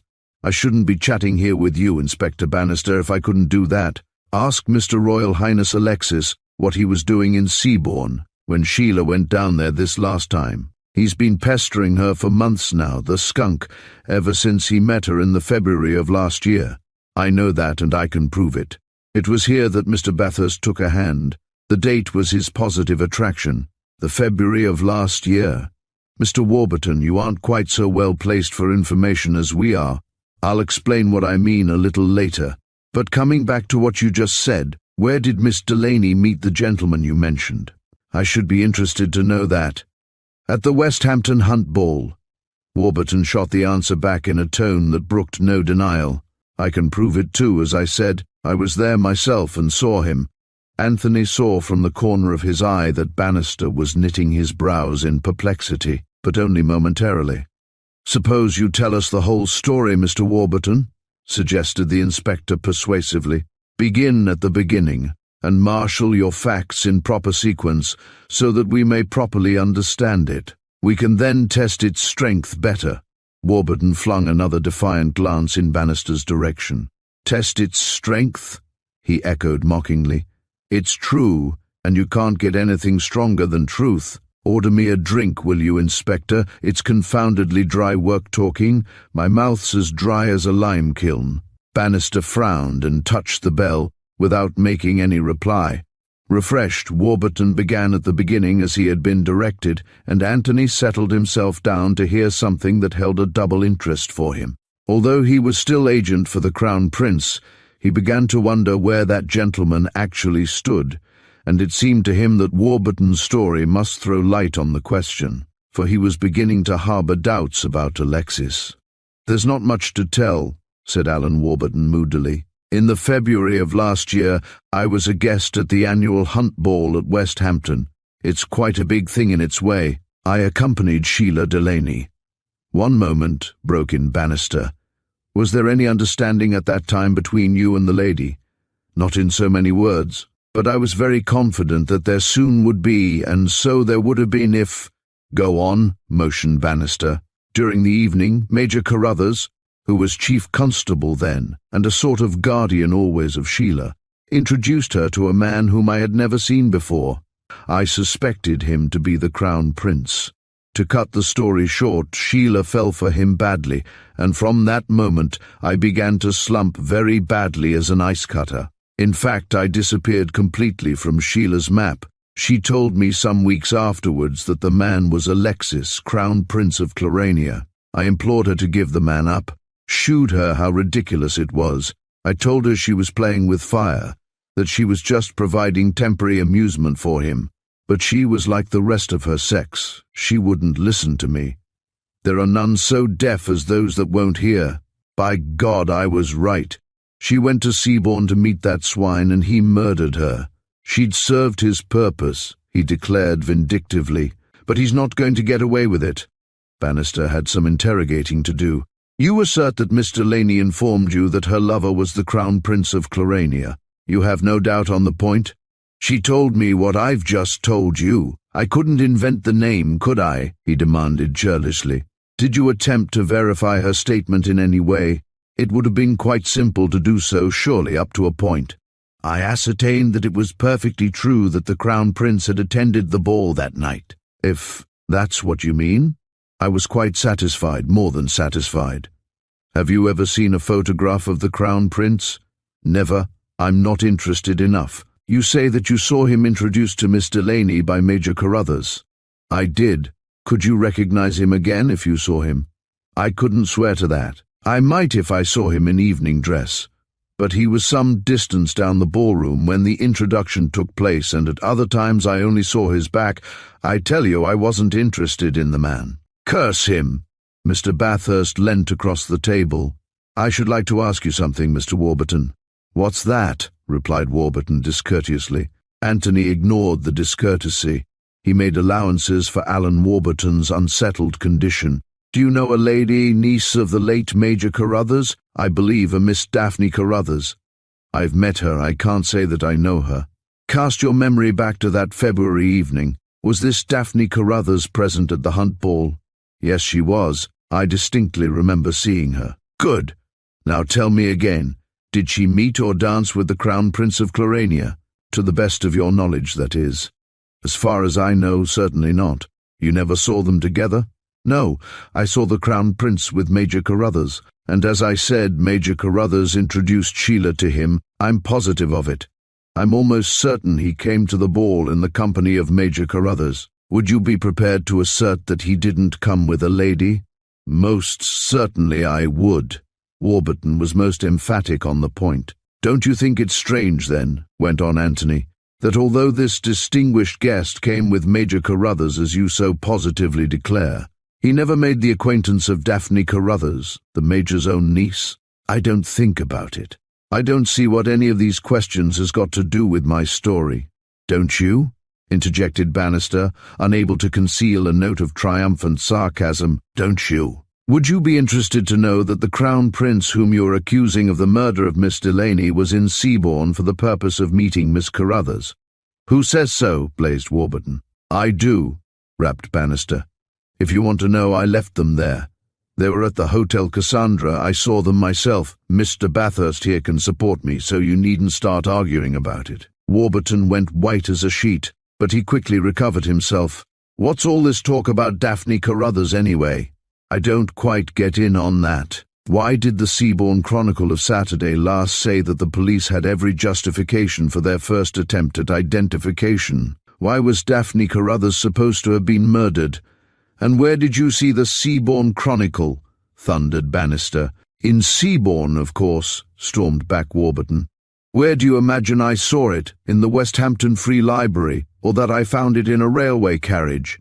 "Oh then," said the inspector, with an ominous quietness, "so you've been recuperating at Seabourn too. Seems mighty popular just at the moment as a health resort. What's its special attraction?" Warburton glared at him insolently. "What took me to Seabourn is no concern of yours, Inspector. You bark up the right tree, and keep barking up it till something comes down. Never mind about me. Concentrate on little Alexis. Hold on for a moment. Where did you stay in Seabourn? Give me the address." "At a dirty little boarding house, if you want to know, right at the back of the town, kept by a Mrs. Leach. Damned good name for her too," he added reminiscently, "judged by the terms she charged in relation to the quality of her cuisine." "Give me the exact address, if you please," ordered Bannister with growing impatience. "Sea View. It's about 3 miles from the sea, to be exact. That's the reason for the name, no doubt. Frome Road." Bannister made an entry in his book.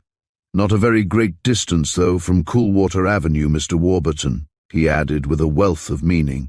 "Too big a distance, by God," raved Warburton. "If only I'd been nearer, that swine would never have finished his dirty work. I'd have killed him with these hands." He swung round on Bannister passionately. "You can't be such a fool as to think I'd lay a hand on Sheila Delaney, of all people. I loved her far too much to hurt a hair of her pretty head. I worshipped the very ground she walked on." His eyes caught Bannister's and held them menacingly, but the inspector was rapid and ready to counter him adroitly. "You loved her too much, eh? You loved her so much that you haven't called upon her for months. You've never gone near her. How do you explain that, Mr. Galahad?" Warburton's reply was contemptuous and emphatic. "Haven't called upon her," he repeated, the contempt increasing with each word uttered. "When a girl doesn't want a man, if he's a sportsman, he keeps away. I don't suppose your education has taught you that much. He doesn't hang round her with a wine, does he?" Bannister's temper, however, was badly frayed by now. "It depends," he blazed. "Your story may be all right, Mr. Warburton. On the other hand, it may not.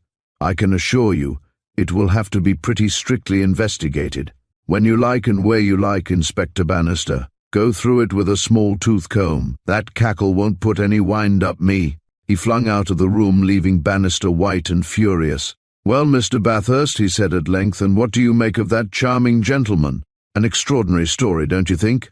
"He's passing through a phase of deep emotion, Inspector," responded Anthony. "In point of fact, I'm intensely sorry for him. As to his story, it's more than extraordinary.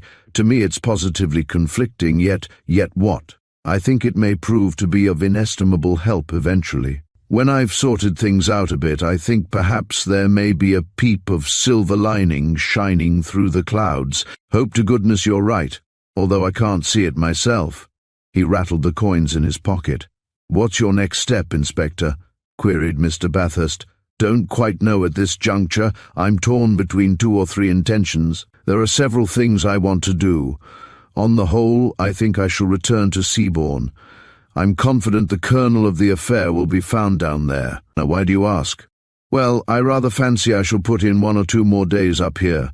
It's a county about which I know very little, and I feel that I should like to have a bit of a run round. I was always interested in new places." "Hallo, Mr. Bathurst, the scent getting cold, eh?" Bannister's tone was genially provoking and contained a strong hint of raillery. "I wouldn't say that," replied Anthony, showing easily discernible signs of discomfiture. "I wouldn't say that a day or two's rest shouldn't make a huge difference. None at all, in all probability," laughed Bannister. The telephone rang and he crossed to it. The call was for him. Anthony listened attentively. "What?" the inspector yelled. "You don't say so? 2 5s and a 10, eh? By Jove, that complicates matters with a vengeance. All right, I'll be back tomorrow."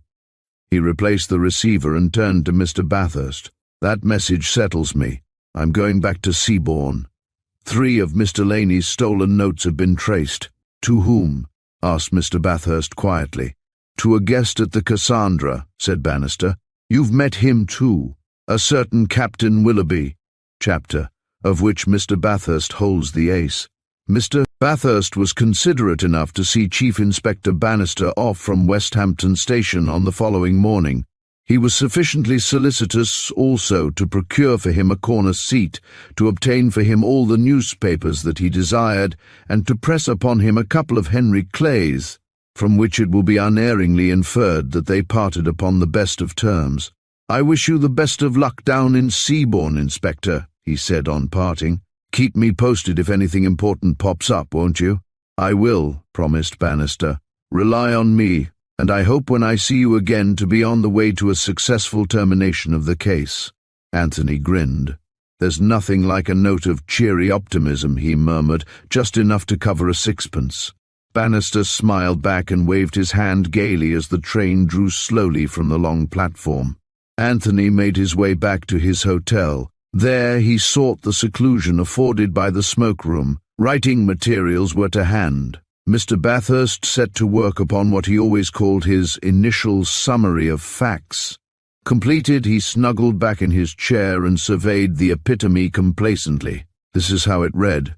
"A present at Hunt Ball, lever de rideau, so to speak. Alexis, Sheila, Daphne, Major Carruthers, Sir Matthew Fulgarny, probably Alan Warburton, and the mysterious Mr. X.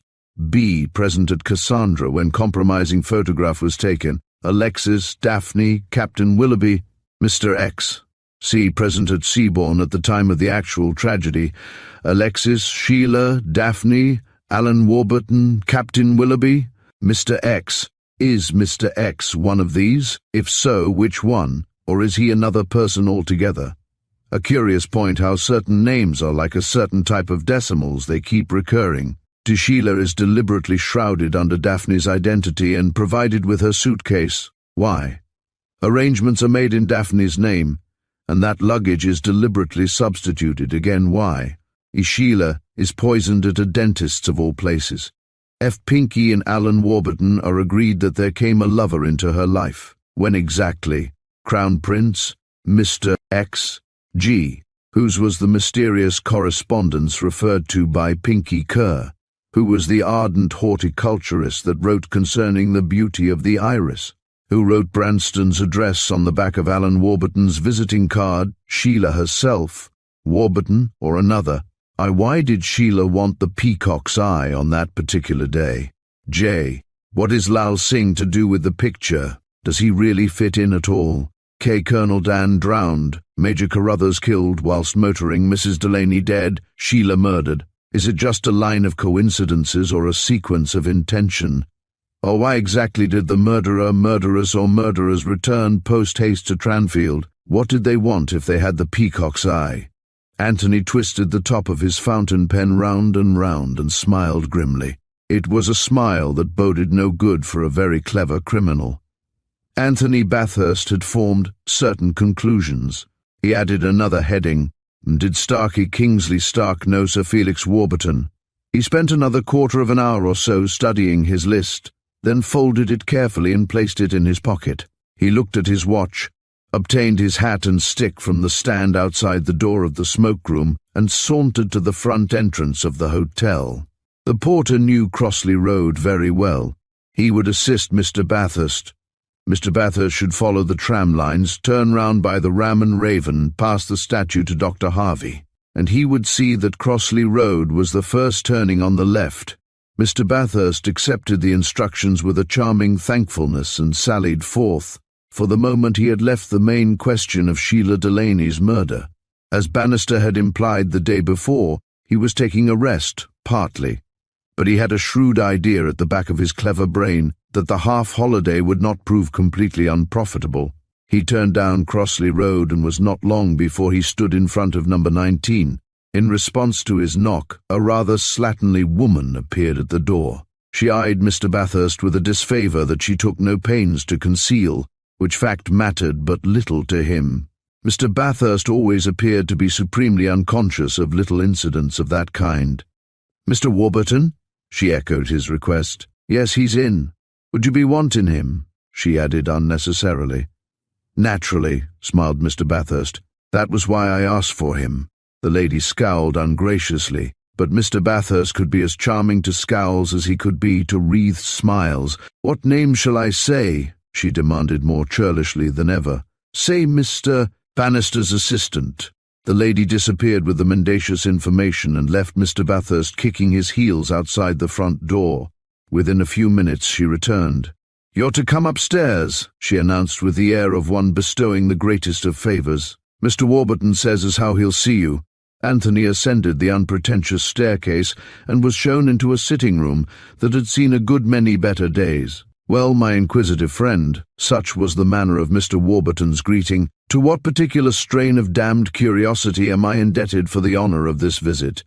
Anthony waved a deprecating hand. "I beg of you, Mr. Warburton, I beg of you, do not, please, mistake your man.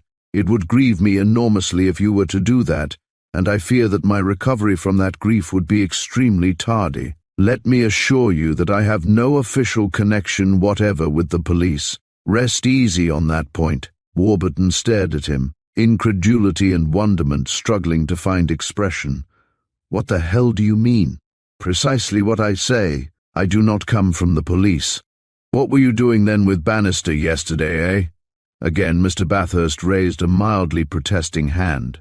"Ah, there we do meet on more appropriate terms. I will tell you, Mr. Warburton, I am watching the case on behalf of His Royal Highness Alexis, Crown Prince of Clarania. Does that surprise you?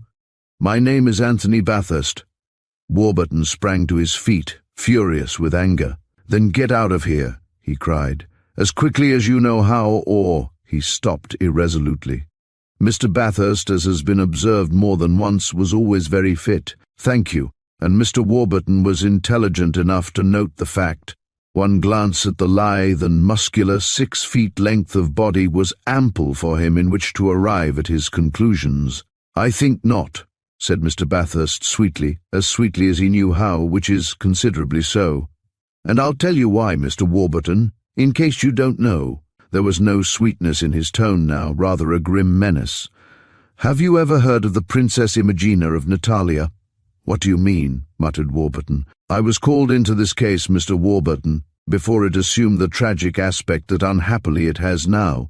He took a bundle of letters from his pocket. "Your handwriting, I fancy." He held one out to Alan Warburton. The latter's lower lip dropped as he gazed at the letter sullenly. "There's no need for you to answer," said Anthony. "Your face betrays you." Warburton remained obstinately silent. There's no £50,000 for you this journey, my young friend. You may be housed rather as a guest of His Majesty. It's of no consequence to me now. You won't frighten me with that. Perhaps not, but nevertheless I'm very curious on one point. What bluff were you calling? You had absolutely nothing at the back of you. What was your game? Warburton's face twisted into a sneering laugh. I knew he'd been meeting her, he declared. That was good enough for me to work on. Good enough for blackmail? A dirty word and a dirty trade. However, did you imagine you would be able to keep the strings pulled tightly enough when you knew absolutely nothing, when you were groping in the dark? You must be mad.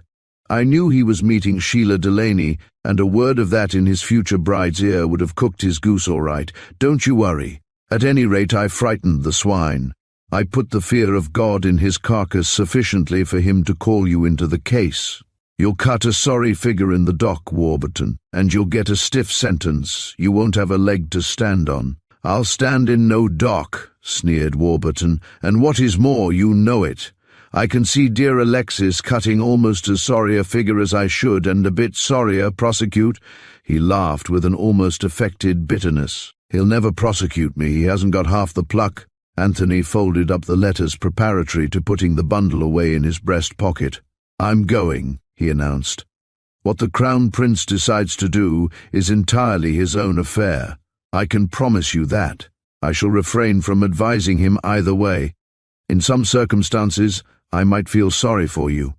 Good morning. Warburton sat sullenly in his chair and made no reply. Anthony stopped on the threshold. By the way, he declared, you might oblige me in one little matter, will you? I want the address of an important gentleman of these parts.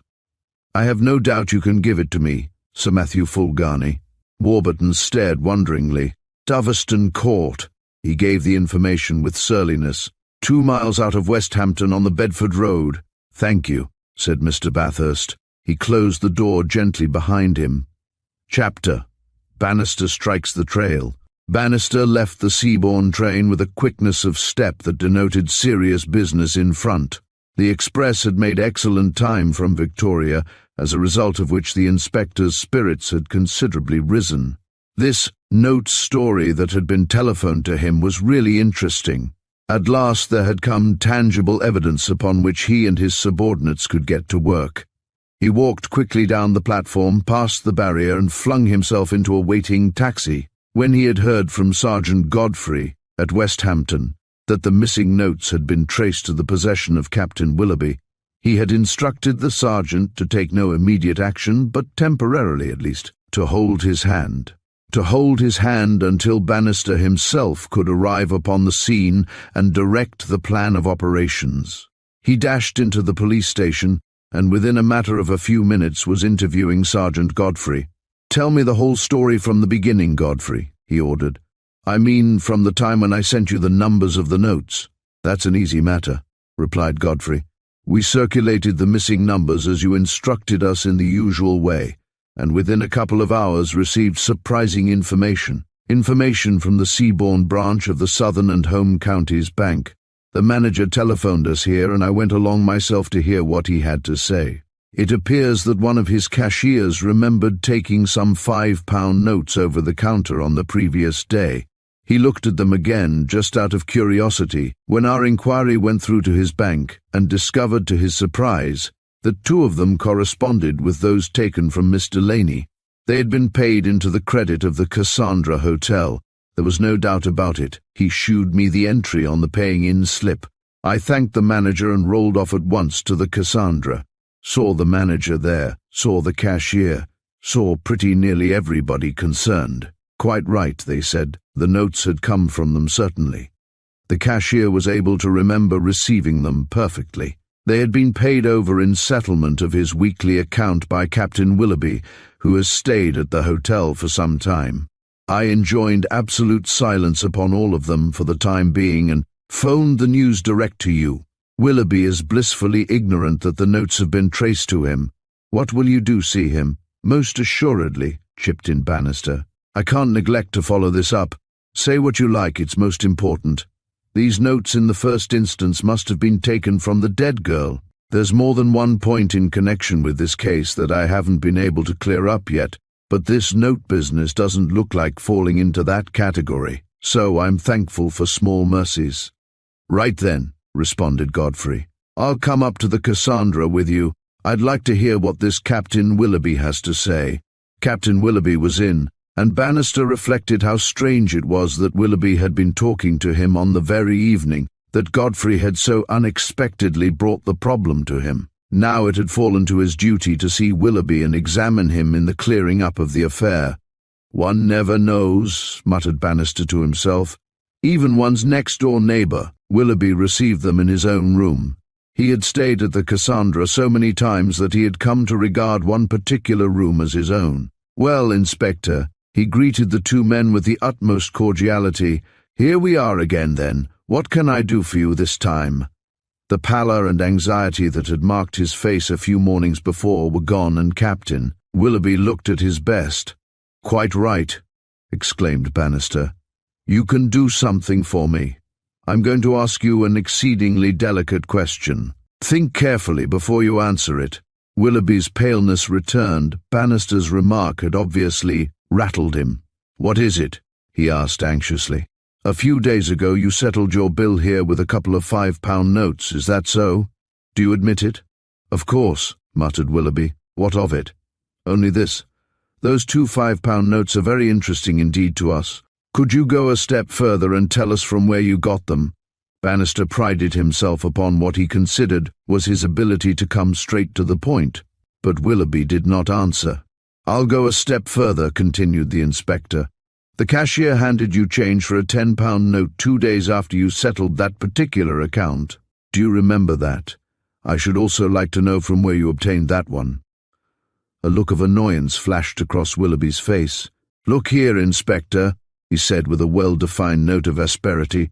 "I'm well aware that you're conducting an investigation of a murder case, and I've no doubt from all I hear about you that you're getting a rough passage. I am also equally aware that I should be prepared to assist you and all that." He paused and gave Bannister the benefit of a straight look between the eyes. "But I'm damned if I can see why I should be expected to tell you where my own money comes from." Bannister smiled cynically. "Perhaps I shall be able to stimulate your imagination then. Give me those numbers, Godfrey, that I phoned to you from West Hampton." The sergeant passed the list over to his superior. Bannister held it judicially. "Those 3 notes I may tell you, to which I have just made reference, the 2 5s and the 10, were handed to Sheila Delaney at the Mutual Bank, West Hampton, by the cashier there on the morning that she was murdered. To the best of our knowledge, they were stolen from her in Branston's operating room. That was why I put the question to you. Certainly we have no reason to suspect that they were taken from her before." He handed the list back to Sergeant Godfrey. "Perhaps you are now more likely, shall we say, to give me the information I'm requesting." "I think so, eh?" His tone was cold and hard. Willoughby's face, as the inspector spoke, became more and more an open register of astonishment and bewilderment. If he were not the victim of genuine surprise, concluded Bannister, then he was a most accomplished actor, for astonishment was written palpably upon every line of his face. "What?" he exclaimed. "You're joking, surely. Don't be absurd. This is no time to quibble. And please come to the point." Willoughby went white to the lips. He seemed about to make an angry retort when suddenly a definite sense of his own awkward position came home to him. The angry astonishment on his face gave place to a look of sullen determination. "Well," he said, "since you must know, those notes were paid to me by a well-known Seabourne gentleman, so you can rule me out of any connection with Miss Delaney." "Name, if you please," said Bannister curtly. He was eminently businesslike now. "Oh, I hate all this information-giving business. It seems to me always to border on the unspeakable. No decent man can ever—" Bannister broke in again, even more curtly perhaps than on the previous occasion. "Cut out the sentiment. Can't you see it's to your own advantage to supply me with the information I want?" "Of course I can," snapped Willoughby. "And can't you see that's just the reason why a decent chap doesn't want to do it? It's to my advantage and consequently to somebody else's detriment. That's just the point." He stopped again and bit his lip. "Well, I suppose there's no help for it that I can see. I'll tell you the whole story. My cousin is the well-known trainer of racehorses, Phipps Holloway. He doesn't send out too many winners as he hasn't got a very big string now, but occasionally he pulls off a coup, usually with a dark 2-year-old. He pulled one off at the Newmarket 1st July meeting. He had a colt engaged in the July Stakes, Sherlock Holmes, by Hurry On out of Poppingale. Bannister winced. He regarded it as a most unfortunate illusion. He had won a good trial the week before, and Lobster gave me the tip. Lobster's my cousin. The colt opened at 10s, but somebody evidently had got wind of the good thing. For when the blower money got wafted back onto the course, he came down with a rush to 5s and actually started second favourite. I only got SP myself.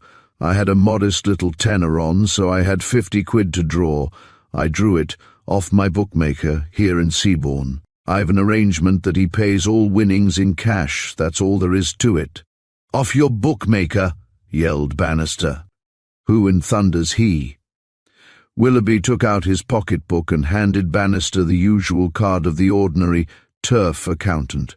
Jacob Morley, Macbeth Court Mansions, Seabourn. Sergeant Godfrey was unable to restrain his excitement. "Jacob Morley," he cried with a ring of triumph in his voice.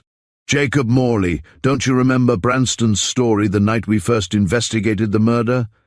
Bannister nodded complacently. "I do," he rejoined very quietly. Jacob Morley was the name of the patient who had an appointment with Branston at the identical time that Sheila Delaney was found murdered. He must have kept that appointment after all. Chapter. That leads round the mulberry bush. "What do you mean exactly?" queried Sergeant Godfrey. "If you cast your mind back, Godfrey," enlarged Bannister.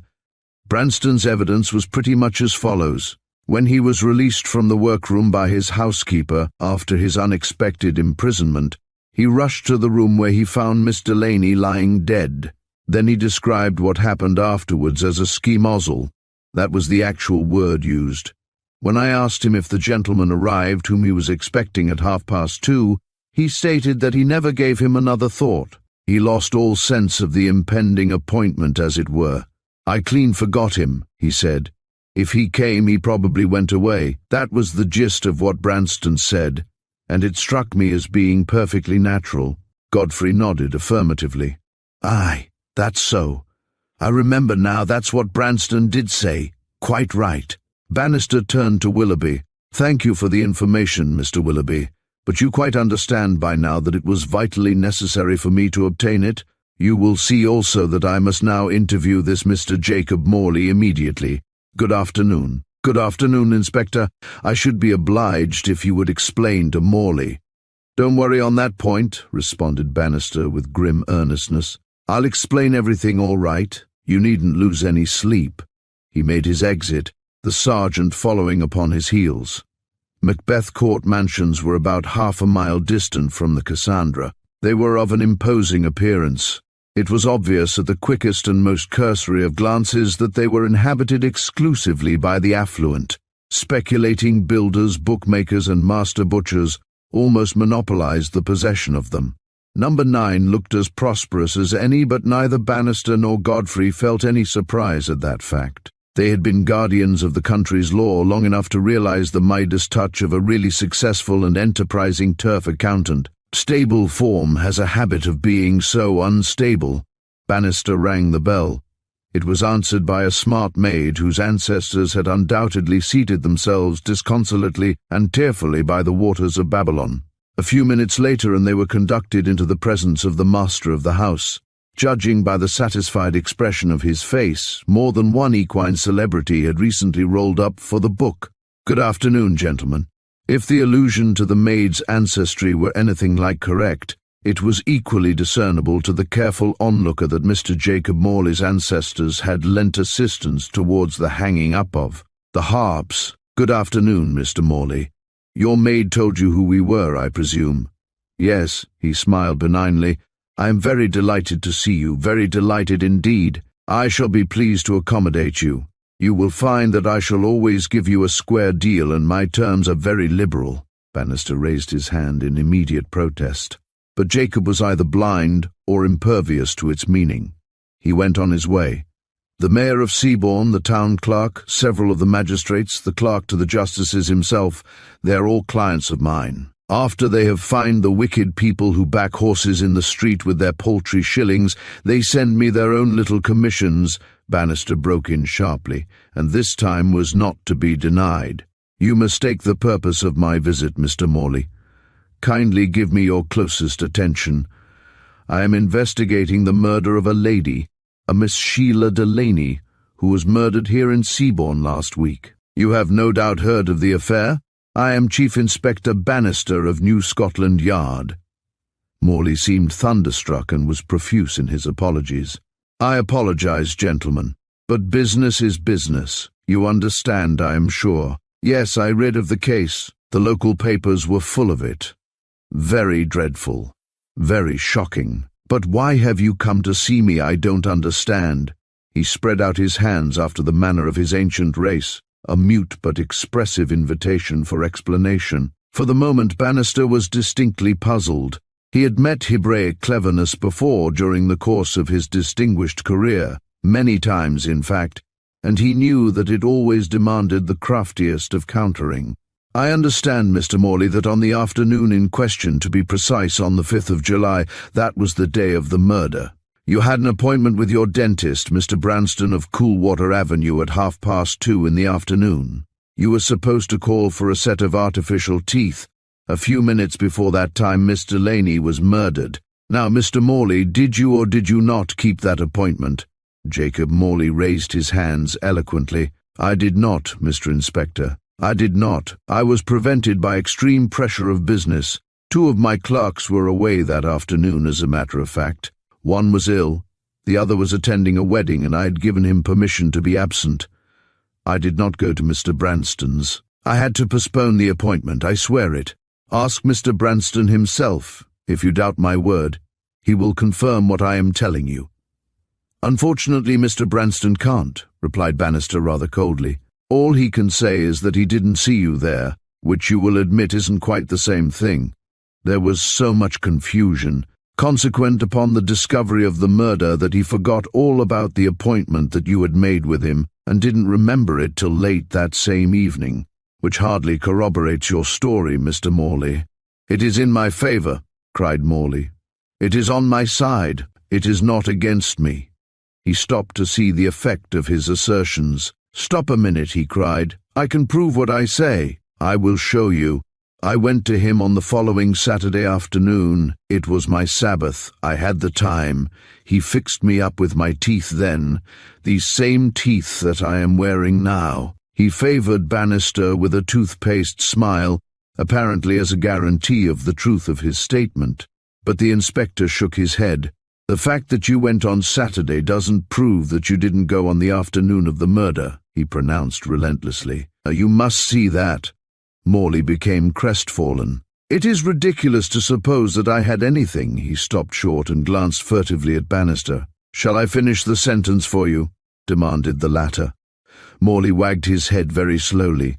Then he reacquired a touch of lost dignity. "I did not keep the appointment on the afternoon of the murder," he repeated slowly and almost with resignation. "That is all I have to say." "Very good," responded Bannister. "Then perhaps you can answer this." He looked intently at Morley, who looked more startled and discomposed than ever. "Information has been given to the police that certain banknotes were stolen from the unfortunate girl. In fact, for all we know, that theft may have been the motive of the murder. I say for all we know. The numbers of those stolen notes are also known to the police. Does that interest you at all, Mr. Morley?" Morley licked his lips and gazed at his questioner with something of the look that one associates with a rabbit fascinated by a snake. "No," he mumbled dryly. "Why in the name of goodness should it?" Bannister's face grew sterner. "Then I will proceed, Mr. Morley. 3 of those stolen notes have been traced. They were paid into the Seabourne branch of the Southern and Home Counties Bank. They came from the Cassandra Hotel." He stopped here and watched Morley so closely that not the slightest movement of the latter's face could escape him, but only for a moment. "The Cassandra Hotel people took them from a gentleman who is staying there. Another of your clients, Mr. Morley, and one whom you didn't mention just now, a certain Captain Willoughby." Morley went very white. His face seemed to be drained suddenly of every vestige of colour. "Well," he said thickly, Well, and supposing I do know this gentleman, this Captain Willoughby, supposing he is a client of mine, what about it? A very reasonable question, Mr. Morley, said Bannister, and quite one that I expected. He became almost suave. I shall be delighted to answer it. I have interviewed this Captain Willoughby in reference to his possession of these particular banknotes, and he in turn refers me to you. To me. To me. Tell me, Inspector, tell me more about these notes. What value were they? £20, Mr. Morley. 2 5s and a 10. Morley sprang to his feet and nodded excitedly. I knew it, he cried. I knew it. Everything is all right. Knew what? Demanded Bannister. Wait a minute, Mr. Inspector. Have a little patience and I will show you something that will interest you very much. Yes, yes, very much indeed. He rubbed his palms appreciatively and went to his desk. What he had just heard had evidently made a big difference to his outlook. He pulled open a drawer on the left-hand side. He rummaged therein for a few seconds and then extracted an envelope. This done, he came back to the inspector and Godfrey. Look at that, he exclaimed triumphantly. He held something towards them. It was a £5 note. The number, I mean, cried the Jew. Bannister referred to his telltale list. It is one of them, cried Morley again. Yes, am I then right? It is one of the missing numbers? For a certainty, eh? It is, Mr. Morley, announced Bannister gravely, and I shall be obliged with the explanation. You shall have it, replied Morley, all his racial confidence regained, and I can assure you that I am more than pleased to remember so well to be able to give it to you. I paid those notes to Captain Willoughby. He had some successful and pleasant business with me last week, but another gentleman living in the district who does business with me was not so successful as Captain Willoughby. As a matter of fact, for some months now he's been working a system that has had a long run of failure like most systems. I am sorry for him. He has lost a lot of money over it. But there, business is business. What can I do? I have to send my accounts in. He paused and looked at Bannister slyly. The gentleman that I've just mentioned, the gentleman who paid me the notes that I in turn paid to Captain Willoughby, is Mr. Ronald Branston, the dentist. He called here to see me, to settle his outstanding account. He usually pays by cheque. This last time he paid in notes. The note you are holding, Inspector, is one of them. Jacob Morley smiled complacently. Chapter: Ronald Branston's Story. Branston after all, insinuated Sergeant Godfrey to the inspector as they made their way back to the station. Before proceeding any further, Godfrey, said Bannister, turning to his companion, tell me all you know about this Mr. Ronald Branston, the dentist. We can't get away from the hard fact that the only corroboration of Branston's story comes from one of his own staff, that Mrs. Burtonshaw of the housekeeper. Quite right, Inspector, said the sergeant. I've been thinking the same thing myself. Yet there's something else to remember, Godfrey, when you come to think of it, something most important. In fact, in my opinion, it would be difficult to overestimate its importance. I've thought so all along. You know what I mean, don't you, Godfrey? Not exactly, sir. I mean this. If it hadn't been for Branston's story, his account of his imprisonment and so on, it would have been at least 10-1 on the affair being accepted as a plain case of suicide. If Branston wanted to murder the girl, what on earth was to prevent him murdering her in exactly the same way as Dr. Renfrew considered she was murdered, walking quietly to his workroom as he states that he did, walking just as quietly back to the extraction room or whatever they call it, and discovering upon his return that Miss Delaney had committed suicide during his absence? There was no need for any fantastic story such as he has told us, Godfrey, he continued in emphasis of his point. Moreover, Godfrey, who would have doubted him? Would there have been anything to cause people to doubt him? Godfrey rubbed his chin critically. How would he explain the missing notes? That fact was bound to come out sooner or later. That she had no money with her when she arrived at his surgery. She'd given it away, thrown it away, done anything with it. He looked at Godfrey, then added, Suicides don't need money, you know, Sergeant. It would have added colour to his story. I've got a good answer to that, Inspector, countered Godfrey. What's that? Suicides don't want aching teeth pulled out. A man who has decided to cut his throat and spend the evening in the mortuary doesn't go out to get a haircut beforehand or a shave, added the sergeant. Bannister nodded. It's a damned good point, Godfrey, that, but I very much doubt whether Branston would consider it big enough to upset successfully his edifice of suicide. If he did, he's a smarter chap than I've taken him for. Don't you think this criminal we're hunting for is a smart chap, Inspector? Queried Godfrey. I do, and that's a fact. I shouldn't like to meet many smarter. Not so bad, conceded Bannister. Not so bad. But I'll wager to prove myself his equal, don't worry. They entered the police station, Bannister confident, Godfrey pessimistic. Do as I told you when we started the discussion, Godfrey, said Bannister. Tell me all you know about Branston. It got sidetracked just now. Well, we've looked into him pretty thoroughly ever since the affair started, as you know. Nothing's been brought out to his discredit. He's been practicing in Seabourne about 3 years. Came down here from somewhere in the Midlands. His business has been very successful and continues to develop. He's certainly prosperous. He's unmarried and, as far as we know, unattached. If there's a lady in his life, Seabourne hasn't seen her. He's addicted to a flutter on the turf and is a magnificent dancer. I have been told he's the finest dancer in the whole of Seabourne. That's his history, Inspector, as far as we've been able to pick it up. Muttered Bannister. Not very much to help there. There's another thing that gets me, Godfrey. Those notes. Listen carefully to what I'm going to say now. Do you think any murderer who also stole those notes would circulate them? Do you think he'd run the risk of such a procedure? Well, answered Godfrey, come to that he might and he might not. On the whole, I don't think he would. But on the other hand, he might think it 1,000 to 1 against the numbers of the notes being known to anybody. That's the point, you see. He struck a match and lit his cigarette. But I'll tell you what, Inspector, he supplemented. Since you've asked the question of me, I think if the murderer, or murderess rather, I should say, were a woman, that she might have done. I've noticed from my own experience of our class of work that a woman often makes a mistake of that kind. Godfrey, said Bannister, you know something or you suspect somebody. What are you hinting at? But Godfrey shook his head. I know nothing, Inspector, that you don't know, but I'll admit that I'm hinting at something. Let's have it. Godfrey, you said just now that we had only one person's corroboration of Branston's story of his temporary imprisonment in his workroom. That's so. Go on, I don't see. Has it ever struck you that Mrs. Burtonshaw, the housekeeper who arrived so opportunely, shall we say, to release Branston, might just as easily have shot the bolt that held him prisoner? She was the only person that you can swear was in the house with Branston and the murdered girl.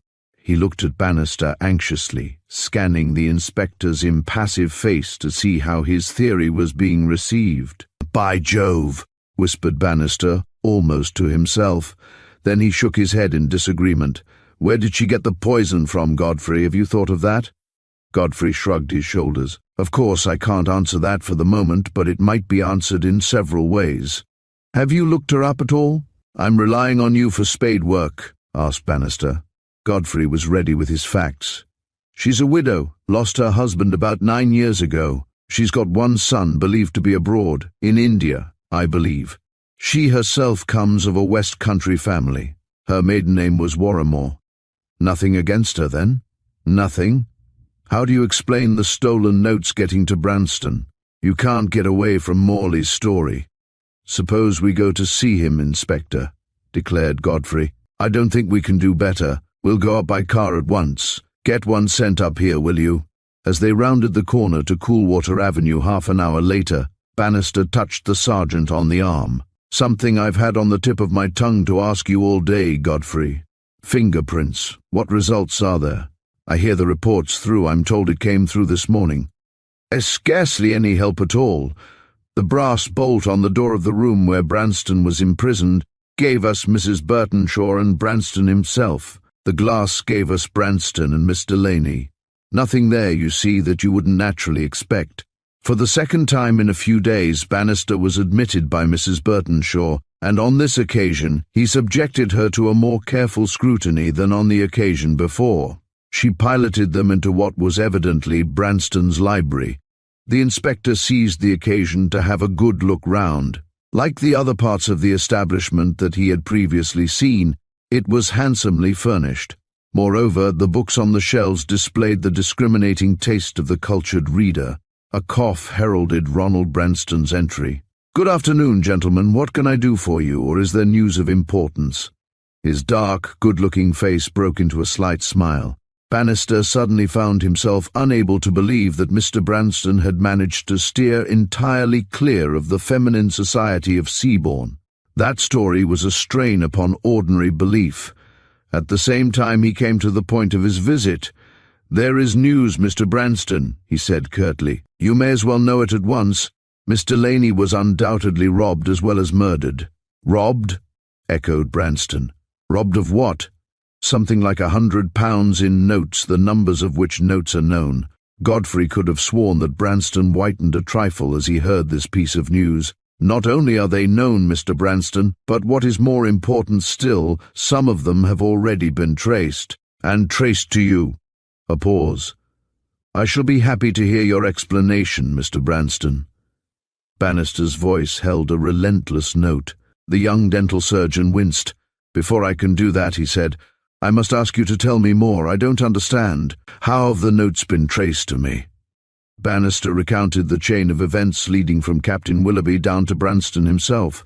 The latter's face quivered emotionally when he heard the story of how Jacob Morley had stated the way in which he had come to possess the nomadic notes. He sprang from his chair and paced the room in obvious agitation. Then he swung round resolutely on to Bannister. "I'll tell you the whole story of those notes as far as it affects me. Those notes were given to me by a lady. I advanced that lady £50 a year ago at a time when she sorely needed it. I knew the reason for which it was needed, and I fully approved of it. One day last week, Friday to be precise, the lady concerned paid me the £50 back. Gentlemen, the lady in the case is Mrs. Burtonshaw, my housekeeper." Bannister's eyes sought those of Sergeant Godfrey. They met. Chapter. Findings, keepings. The inspector was the first man of the three to speak. Into his voice there had crept an added sternness. "Mr. Branston," he said, "I presume that you realize the gravity of your last statement, and also the extreme seriousness of your position generally." Branston went whiter than ever, and his lips worked nervously. What do you mean exactly?" he murmured. "Your story of the circumstances in which this young lady was cruelly murdered might very well be described as a fantastic one. That much surely you would admit yourself. Moreover, its only corroboration comes from Mrs. Burtonshaw, from whom you now admit also receiving £50, in the very notes that had been originally in the dead girl's possession. You're in a nasty situation, Mr. Branston." Branston was quick to reply. "Whatever position I'm in, Inspector," he said, "I've told you the truth. I can't do more and I'm not going to do less. The story I have told you is a true account of what took place here on the afternoon of the murder, and true in every particular. I've put nothing in, neither have I kept anything back." He paused with more than a hint of defiance. "You had better interview Mrs. Burtonshaw again," he added, "and see what she has to say. I should very much like you to." "Send for her," said Bannister, with a curt movement of the head. Branston did so. "Shall I remain here?" he demanded sourly. "For the moment," snapped Bannister. Mrs. Burtonshaw advanced timidly, her timidity increasing perceptibly when she discovered the nature of the company. "Yes, sir?" she opened, with a glance at her employer. "These gentlemen desire to ask you one or two more questions with regard to what happened here last week, Mrs. Burtonshaw. Please tell them the truth." Branston turned away and lit a cigarette cavalierly, but Bannister had already begun to congratulate himself upon the turn that affairs had taken. He had noticed a certain look in the eyes of this woman, a look he had seen so many times before in the eyes of people whom he had been forced to question, that he was able to recognize it at once, and which is more, apprehend its meaning. Mrs. Burtonshaw was frightened. There was no gainsaying that fact. The inspector tried to tell himself that he was warmer than he had been before. The woman's thin, anxious face met his. "What is it you wish to know, sir?" she asked nervously. Bannister appeared all urbanity, perhaps his most dangerous mood, if his opponents only knew it. "I merely want to ask you a question or two, Mrs. Burtonshaw," he said smilingly, "and I'm sure you'll find no difficulty whatever in answering them." Mrs. Burtonshaw's eyes flickered in his direction, then dropped to the ground again. Bannister recognized the symptoms and went on. A year ago, or at all events, about a year ago, Mr. Branston here lent you the sum of £50. Is that so? The danger signals were now showing in Mrs. Burtonshaw's cheeks. Yes, sir, she said in hardly more than a whisper. That's perfectly true. He lent it to me to advance to my only boy who went to Calcutta. He had a good chance offered to him out there. Without that £50 he couldn't have taken advantage of it. It was very kind of Mr. Branston. I see, said Bannister, and I suppose the fact that you owed that £50 to Mr. Branston has been a source of worry to you ever since, eh? What do you mean? I don't quite understand you. A mere whisper now. Bannister continued inexorably. He was top dog now. You were impatient to repay it, shall we say? A very commendable instinct. He smiled at her with a suggestion of beneficent approval. He almost beamed upon her. Then suddenly he struck home. You repaid it yesterday, Mrs. Burtonshaw. Where did you get it from? Mrs. Burtonshaw's lips moved as though to reply to him, but they failed. No sound passed through them. No answer was forthcoming. She was literally speechless. Branston looked at her sympathetically, Godfrey thought. No doubt he would have liked to come to her assistance. So pitiable an appearance did she present. I'm waiting to hear what you have to say, proceeded Bannister. It shouldn't be difficult for you to answer after all. You must have got them from somewhere. Come now. I found them, she whispered. Be very careful now, because there's a most vital reason why you should be very careful. Very careful indeed. Those notes belong to Sheila Delaney, the young girl that's been murdered, that's been proved conclusively. He stood and watched her. Mrs. Burtonshaw's eyes were fixed on him in a kind of frightened stare, but Sergeant Godfrey felt certain that the stare contained an element of surprise. Surprise that was not simulated. I don't know anything about that, she said agitatedly. I found the notes as I told you. I don't know anything about the murder. I never saw Miss Delaney in my life until I saw her dead in the master's chair. That's the solemn truth if I never speak another word. Found them? Exclaimed Branston in marked surprise. Found them? Echoed Bannister incredulously. Where, in the name of goodness?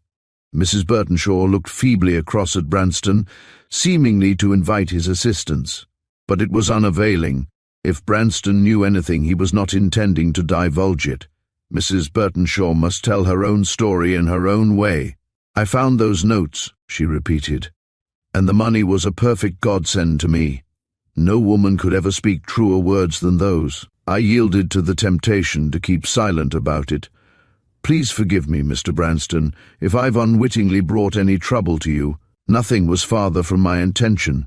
It makes me feel that I've repaid your kindness so badly, but I'll make a clean breast of the whole affair. She wiped her lips with her handkerchief. In a way, I'm glad it's all come out. I've been dreadfully worried and scared about it ever since it happened.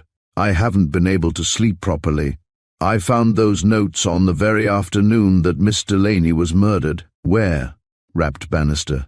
I'll tell you. About 5 o'clock that afternoon, after the first excitement and everything had died down a bit. I had occasion to go along the passage towards the door where the master's patients usually come in. The door that's in Coolwater Avenue. In the hall there we have a very handsome art pot that stands on a pedestal in the corner, that high. She indicated the height with her right hand. As I walked past it on my way back, that is from the door, I noticed something that I thought was tissue paper lying inside the art pot. I put my hand in to remove it, almost mechanically, you might say. It looked untidy, a thing I hate, when to my utter surprise I found that what I had thought was a bundle of tissue paper was in reality a wad of banknotes, amounting to £100. I was knocked all of a heap. My first inclination was to call Mr. Branston, but I hesitated. Then the temptation to say nothing came to me. Her voice broke and her self-control deserted her. She burst out sobbing. I needed money badly.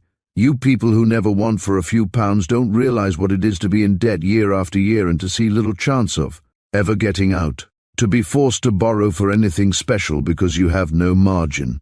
Self-denial and going without most of the things that make life worth living may mean the saving of a few shillings month by month, but no more than that. It takes a lifetime to scrape £50 together saving like that, and there was £100 here. How did you know it didn't belong to Mr. Branston? Bannister flashed the question at her. She shook her head. I didn't know, she sobbed. I had to take my chance. I listened, though, to hear any mention of him having lost any money or if anybody else had. But I heard nothing, so I kept part of it myself and repaid the £50 I owed to Mr. Branston. Didn't it occur to you to connect it with the murder? Exclaimed the inspector. I didn't know what to think. I was terribly worried. What I said to myself was this. If the young lady had been murdered for her money, why was the money thrown into the art pot? I puzzled my head over it at least 50 times, but I was never able to satisfy myself. There was no mention in any of the papers of the young lady having lost any money, so I could be certain, you see. She's right, Inspector, interposed Branston. That's a poser to me, I frankly confess it. If the murderer took the money off Miss Delaney, why in the name of all that's wonderful did he leave it behind? Deliberately at that? He may have realized that to retain the note spelt danger in capital letters. That is assuming this last story to be true. I'm damned if I know where I'm getting to. Shew me this passage where you say you found these notes. Mrs. Burtonshaw conducted them down. The art pot stood upon the pedestal as she had described it, approximately 4 feet high. That was where I found the money, she said simply. It is easy to see into there as you pass by, especially on your way back from the door. Bannister looked inside and then turned to Sergeant Godfrey. Come on, Godfrey, he said. This case is getting on my nerves. Good afternoon, everybody. He opened the door of the car and motioned to the sergeant to precede him. What do you make of it? Queried the latter. Leaving those notes behind, I mean. After all, as the woman herself said, why take them to leave them behind? Bannister leaned over authoritatively and tapped him on the arm. Supposing, he said, supposing the murderer wanted something very badly and couldn't get that particular something without first taking the notes as well, what then? I'm not good at riddles, said Sergeant Godfrey. Chapter.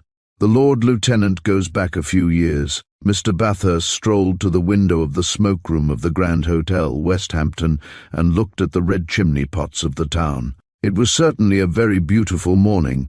The 2 miles along the Bedford Road that he intended to travel within the next hour or so, the 2 miles that would bring him to Doveston Court, would seem, he felt sure, more like 2 yards than 2 miles, under the exhilarating influence of that morning's sun. Mr. Bathurst felt more light-hearted that morning than he had felt for many mornings since he had left London. The first part of his task was over, accomplished. His interview of the previous day with Alan Warburton had definitely cleared up the first part of the case. The task that had been entrusted to him by Alexis of Clarania had been successfully completed. There now remains, he said to himself half-humorously, the mystery of the Peacock's eye. And how far is it connected with Warburton's blackmailing of the Crown Prince? Connected and yet not connected. A most interesting and intricate case, remarked Mr. Bathurst, but nevertheless rapidly approaching a solution. At the same time, Mr. Bathurst was beginning to realize that he would have to play his cards very carefully indeed to complete it as he wished, for he was beginning to form very clear-cut conclusions that he confidently hoped would be seen more firmly consolidated after the interview that he intended should take place this morning. For some appreciable time now, in fact, ever since the bank manager's timely entry, he had been considering very carefully the testimony of Mr. E. Kingsley Stark, and he has held the position of manager since May of last year, a matter of 14 months only, said Mr. Bathurst to himself. 14 months, he repeated. 3 months, shall we say, since the ominous hunt ball in this interesting old town of Westhampton. Half an hour's brisk walking brought him to Doveston Court, and he quickly covered the length of the sweeping drive that took him to the front entrance. Sir Matthew Fulgarny is expecting you, sir, said the dignified personage, whose duty it was to admit him. If you will be good enough to step this way. Anthony followed his imposing guide down a hall with a beautifully polished floor into a sumptuously furnished room. A magnificent tiger skin rug lay in a prominent position as he entered, while the walls were somewhat lavishly decorated, perhaps, with many and varied trophies of the chase. "I will tell Sir Matthew that you have arrived, sir. Please sit down." The personage departed. Anthony accepted the suggestion whimsically. He wondered if he looked as though he had been sufficiently impressed. Smiling to himself semi-cynically, he surveyed his immediate surroundings approvingly. Then he settled himself to await patiently the distinguished gentleman to whom he had written and whom he had come with express purpose to see. He was not kept waiting very long. The Lord Lieutenant of the county entered, caressing his white moustache in the grand manner. Anthony rose and bowed to him, and at the same time was conscious that two fierce blue eyes were regarding him unwaveringly. "I have your letter, Mr. Bathurst," interjected Anthony hopefully. "Ah, yes, that's it. Bathurst. I am Sir Matthew Fulgarny himself. I understand from the contents of the letter that you wish to see me personally. You go even further than that, I observe. You assert that it is important. Damn it, sir, for the life of me, I can't imagine why you want to see me. Have I ever met you before?" "Never, Sir Matthew, and the loss has been mine. I fully realize that." Anthony smiled his reply. Sir Matthew grunted. "Sit down then and say what you have to say. Please don't beat about the bush. I hate to have to listen to a farrago of words, 2/3 of which are usually entirely redundant, tautological, unnecessary." He blew his nose fiercely, intending it no doubt as an imposing battery of support. "You will not find me wearisome, I hope," returned Anthony. "I will state my case in as few words as I possibly can. I have called to see you in reference to the Seabourne mystery, the murder of Sheila Delaney, a young lady with whom I believe you were not unacquainted." "A terrible affair, Mr. Bathurst," interposed Sir Matthew. "A truly shocking affair. It has disturbed me profoundly. It has upset me more than I can say. But you asked me a question, which I have not yet answered. I knew Sheila Delaney very well. Also, I was very much attached to her. Am I right in assuming that you also knew her father, the late Colonel Delaney?" Anthony's question came curt and crisp. "You are quite right. I should think I did. None better. Dan Delaney and I were almost inseparables 40-odd years ago. He and I and Desmond Carruthers got into as many scrapes and damned well got out of 'em too, as any 3 junior officers of the British Army ever did. By gad, Mr. Bathurst, they were stirring times and no mistake. Times that we shall never see the like of again, worse luck. Now poor old Dan and all his family have gone, and the last in such a terrible way too. A tragedy, there's no denying it." He paused, and the fierceness of his expression softened a trifle as he meditated over the poor girl's untimely and tragic end. "What you have just said brings me to another question," exclaimed Anthony. "What may that be? Have you ever heard during your association, either with the late Colonel Delaney or with his daughter, any mention of a very valuable jewel rejoicing, I believe, under the somewhat fantastic sobriquet of the Peacock's Eye?" Sir Matthew Fulgarny sprang to his feet. Anthony Bathurst felt the 2 steel-blue eyes of his host glaring at him relentlessly. "The Peacock's Eye? What in hell do you know about the Peacock's Eye?" Anthony suffered this rather surprising outburst with complete equanimity. He had always possessed the tactful gift of making allowances. "Not a lot, Sir Matthew. Very little, in fact, but enough to cause me to come to ask you for more. I have strong reason to believe that Miss Delaney was murdered for possession of the Peacock's Eye." Sir Matthew bordered upon the apoplectic. "God bless my soul, do you realize what you are saying? How could Sheila Delaney have had the Peacock's Eye in her possession? It's too ridiculous for words, sir." "What the—" Sir Matthew fumed into aggressive speechlessness. "Not so ridiculous as it may appear upon the surface, Sir Matthew. Please listen to what I have to say." He waved the Lord Lieutenant of Westhamptonshire to a seat again, for Mr. Bathurst had a way with him. Sir Matthew obeyed the gesture, but glowered at Mr. Bathurst as though his suggestion had been completely unspeakable.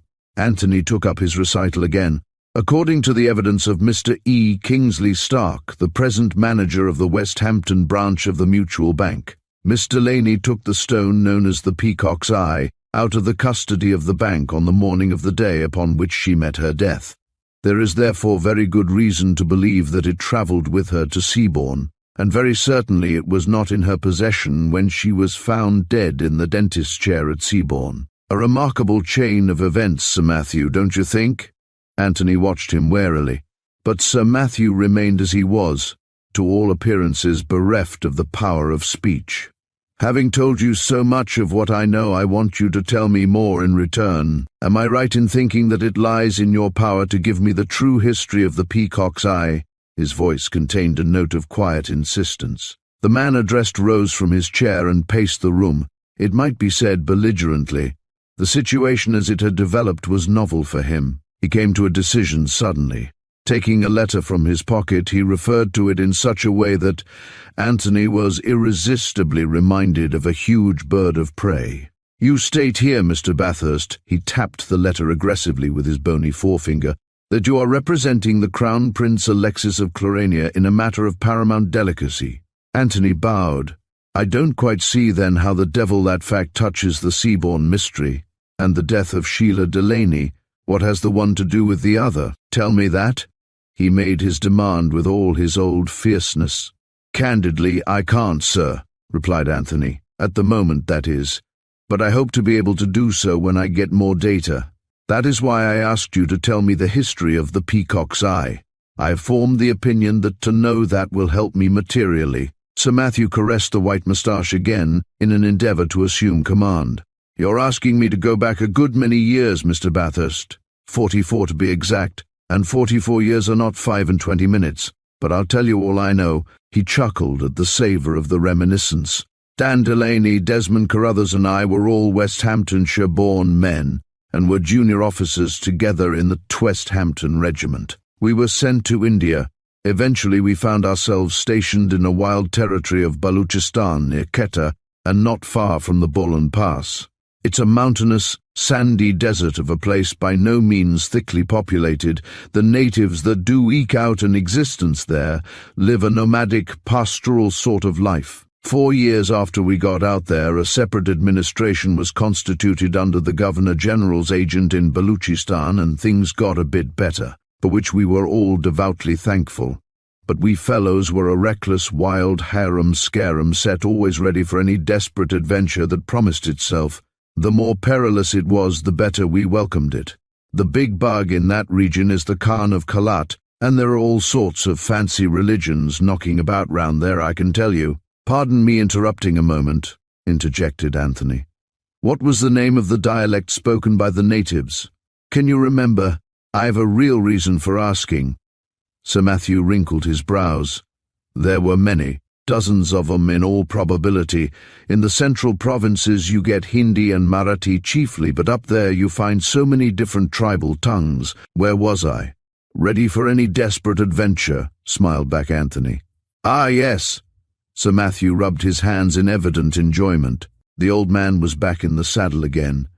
Well, as I said, we were a wild lot, and although I say it myself, Delaney, Carruthers and I were perhaps the 3 most adventurous spirits of the whole crowd, as venturesome as we were high. I mentioned that there was plenty of religious fanaticism knocking about. When he is religious, the tribesman takes his religion pretty seriously, I can tell you, Mr. Bathurst. We Europeans aren't made like it. Well, one day we got wind of a wonderful native temple situated up by the Bolan Pass. It was supposed to be a most amazing affair, and hundreds of their specially holy men were in the habit of making long pilgrimages to it. As a religious exercise, you know. Kind of Mecca, you know what I mean. Rumour had it also that no European had ever set foot inside it, or, at all events, if he had succeeded in doing so, he hadn't come out of it alive. Death was the penalty of entrance. All the young officers in our crowd were desperately keen to get inside it, when one day Dan Delaney discovered that he was in luck's way.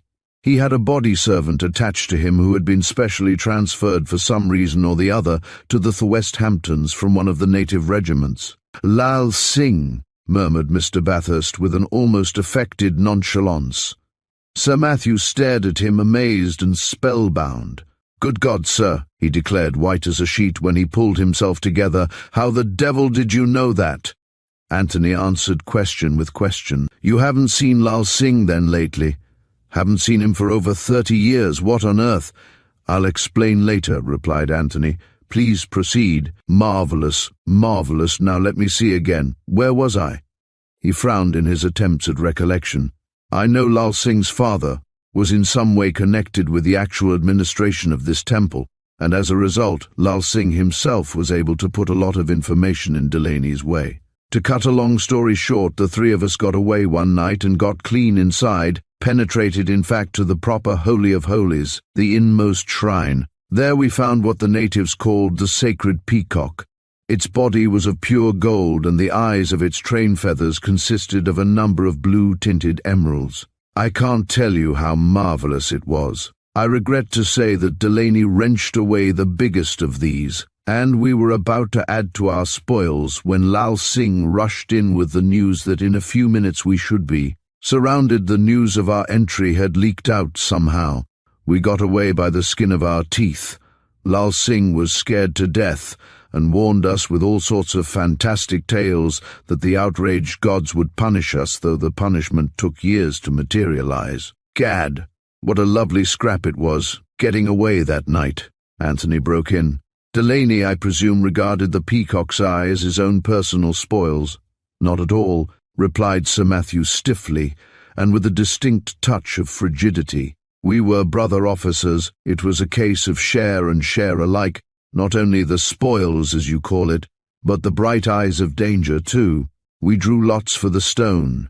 Strangely enough, Delaney was the winner. As far as I know, he kept the stone till his death. It was a gorgeous gem, exactly similar in shape to the eye of a peacock's tail, worth thousands, but Dan never realized on it.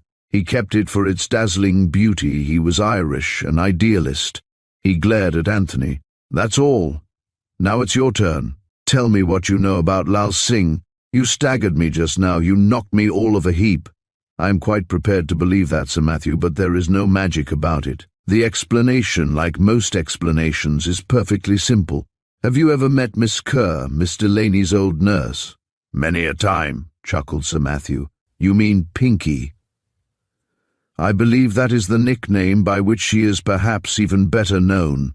I met her at Rest Harrow the other day when we were first investigating the circumstances of Miss Delaney's death.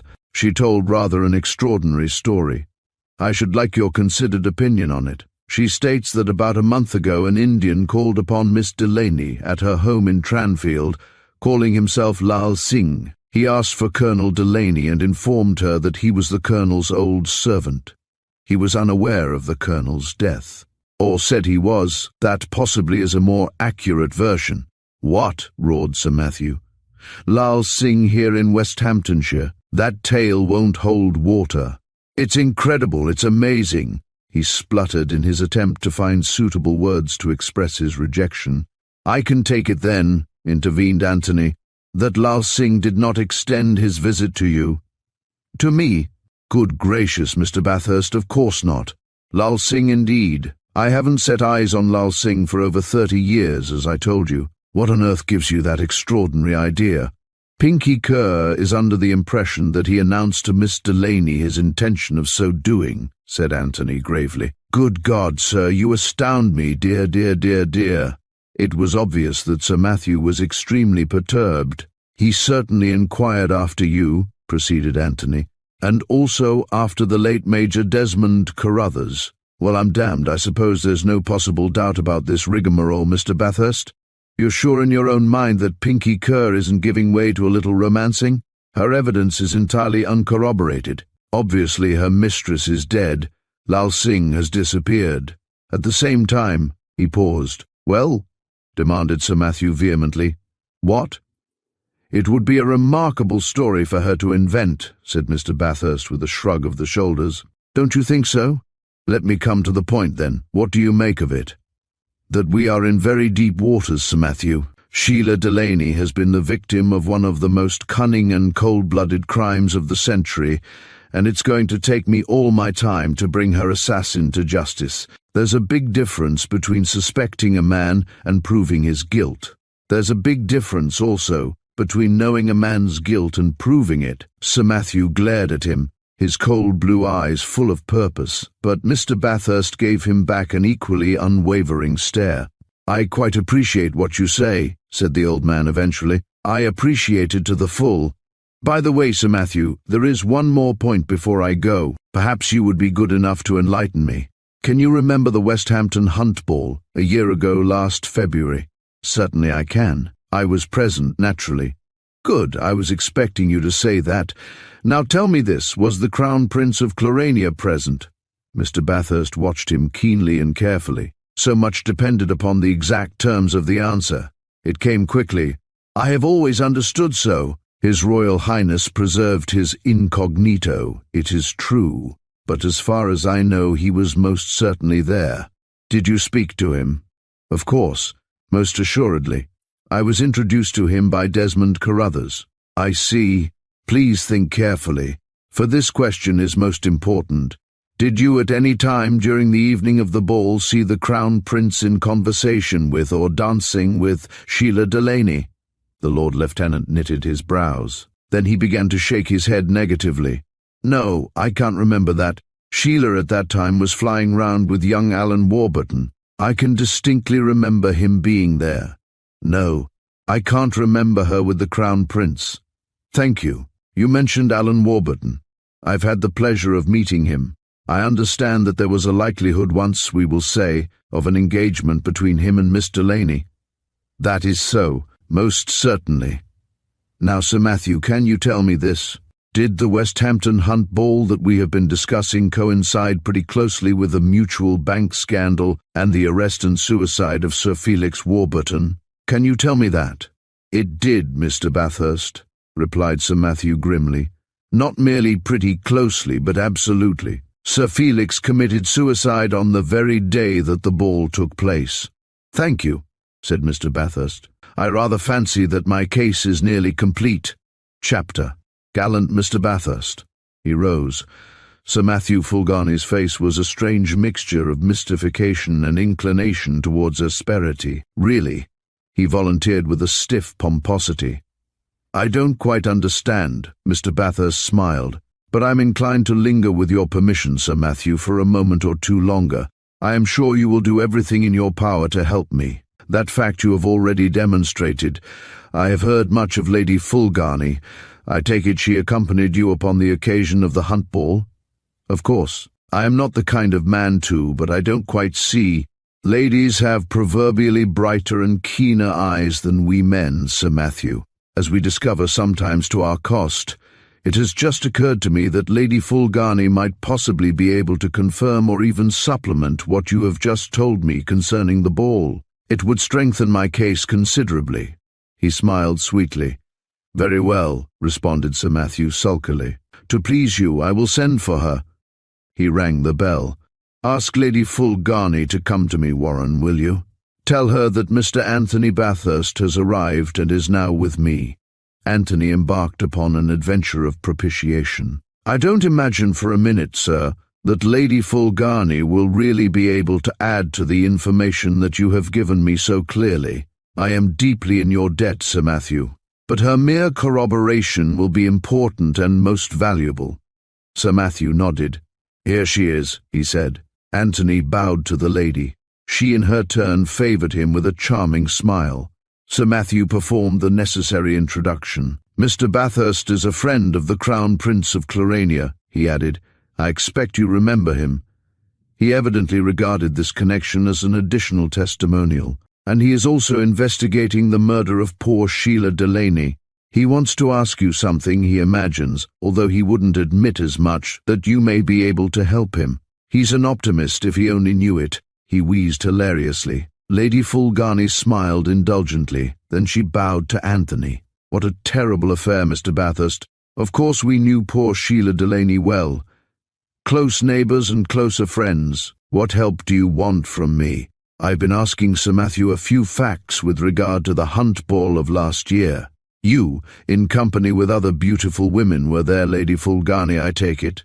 "I was, Mr. Bathurst. Are you Irish by any chance?" Lady Fulgarney became roguish. "'Tis my one claim to distinction, your ladyship. That and perhaps a peculiarly shaped nose. What about two very fascinating grey eyes?" Sir Matthew snorted. This was too much. "You and I apparently must be of the same country, I imagine," said Anthony. He bowed again. "What I wanted to ask you was this. You met the Crown Prince Alexis at the hunt ball." "I won't contradict you, Mr. Bathurst. His Royal Highness held the tips of my fingers for a much longer period than I considered necessary. His Royal Highness has a flair for selection, Lady Fulgarni, and I'm certain it was never more happy than at that particular moment. And a flair often develops a flame." "Can it be wondered at?" murmured Mr. Bathurst with delicate suggestion. "Surely you will agree with me. You have a mirror." Sir Matthew's snort became a rumble of positive menace. Anthony recognized its significance. "Can you tell me then, Lady Fulgarni, if the Crown Prince of Clarania upon that evening of the hunt ball, to your knowledge, made the acquaintance of Sheila Delaney?" "I don't remember ever seeing them together, but I'll tell you with whom I do remember seeing him. Daphne Carruthers, Desmond Carruthers' niece. She danced with him a lot. But she's a pretty girl, Mr. Bathurst. Matthew's noticed that, haven't you, Matthew?" There was a dangerous coldness in her tone. Lady Fulgarni was turning the matrimonial tables. "I can believe that," interjected Mr. Bathurst. "Sir Matthew has, of course, such a high standard of comparison." He gestured towards the lady. "Indeed, I can't think of a higher." "High enough to keep him quiet," she riposted. "The quietness of supreme content," murmured Mr. Bathurst. He reached for his hat and stick. "I am loth to leave, Lady Fulgarni, but when I look at you, discretion dictates my immediate departure." "An Irishman with discretion?" queried the lady. "I find the two very difficult to reconcile." Chapter. Mr. Bathurst forgets his change. "Show His Royal Highness in," said Anthony. "Very well, sir," replied Falcon, "in one moment." He retired feeling very satisfied. He had had no idea that the Mr. Bathurst staying at his hotel was such a distinguished visitor. To number the Crown Prince of Clarania upon his visiting list argued much and eloquently for his social standing. Chief Inspector Bannister was something of a different proposition. Falcon was well aware of the inspector's very high position at Scotland Yard, and had His Royal Highness inquired for the inspector, it would have occasioned him no surprise whatever. But for Mr. Bathurst, it was surprising to say the least of it. Surprising but comfortably reassuring. He shooed the Crown Prince into Mr. Bathurst's room and immediately telephoned the astounding news through to a friend of his, an occupant of a position on the aldermanic bench of West Hampton. This, he was fully conscious, was equivalent to getting the BBC to broadcast the news, for the worthy alderman in question was a prominent member of a local mutual toleration society. Alexis of Clarania advanced to Anthony, his hand outstretched in greeting. "I have been unable to compose myself, Mr. Bathurst," he said. "During your absence, I have been strangely worried and uneasy. I had to come. What success have you had?" Anthony motioned him to be seated. "In what particular direction, Your Highness?" The Crown Prince jerked back his head. "Either. Both. Have you progressed at all? Are you any nearer to a solution?" Anthony stopped him with a quick movement of the hand. "I came to West Hampton, Your Highness, to kill, if possible, 2 birds with 1 stone. And you have had the success. Not altogether, although I can say that I have strong hopes. Perhaps in the near future." The Crown Prince uttered an exclamation of impatient disappointment. "Perhaps is a word that does not make a very strong appeal to me, Mr. Bathurst. I do not wish to appear arbitrary or high-handed or even ungrateful for the work that you have done, but I am afraid I'm a man that judges merit only by actual results. No doubt the case was a difficult one, but your reputation was sufficient for me to rely upon you implicitly. Those letters that were sent to me need trouble you no longer," contributed Anthony laconically. "That part of the case has been satisfactorily completed. It was very simple. I had almost forgotten it." The Crown Prince sat bolt upright in his chair. "Completed? What do you mean? Tell me, I beg of you. Do not keep me in suspense." "I've interviewed the writer of the letters, and Your Highness may rest assured that there will be no repetition of the offence. I took the liberty, however, of promising in Your Highness's name, if promising be the right word to use in such circumstances, that there would be no prosecution. Was that wise, Mr. Bathurst? Is such a scoundrel to go?" Come, sir, look at the matter from your own point of view. Publicity is surely the last condition that you would court? Alexis appeared to be in doubt. Her Royal Highness, Imogena of Natalia, murmured Anthony. Alexis's doubt vanished like snow under the sun. Who was the blackmailer? He demanded truculently. Anthony hesitated a moment before answering. Alan Warburton, an old lover of Sheila Delaney, the girl murdered in the dentist's chair at Seabourne. Can you in any way reconcile the two facts? Alexis sprang to his feet excitedly. I told you, didn't I? I said find the blackmailer, and you'll find the murderer. Not so fast, sir, if you please. Think in the first place where you are. What link was there between Sheila Delaney and yourself? None, replied the Crown Prince. None whatever, I swear it. That's the extraordinary part about it. Then why did Alan Warburton attempt to blackmail you? Broke in Anthony. The Crown Prince spread out his hands. How do I know? What can I say? It is all conjecture. Yet I think I know, replied Mr. Bathurst, and time alone will prove whether I am right or wrong. Alexis gave a curious movement of the shoulders. It is a mystery, and I fear it will remain a mystery. I am not so pessimistic as to think that, but I appreciate the fact that a difficult task lies in front of me. How is Miss Carruthers? His Royal Highness looked at him curiously. It struck him as strange that Anthony should have found time to inquire after Daphne Carruthers. What was his intention? All right, as far as I know, I haven't seen her since leavening Seabourne. I doubt if our paths will ever cross again. They probably lie far apart. But tell me, this man Warburton, how were you able to discover him? How did you run him to earth? You haven't told me. Oh, it wasn't too difficult a matter that. Bannister and I ran across this fellow Warburton's name while we were investigating the murder case. It kept cropping up, you see, in more than one connection. The connections were very significant. He was a man who was always breathing fire and slaughter against you in relation to Sheila Delaney. It didn't take me very long to put that particular two and two together, so I decided upon a bold move. I tackled him with your letters. He caved in, admitted the whole business. As I said just now, he'll trouble you no longer. For the future you can disregard his existence, but the more extraordinary features of the affair are yet to be explained. According to Alan Warburton's version of the facts, Sheila Delaney told him that she had been introduced to you at the West Hampton hunt ball that you attended in the February of last year. He seemed quite sure of his statement, which included also the fact that the introduction to you was effected by Major Desmond Carruthers, the chief constable of the county. Now I find those statements very hard to reconcile with what you have said throughout the entire case. You see my meaning, don't you? A dull red suffused the Crown Prince's cheeks. He was instant with his denials. It is abominably untrue. I have never met this Miss Delaney in my life. There is some ghastly mistake somewhere, what you call a mixture-up. He gnawed at his loose lower lip. This Mr. Alan Warburton is a liar. Were you acquainted with Miss Carruthers's uncle, the Major that I just mentioned? But of course, Daphne was a great favourite of his. All the same, he never introduced me to Sheila Delaney. I've never met the girl. I would swear it on the holy relics. That's as far as we can get then, smiled Anthony. I'm coming up to town later on in the day. I have, however, 2 calls to make, and one may take me some little time to see through. If convenient to you, sir, meet me on the West Hampton platform at 4:50. We'll pick up the Wolverhampton Express. It's a fast train to town. The Crown Prince bowed and took his aggrieved departure.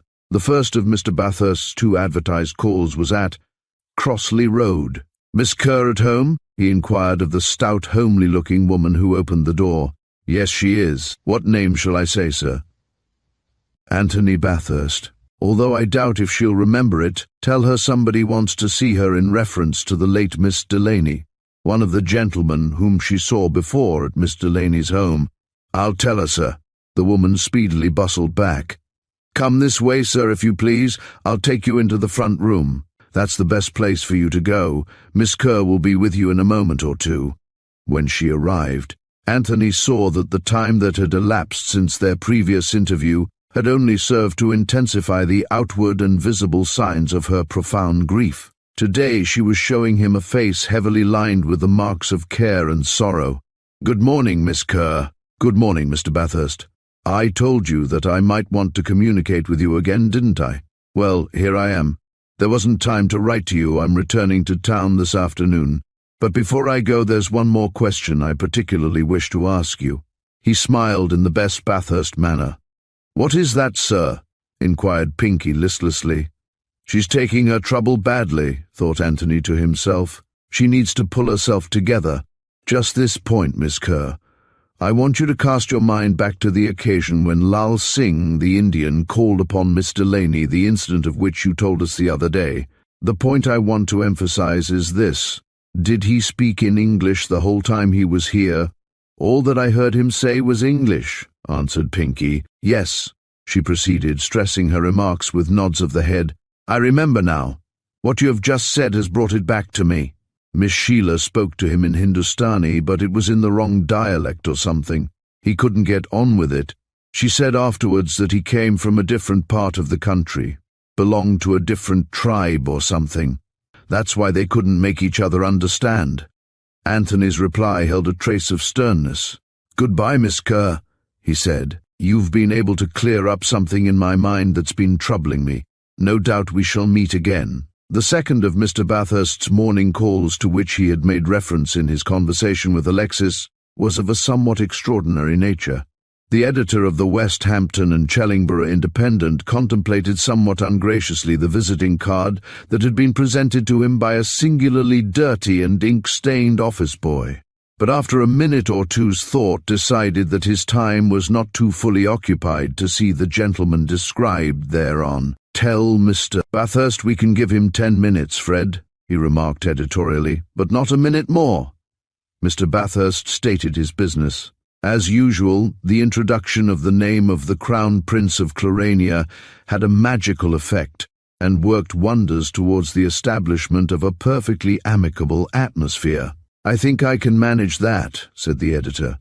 "Let me see now. The affair took place in the early part of last year. I think that was the time, wasn't it?" "It was," confirmed Mr. Bathurst. "February was the month, to be exact. I can't give you any nearer than that." "Ah, February. Now what is it, precisely that you want to do? To read all our reports and comments on the case, did you say?" He toyed with the paper knife that lay on the desk in front of him. Mr. Bathurst acquiesced.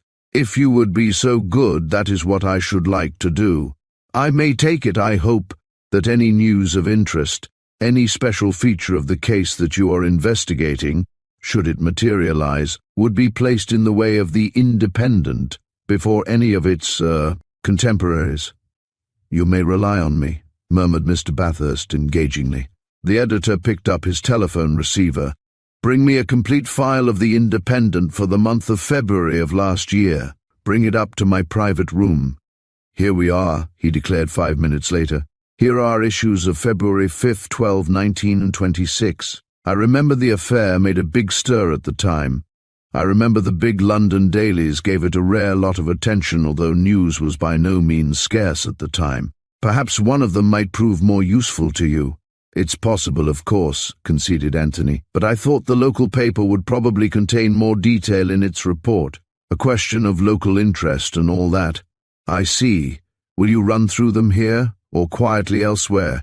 "Let me have half an hour with them quietly, will you? I don't suppose I shall require them any longer than that. There are 1 or 2 features of the case with which I am not too familiar. I just want to have a closer look at them. Half an hour should be ample." The editor assented with a cordial smile, and Mr. Bathurst thanked him appropriately. The Ram and Raven proved to contain a quiet saloon, and a table in the corner thereof served excellently for liquid refreshment and quiet reading. The issues of February 5th and February 12th each contained a column concerning the mutual bank frauds. The usual sensational headlines were well to the fore: astounding disclosures, sensational revelations, defalcations amounting to prominent directors believed to be involved were among the many to be found at the head of the columns relative to the case. Sales must have been good during those weeks. In the issue of the 19th, Mr. Bathurst found something more pertinent to the subject of his inquiry. The paragraph that aroused his interest so acutely ran as follows: Since our last issue, we are able to announce authoritatively that important developments have taken place with regard to the amazing conditions prevailing at the Mutual Bank. These developments, the precise nature of which was being freely whispered in well-informed circles as long ago as last Monday, culminated on Wednesday afternoon in the sensational arrest of no less a person than Sir Felix Warburton, one of the bank's most well-known and most influential directors. We are able to state that Sir Felix will be charged at Westhampton Police Court this morning, Friday, on charges of embezzlement and fraudulent conversion. The arrest was made at the residence of Sir Felix, Wivenhoe Towers, Neerbrook. When he read the sentence which immediately followed, Mr. Bathurst rubbed his hands. He read on with as much excitement as Mr. Bathurst ever permitted himself to entertain. When he had finished, he astonished the barmaid who administered to his wants by putting down a 10-shilling note in payment for a Guinness and departing without collecting his change. By the time he reached the offices of the Independent, he was himself again. "Well?" demanded the editor. "Got a scoop?" Mr. Bathurst smiled and shook his head. "There's nothing here that I didn't know," he remarked, semi-truthfully. Chapter. What did Mr. Bathurst whisper? Brigadier General Sir Austin Mostyn Kemble, KCVO DSO, turned sharply in his revolving chair in his room at New Scotland Yard and spoke somewhat peremptorily. The post of Commissioner of Police is never a sinecure and very seldom a bed of roses. At the present moment he was being subjected to a good deal of press pin-pricking and generally hostile criticism relative to the failure of his department in the matter of the Seabourn mystery. It can readily be imagined, therefore, that a temper habitually none too good was at this particular time showing certain but unmistakable signs of severe strain. Several of his subordinates needed no imagination to notice this fact. 3 weeks had elapsed since Ronald Branston had so dramatically discovered Sheila Delaney's body in his surgery, and despite the widely circulated news in the columns of the press that Scotland Yard were on the point of a solution and that an arrest was imminent, the murder or murderers still remained at large. It had become apparent to the thoughtful that the police authorities were completely baffled. On the morning in question, the Daily Bugle, ready as usual to criticize destructively, had published a most scathing article by a novelist possessed of a most valuable copyright on the supine and decadent condition of New Scotland Yard, its causes and remedy.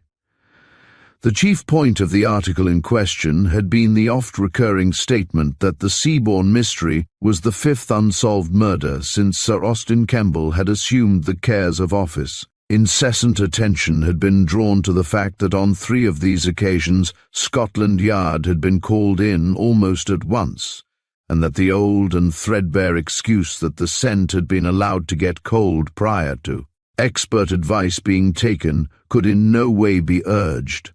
In respect of the Wokingham wheelbarrow murder, where the body of the murdered farm labourer had been discovered lying across a wheelbarrow, in the instance of the crippled Polish moneylender, whose body had been found in a hedge upon the outskirts of Leighton Buzzard, battered to death in horrible fashion by his own crutch, and now in this last murder at Seabourn, it was pointed out relentlessly that Scotland Yard had been there when the tapes went up, but glaringly unavailingly. Its ineptitude was colossal. The article concluded with an impassioned appeal that the higher reaches of the police and detective professions should be radically reorganized and flung open as attractive propositions to the best brains of the country. Then, and not until then, could the country reasonably hope for better things. "Well, Bannister," snapped Sir Austin, "I presume you have had the pleasure of reading this clotted tripe served up by the Bugle for its readers' daily mastication. What about it? I'd like to blow their damned offices up." He crumpled the offending newspaper in his muscular hands and flung it savagely into the waste-paper basket under his table. "Those articles don't worry me, sir," replied Bannister. "That's only paper talk." "That's all very well. Talk's cheap, I know full well. When I say to you that they don't worry me, sir, I have no wish to seem or to sound offensive. I'm not, as it were, throwing the responsibility of failure upon you. I'm quite prepared to shoulder my share. What I meant was this. I've tackled a few hundred cases during my time here, sir, and I can honestly say that my failures have been few. And some of those I'm including in the category of failures were only comparative failures. I'm due for retirement, as you know, in a month or so, and I shall leave no stone unturned to hang this sea-born murderer. Take it from me, I wouldn't have my last case a stumer for a fortune, and I am not entirely without a ray of hope at the moment. Bannister spoke quietly, confidently and determinedly. He was a man whom it was difficult to rattle. Sir Austin moved uneasily in his chair, but at the same time appeared to be a little mollified. "I'm well aware of that, Bannister, and I'm not disposed to blame you overmuch. That's why I decided to run this little conference now.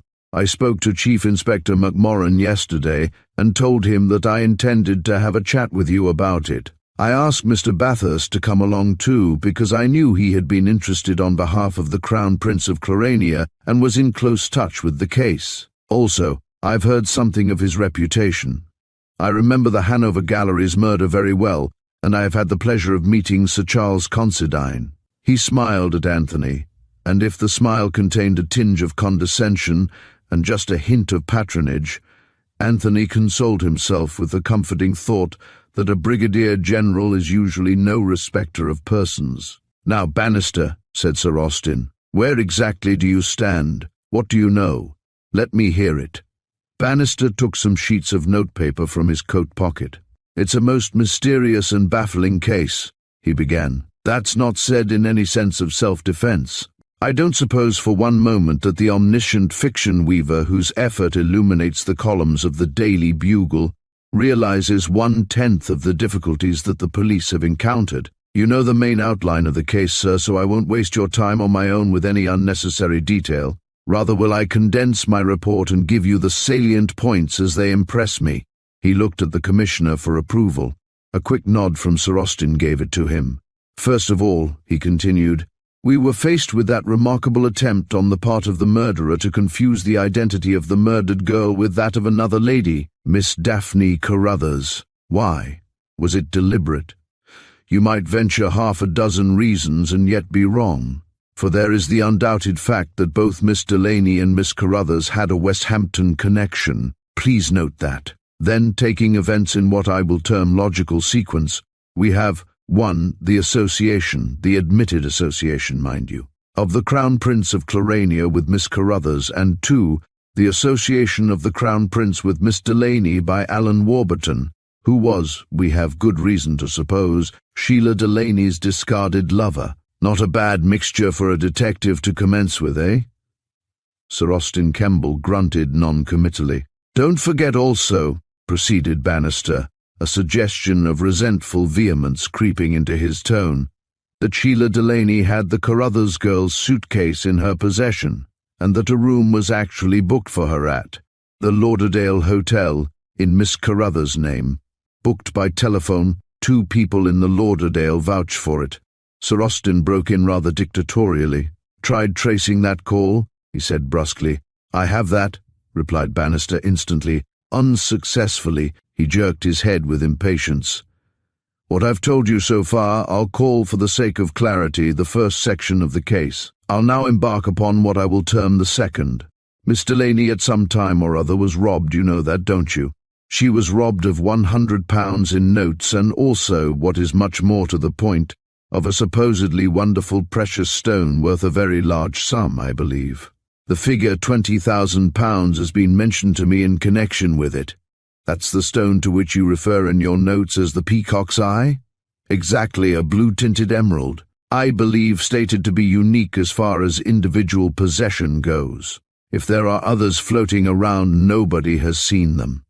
Now we come to a most extraordinary chain of events. Extraordinary, and yet ultimately with quite a simple explanation. According to my investigations, the stolen notes, or some of them, were first traced to a Captain Willoughby, a guest at the Cassandra Hotel, Seabourn. This Captain Willoughby, I may say, has a connection, through his fiancée, with no less a person than Miss Daphne Carruthers. Mark that. When I got here, I felt I was nearly home. Not so likely. Willoughby got the notes from a Hebrew bookmaker, who is a patient of Branston, the very dentist concerned with the murder.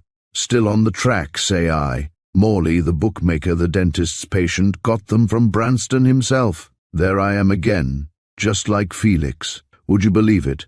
Branston turns up. He got them from his housekeeper, who released him, so they say, the pair of them, from his surprising imprisonment when Miss Delaney was being murdered. And the housekeeper found the notes on Branston's premises after the murder, or says she did. Some little kettle of fish, don't you think, sir? Some little mayonnaise, eh? He wiped his lips with his handkerchief. It was easy to see that Bannister was amazed. Let the bugle have a blow at that.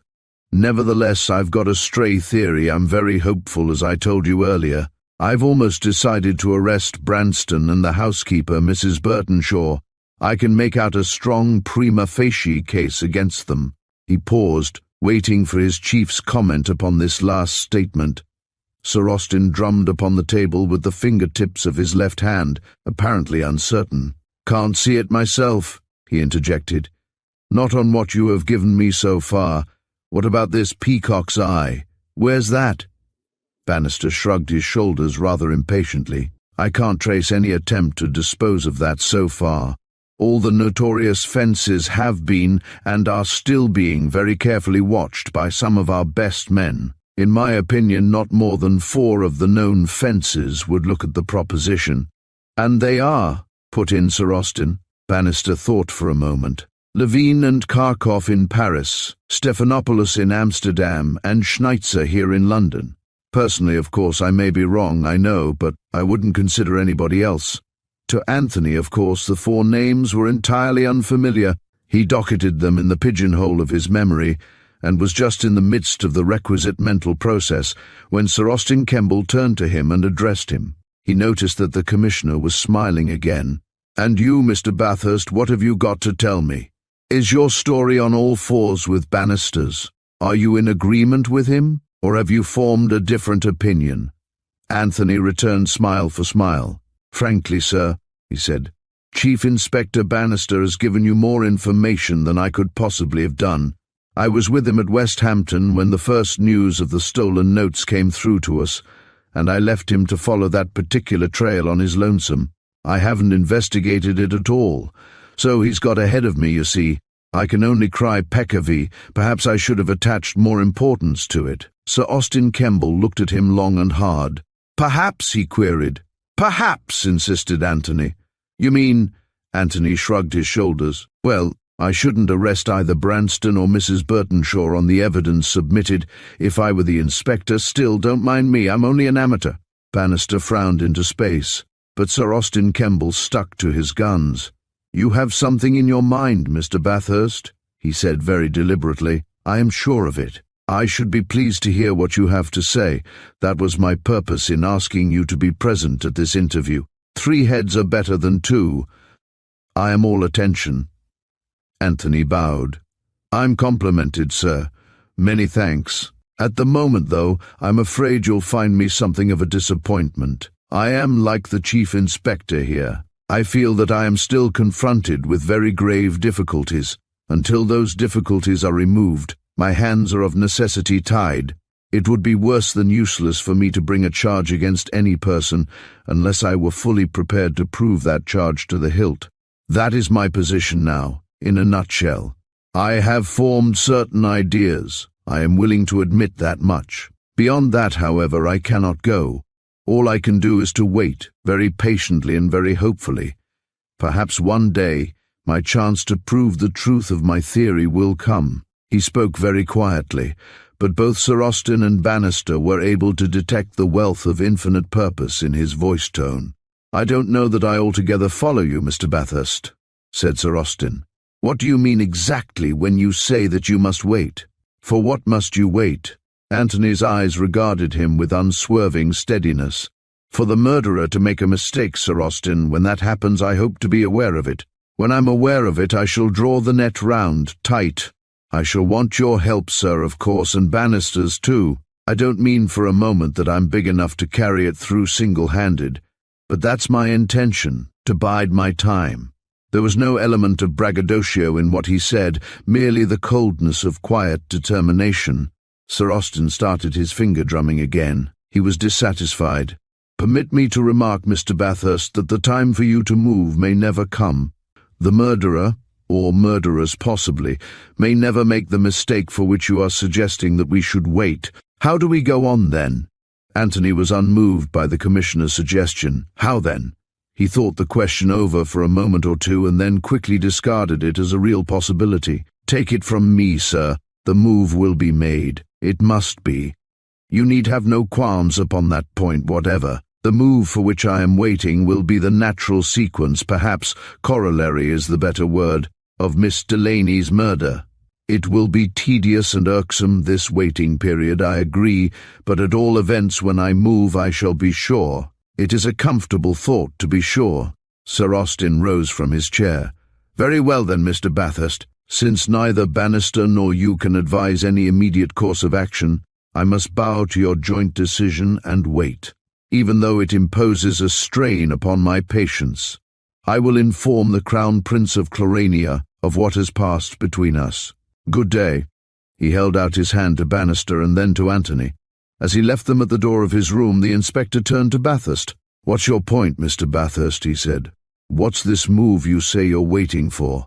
I couldn't follow your argument at all. You amateurs amuse me." "I expect we do," returned Anthony good-humouredly. "But you're asking me too much to tell you what the precise nature of the move will be. I'm not a clairvoyant. At the same time, though, I am quite willing to tell you something of at least equal importance. That is, of course, if you would care to hear it."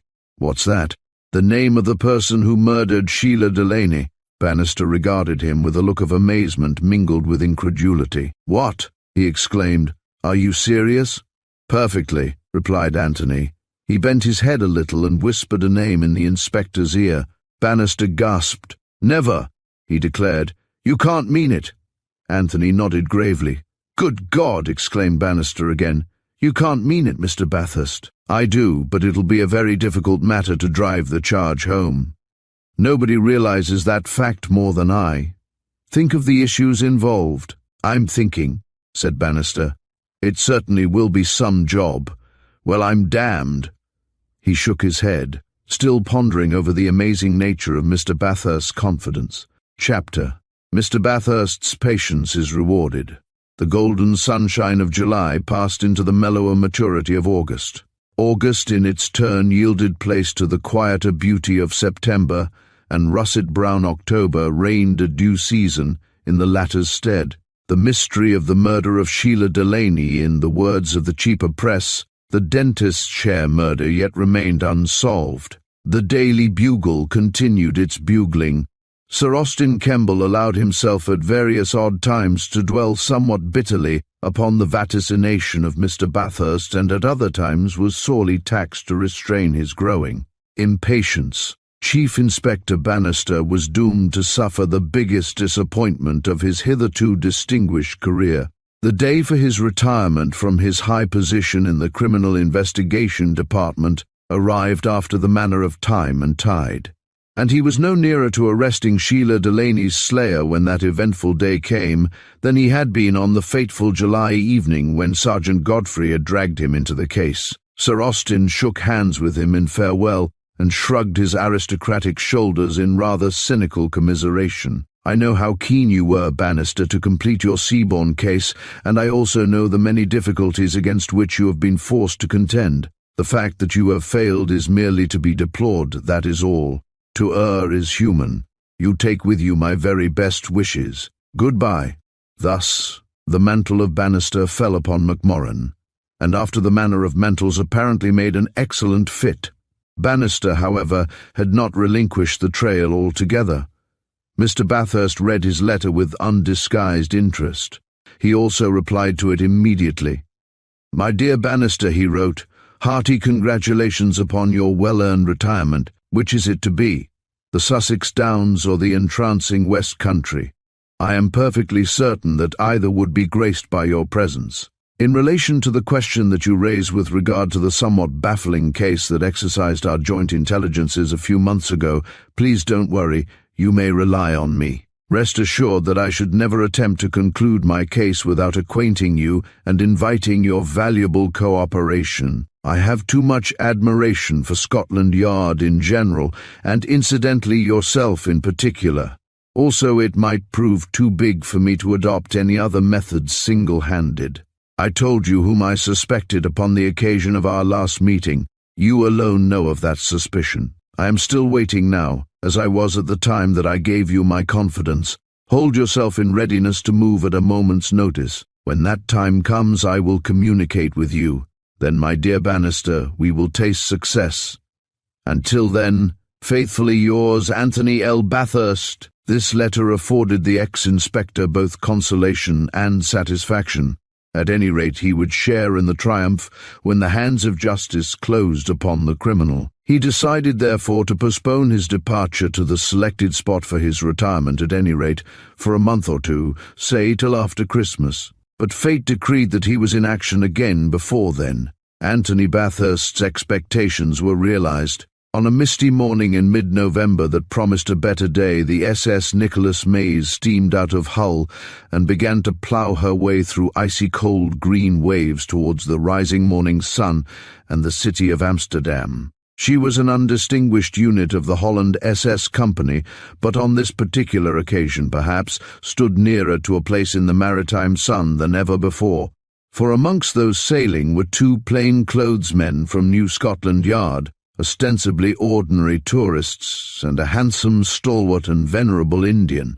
The passenger list recorded the Indian as Ram Das, and the two plain-clothes-men as Hobbs and Sutcliffe. All these names, it is needless to say, had been assumed for the occasion. Similarly, also, ex-Chief Inspector Bannister, in at the death, true to Mr. Bathurst's written promise, had thought it safer and better to register in a name other than his own. You never know how the sight of a name, observed quite by accident, will strike a person's remoter memory and awaken an undesired interest. The two plainclothes men were under explicit instructions to hold no communication whatever with anybody. Ram Das, or Lal Singh, as we will call him, from now henceforward was to be shadowed to every step and watched to every action without his suspicions being in any way aroused, and New Scotland Yard is not in the habit of sending one man, eminent though he might be, to do two men's work. 5 hours' voyage out of the port of Hull, the passengers of the Nicholas Mays, who had summoned sufficient courage and hardihood to brave the wind and weather on the top deck, had their attention diverted for a few moments by an aeroplane that flew joyously over them and rapidly left them far behind. It was apparently making for the coast of Holland. Lal Singh, keeping as much in the background as possible, regarded it with the stoical calm of his race, and the pseudo-tourists, never very far away from him, were quick to detect this. It may be observed that the aeroplane in question carried a trio of eminent passengers: Sir Austin Kemble, the Chief Commissioner, the Crown Prince Alexis of Clarania, whom Mr. Bathurst had insisted upon being present, and no less a person than Mr. Bathurst himself. They made Amsterdam, the spider-web city of the land of water, in excellent time, and made their way, piloted by the Chief Commissioner, to the Kalverstraat. "A little light refreshment," explained Sir Austin to His Royal Highness, "will prove most acceptable to every one of us. Also, I have arranged to meet Cipher in the Café Suisse. Cipher is the head of the Dutch police," he explained, "and an excellent fellow, I assure you." The gentleman mentioned was already there when they arrived. He spoke English fluently, and greeted Sir Austin as an old friend and comrade. "I received your message, Sir Austin," he announced after the necessary introductions had been made, "and I have arranged that what you asked me will be attended to in every detail. The Nicholas Mays will be in tonight and will dock in the De Ruyter Cade. Your special gentleman will be carefully watched ashore by two of my most reliable men, and if he doesn't go direct to where you are expecting him to go, no matter, my men will never lose sight of him. If he does go straight on, as you anticipate that he will, they will follow to lend a hand, should a hand be wanted." His fat face wreathed in smiles. It was a great honour to meet and work with the illustrious Sir Austin Kemble of the English police. He always welcomed the opportunity. The chief commissioner nodded in acquiescence. "Good," he commented. "Just what I want." Cipher went on, flattered at Sir Austin's commendation. "Your own people who are watching on the Nicholas Maze will join forces with my 2 men if they deem it necessary. I have arranged all the particulars with regard to that. A signal will be given to prevent any confusion arising. Is there anything else you would desire to know?" He disposed of his lager with extreme satisfaction and gave an order for 4 more.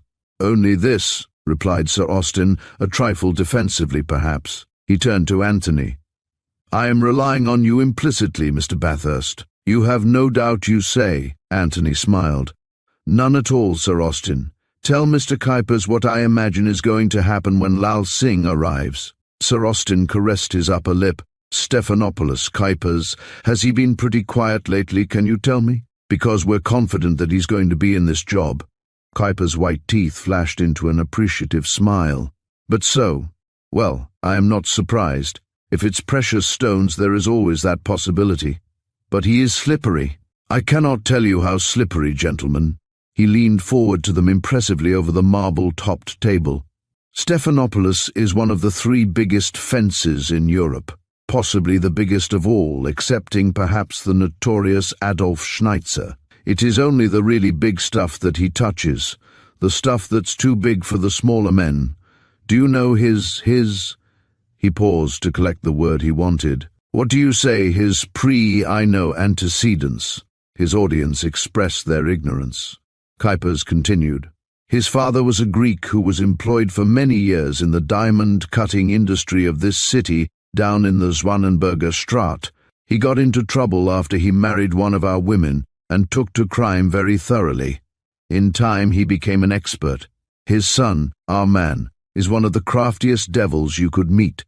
We've had him 3 times and wanted him many more times. But he's like an eel. He's cleared some of the biggest diamond robberies of recent years, both in Europe and the States. And you think he's going to occupy your present attention, eh?" "Let me tell you this," rejoined Anthony. "We have been waiting for a certain movement to be made by somebody in our country concerning the disposal of a very valuable precious stone. A very big thing indeed. The bird we are trailing has flown to Amsterdam.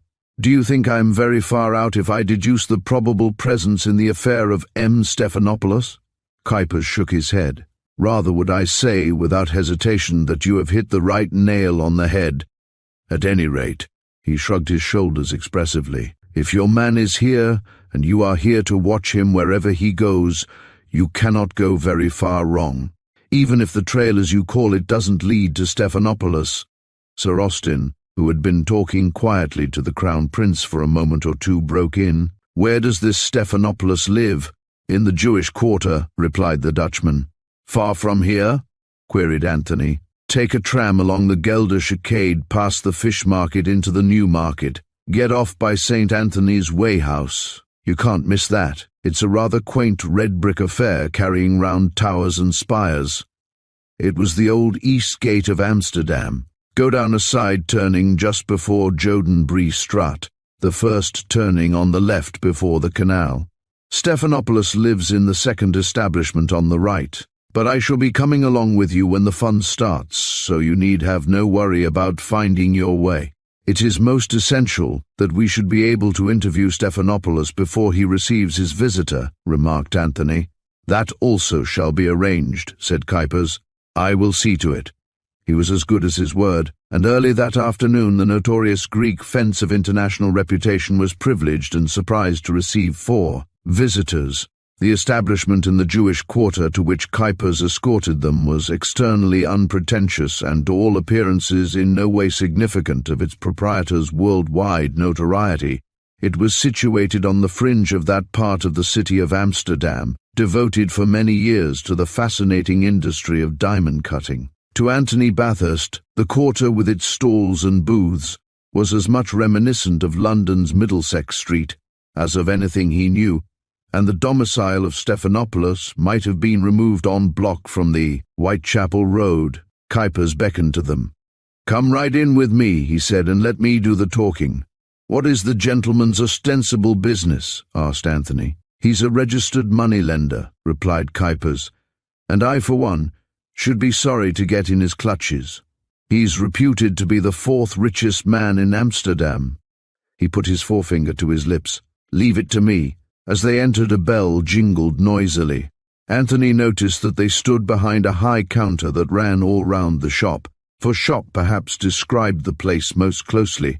From the apartment in the rear, a curious figure shuffled towards them, half Greek and half Dutch as he had been described, but facially and physically he might have passed for the Jew that Shakespeare drew. Cupidity and cunning were the twin lights of his eyes, and with that strange tactfulness of the habitual criminal, that sixth sense that also seems to be the life, as it were, of the other five. He divined that his four visitors carried for him an element of danger. This, too, before he perceived the identity of Cipher's, but he betrayed no outward sign of his temporary discomfort. The school in which he had been trained was a hard one. He bowed with the civility of the race whose worst qualities he had usurped and whose best qualities he had discarded. Cipher's addressed him in English. He knew that Stephanopoulos was a cosmopolitan. To the astonishment of the Crown Prince, he replied in the same tongue. Good morning, gentlemen. Why am I thus honoured? Mynheer Cipher's is pleased. The Dutchman cut him short summarily. He bent forward over the counter and spoke for a few moments to Stephanopoulos in a low tone, so low that the others were unable to catch his words. The Levantine started back eventually in spluttering denial, but again Cipher's checked him. We know, Anthony heard him say. We know, so save your breath, Dmitri. You'll make nothing out of this deal. Take it from me, and if you don't arrange to do what I've just asked you, I'll have you arrested within half an hour from now. Stephanopoulos snarled and showed a row of dirty yellow teeth. His lip curled back in menace. You talk big. Pah, you can't. What for am I to be arrested? I'm an honest trader, mind that, mister. Cipher's administered the coup de grace. Ever heard of the Contessa d'Amaldi and her 9 pigeon blood rubies? If I couldn't prove it, my friend, I'd hold you 12 months on a charge of fencing them while I sought round for evidence. Got that, Dmitri? Very well then, we shall be here at 5 o'clock. Understand? Have everything ready, you know what to do. I had to frighten the old vulture, he explained jocularly as they passed out. But in this particular instance, I really think he knows nothing. Lal Singh, as you call him, knows what you English call the ropes. Sir Austin Kemble laughed. Better than he knows what lies ahead of him, he murmured, looking at his watch. In about 6 hours' time, shall we say? Chapter. Rendezvous. Cipher's tapped his Smith-Wesson significantly. Understand, friend Dmitri, he announced decisively. No tricks. The first hint that you are playing us false, and he fingered the revolver with a wealth of meaning. The Greek made no reply. Evidently he did understand. Cipher's went on. I shall be here at your side all the time, never more than a few inches away from you. Your assistant, do you see? I shall have a pen and ink and write when your visitor comes, understand? I shall also have this. More business with the revolver. My 3 friends here will take up their position behind that door which will be left ajar. He pointed to the door of the shop parlour that communicated with the passage leading to the back of the house. Lal Singh, when he arrives, will walk into a trap, for your place will be covered from the outside as well, my good Stephanopoulos. A famous English detective is here as well as my 3 friends, no less a person than Chief Inspector Bannister of New Scotland Yard. I expect you have heard of him. I've no doubt he has of you. He will work from the outside in case of an attempted getaway on the part of your visitor, do you understand? Little rabbit? The old fence nodded sullenly. He wasted no words. To your places then, gentlemen. Remember, we may have to wait some time, but it's dark by 5. I shall expect our man to come straight on here from the quayside. Anthony squeezed himself into the musty-smelling passage with his 2 eminent companions and arranged his own position so that he commanded the view through the crack of the door. A gap of vantage, he remarked to the Crown Prince. A seat on the stairs will do for me for a time, remarked Sir Austin sadly. And for me, supplemented Alexis. This place has a most infernal smell. I doubt whether I can endure it for long. Cipher's took a black velvet skull-cap from the pocket of his jacket and put it on his round head. He patted it dramatically. Pen and ink, Dmitri, please, quickly too, And don't forget, if the occasion demands to address me as Peter Steen, I am, for the next hour or so, your very good clerk." Stephanopoulos, maintaining his sullen demeanor, put the writing materials in front of him. Cipher grinned at him almost benevolently. "And one of your very best cigars, Dmitri. You make an ungracious host. And a drop of real schnapps. That's right, and have a drop yourself, old boy. Show this poor native who's coming to see you this evening a touching picture of the master hobnobbing with his trusty old confidential clerk. Your very good health." He smacked his lips in gratified appreciation as Stephanopoulos grunted an unintelligible rejoinder. The 2 hours that followed reminded Antony, as he stood upright in the passage of that weary vigil in the garden of Considine Manor, when he awaited with others the coming of the spider. Neither the Crown Prince nor Sir Austin Kemble seemed particularly inclined to conversation. Remarks between them were few and far. A large old-fashioned clock that hung on the side wall of the evil-smelling passage announced the winging of the minutes with jaunty loudness. At times its ticking was the only sound that disturbed the ominous silence. In Antony's heart there was a feeling of quiet triumph, but there was also a dangerous coldness. He was on the point of avenging a particularly cruel and callous crime. He was inclined to regard the case as perhaps the door of the outer shop jangled discordantly. Through the crack of the door he saw the muscles of Cipher's face set rigidly as Stephanopoulos rose to his unsteady feet and shuffled once again into the shop. He heard a deep voice cut into the noise of the Greek's shuffling slippers. Words passed that he was unable to hear. Then the two people came nearer. "Salam, Sahib. You speak the Anglish, yes?" Antony could not catch the reply, but he saw Stephanopoulos usher his caller into the private apartment where Cipher's was seated. Sir Austin and the Crown Prince crowded noiselessly behind him in the passage. Antony could now see the visitor quite plainly. He could see an Indian, clad in the white costume affected by his race, with turban on his head. He was a man of splendid physique.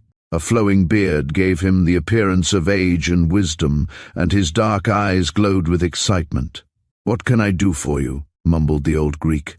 Lal Singh glanced meaningly at Cipher's, busy with pen and paper. "My business is with you alone. Be easy on that point. It is my clerk. You need not fear." Lal Singh hesitated for a moment and glanced round the room suspiciously. Then his fingers played delicately round his white turban for a palpitating second or two, and there flashed across the drabness of the squalid room the emerald sapphire brilliance of the Peacock's eye. Its rendezvous was reached at last. Stephanopoulos eyed the dazzling gem with greedy lust. "So," he permitted himself to mutter. "I have come to trade," declared Lal Singh.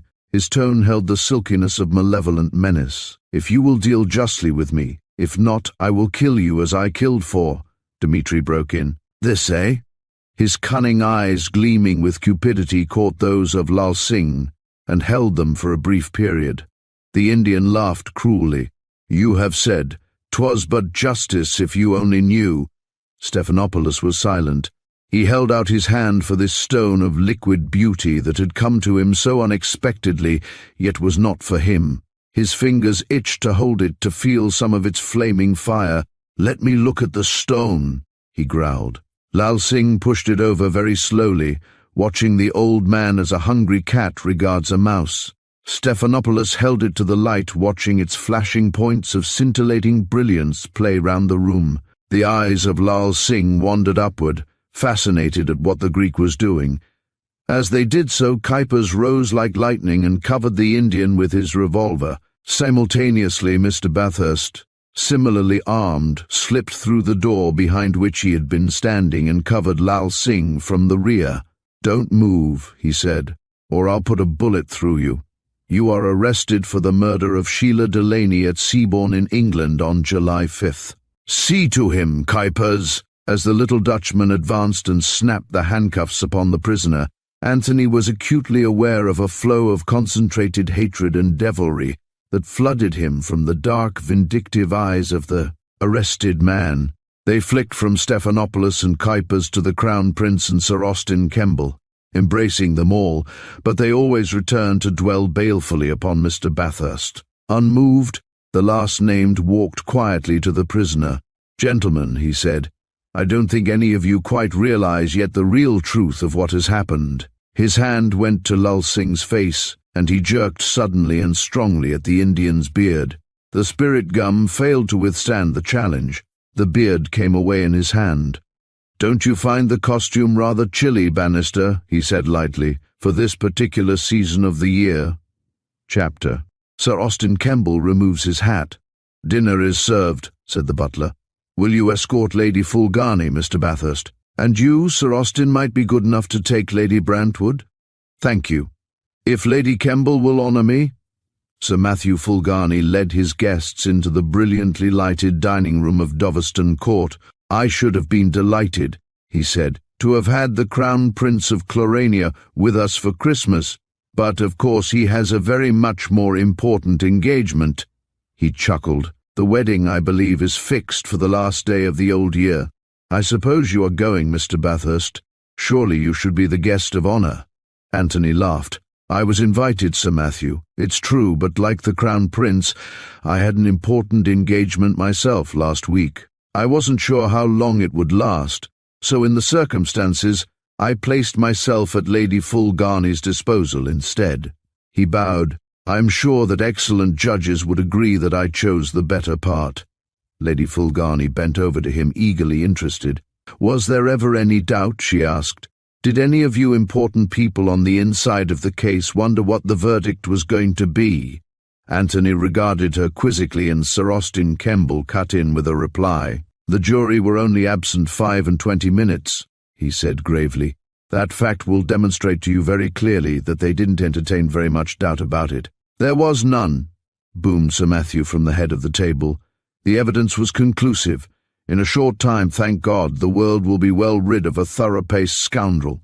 3 Sundays for him are 3 too many. Grant, bring me another half-dozen oysters, will you? Besides thanking the Almighty, Matthew, don't you think you might also thank Mr. Bathurst?" put in Lady Fulgarny. Her lord and master glared. "Don't you think so, Sir Austin?" she continued, turning to the Chief Commissioner. "Won't you support me?" Sir Austin smiled at her gallantly. "Always, Lady Fulgarny, and in this particular instance without a second's hesitation. There is no doubt about it. None knows better than I that Mr. Bathurst achieved a personal triumph. I shall never forget it. The memory of the arrest in that room at Amsterdam that I told you about when you came to London will remain with me always. To say that I was amazed is beside the point. I was stupefied." He sipped his wine. "I am going to ask you a great favour, Mr. Bathurst," said Lady Fulgarny. "Command me," replied Anthony. "After dinner, I'm going to ask you to tell us all about everything, just how you came to think it all out. You know, like Sherlock Holmes used to explain to Dr. Watson. My guests are simply dying to hear." "Really," said Anthony, "I can't believe that you will find me as interesting." "It's perfectly true, Mr. Bathurst," supplemented Lady Brantwood. "I find the investigation of crime positively enthralling." "I am in your hands, then," murmured Anthony. "I will commence," he said, when the gentleman joined the ladies about an hour later, "by asking you all to regard my account of the tragedy as a strict confidence. It will be obvious to you that this must be so, thank you. My introduction to the Seabourn murder actually occurred about a week before the murder took place." There were interested murmurs of incredulity. "That may sound strange," proceeded Mr. Bathurst. "Nevertheless, it is true. The Crown Prince of Clorania was being blackmailed. He engaged me on the case. Needless to say, there was a lady in it. He kept her name secret. It did not take an overwhelming supply of intelligence to see that the trouble was coming from the West Hamptonshire neighbourhood. Now, inasmuch as His Royal Highness had only been in West Hampton once, when he attended last year's hunt ball, I made the evening of that ball my starting point. At this stage, just as I had reached that conclusion, I received an urgent call from the Crown Prince at Seabourn, to the effect that the lady in question had been found murdered. You know where, and you know how. He then told me her name, Daphne Carruthers. Mark you, a West Hampton girl, one of the best, ejaculated Sir Matthew. I remember. A look from his wife silenced him. Anthony went on. He also told me that in answer to a suggestion from her, He had come to Seabourn and arranged certain matters very satisfactorily. In short, there would be no more chance for successful blackmailing. But Miss Carruthers, almost immediately upon leaving him, had been most unaccountably murdered. He was badly frightened, terribly afraid that he would be suspected, and that all the story that he had been so zealous to keep secret would be revealed. Then Miss Daphne resurrected herself and telephoned to him, and I began to get interested. Who was the dead girl, and why had she been confused with Daphne Carruthers? There I reached my second point of investigation. I couldn't honestly blame Bannister for the error of identification. Suitcase, the booking of the room both tallied. I began to ask myself the meaning of this piece of substitution. Why was the dead girl's identity hidden? Was it to shroud Sheila, or was it to call attention to Daphne? Remember, all Sheila's personal belongings had been taken. I hesitated for some time between the two possible theories. Then I came to a decision. There was little doubt that the suitcase had been stolen from the Cassandra Hotel. The question was when. I was able to find out from the luggage porter at the hotel that although the case had gone on to the luggage wagon on Wednesday evening, on Thursday morning it was not there. Now consider this. I learned that the telephone message booking a room at the Lauderdale for Miss Carruthers had come through at 10:50 on Wednesday night. Doesn't that strike you as being very late? Wouldn't you expect a person booking up a room for the following midday either to book earlier or leave it till the morning of the day itself? What was the urgency? There are plenty of hotels in Seabourn. No, I formed my first main conclusion, although I didn't give it away, and considered it carefully more than once afterwards. The idea was to hide the identity of Sheila, and inasmuch as the stolen suitcase belonged to Daphne Carruthers, the dead girl would be supposed to be Daphne Carruthers for a time at least. Therefore at 10:50 the room was booked in that particular name. Do you follow me? Excellent, Mr. Bathurst, contributed Sir Austin. Sound reasoning, and yet Daphne was the very girl about whom the blackmailing process had been. Strange, wasn't it? The Crown Prince had no knowledge of Sheila. Why was Sheila dead? Why did the murderer want time? But there was this point. I began to think very seriously about the group of people staying at the Cassandra, the hotel from which the suitcase had been stolen. Consider who they were: the Crown Prince, Daphne herself, a Captain Willoughby who knew most of them, and Chief Inspector Bannister. He was there, you see, right in the circle of suspicion. The next stage was at Tranfield. Bannister went up. I went with him. Tranfield interested me, from more than one point of view. We discovered that the car that took Sheila to Seabourn had been driven back to her home at Tranfield. There was actually a Seabourn newspaper in it. Why had it been driven back? The answer was easy. The house had been searched for something. What it was I will tell you later. It was here that Sheila Delaney's old lover, Alan Warburton, came into my calculations. Here, at any rate, was a motive. The jilted lover, jealousy, ample motive if you think it over. But a new aspect of the case struck me, and just as I was considering it, I made a find. In Sheila's bedroom I found a postcard. Just an ordinary postcard, perhaps, the message I may describe as horticultural and amatory. It was signed X, but it contained the word irids, the true Greek plural of iris. Now 99 people out of 100 say irises when they speak of more than one iris. Our unknown correspondent, however, was meticulous concerning his plurals. So had been Bannister. More than once he had used maxima to me in conversation, and I had been particularly struck with the fact that he used the word data as a plural with a plural verb quite correctly. But nearly everybody uses data as a singular noun and with a singular verb. People say data helps, not data help. I rubbed my hands. I'm afraid it's a habit of mine when I begin to get hold. Yes, Bannister was particularly precise about his plurals. Wonderful, Bathurst, intervened Sir Austin. A touch of genius, that. He was a Dulwich boy, you know. Anthony smiled. Thank you, Sir Austin. Well, after a time, the theory I had formed concerning Alan Warburton developed as I expected it would, and I was able to dispose of my blackmailing case quite smoothly. You will understand what I mean very shortly. Meanwhile, Bannister delivered himself into my hands. Miss Delaney, as all of you here know, had a nurse companion. She was first mentioned to Bannister and me by Daphne Carruthers down at Seabourn. She spoke of her surname as Kerr, but she pronounced it Carr, as in motor car. Now I submit that anybody hearing that surname and having no knowledge of the spelling would ordinarily assume it to be Carr, by far the commoner form of the two. Certainly I did, but when she came in answer to his telegram I happened to get hold of it and noticed that Bannister had actually telegraphed to her as Kerr, so I got her to write her name down on an envelope for me. She wrote it Kerr. He had addressed her in that form because he knew her name and didn't think of the pitfall it carried for him. Still, I said to myself, what was the motive? The answer soon came, or rather part of the answer. We got news of the Peacock's Eye, the great blue emerald. I heard of the mysterious Indian who had come miles to see you, Sir Matthew, but who nevertheless failed to turn up. He called on Sheila. It was safe doing that. She couldn't detect his lack of knowledge of Hindustani. You could. He left you alone. He was counterfeit. I only wanted one link now. How had the criminal met Miss Delaney? I got it. The bank fraud scandal gave it to me.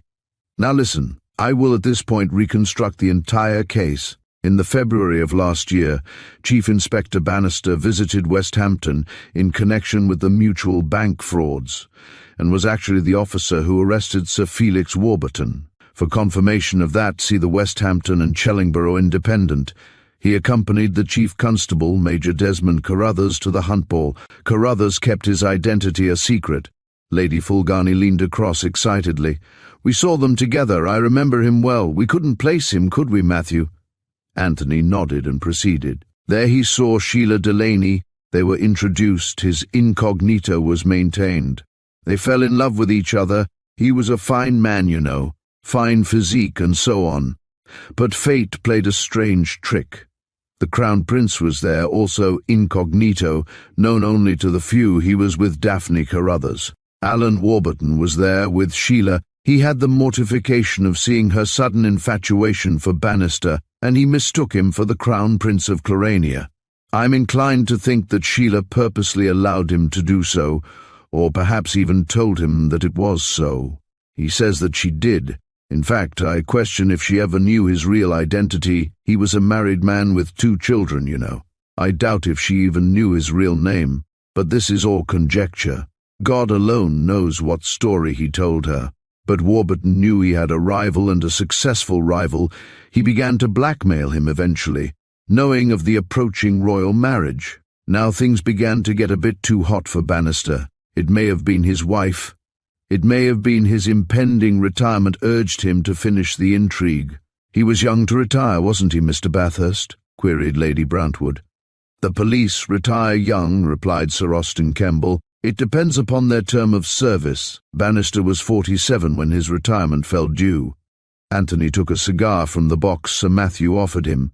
Then Sheila signed her death warrant. She told him of her unique legacy, the Peacock's Eye. He coveted it. He would possess it and rid himself of her at the same time. He laid his plans accordingly.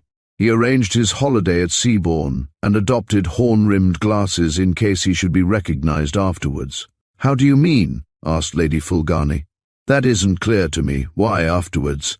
In case he should touch the case at all officially, he was in Seabourn, remember, and get to Westhampton again, as he eventually did. He wanted the Bannister of the hunt ball forgotten as much as possible. I see, said Lady Fulgarny. Then he got Sheila to obtain the jewel from the bank and come to meet him at Seabourn. He poisoned her with prussic acid administered from a syringe. At least that's my opinion. Her visit to the dentist's gave him his chance. He followed her in at the side entrance, waited for Branston to leave her as he guessed he might, pushed the bolt to imprison him, and strolled into the surgery. It was easy, a matter of seconds. If anything had gone wrong, it wouldn't have mattered much. He had just called in to see how she was. He would have poisoned her somewhere else. But he wanted to make certain of getting time to visit the bungalow at Tranfield. Therefore, she must not be identified immediately. To that end, he had stolen Daphne Carruthers' suitcase from the Cassandra Hotel the night before and booked the room at the Lauderdale in her name. The suitcase was substituted for Sheila's own in her car, and Sheila's pushed under the seat at the back, as she never knew. Sir Austin broke in. Where was he when Sheila went to the Lauderdale? Anthony considered for a moment. After he met her outside Seabourn, he left her. He took care not to be seen with her in Seabourn, but he knew of her intention to visit Branston.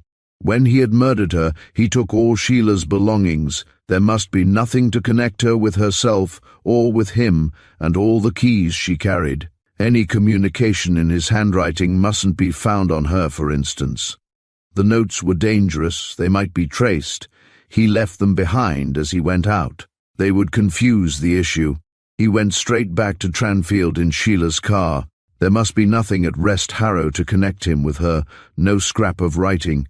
He had to go to make sure. There were probably photographs, etc., to be destroyed. The evidence of the waitress in the tea shop at Calstock, 4 miles from Tranfield, that he was there at 5:40 on the evening of the murder, told heavily against him at the trial. Sheila had told him, in all probability, that she kept all his correspondence in a private drawer in her bedroom. No doubt he sounded her as to that on one of their numerous assignations. But he left the one postcard behind. It was caught in the folds of a scarf. It eluded his search. I was a little bit puzzled at first as to whether he had time to do all this and be back in Seabourn by the late evening as I knew he had been. It was possible, I proved it so. He left Seabourn in the car for Tranfield about 2:10 and could make it soon after 6 o'clock. He caught the 7:4 fast train from West Hampton to Euston, arriving at 8:08, a quick dash across to Victoria, and he landed in Seabourn again at 9:30. Willoughby gave evidence that he remembered him being there as the band performance was finishing. He was unable, if you remember, to put forward anything of an alibi for the day of the murder except that. He couldn't produce anybody else who had seen him. He couldn't shake the case for the Crown. "When did he take the Peacock's eye, Mr. Bathurst?" asked Lady Fulgarny. "I imagine Miss Delaney gave it to him to mine temporarily. He had infatuated her. I attempt to explain it like this. When he masqueraded as the Indian and called at Rest Harrow, it was with a very definite purpose. Sheila had told him all about the stone's history, so he made up his mind to frighten her. She had told him about Lal Singh and her father. I suggest he frightened her with the notion that this Indian was not really her father's old servant, but a servant of some frightful native vendetta. You know the kind of thing I mean. Priest's vengeance extending over generations, against which banks and strong rooms would be useless. Sheila got a bit nervous. He prevailed upon her to let him take charge of the Peacock's eye, presumably for greater safety. When his hands closed upon it, Sheila faced death. "How did he get the prussic acid?" queried Lady Fulgarny. "That was never conclusively proved. Very likely in an obscure town months ago. A man in his position could wield many influences, you know." Anthony stopped as though awaiting further questions. "Go on, Mr. Bathurst," interjected Sir Matthew. "Let's hear the end of the story." "There isn't a lot more, Sir Matthew. I called upon you, as you remember, and confirmed my suspicions about the mix-up of identity at the Hunt Ball. Alan Warburton must have been wrong. Both you and Lady Fulgarny, who had been present at the ball, were positive that the Crown Prince and Miss Delaney had never met and were not seen together. It only remained for me to prove my case. My suspicions, unsupported, were valueless.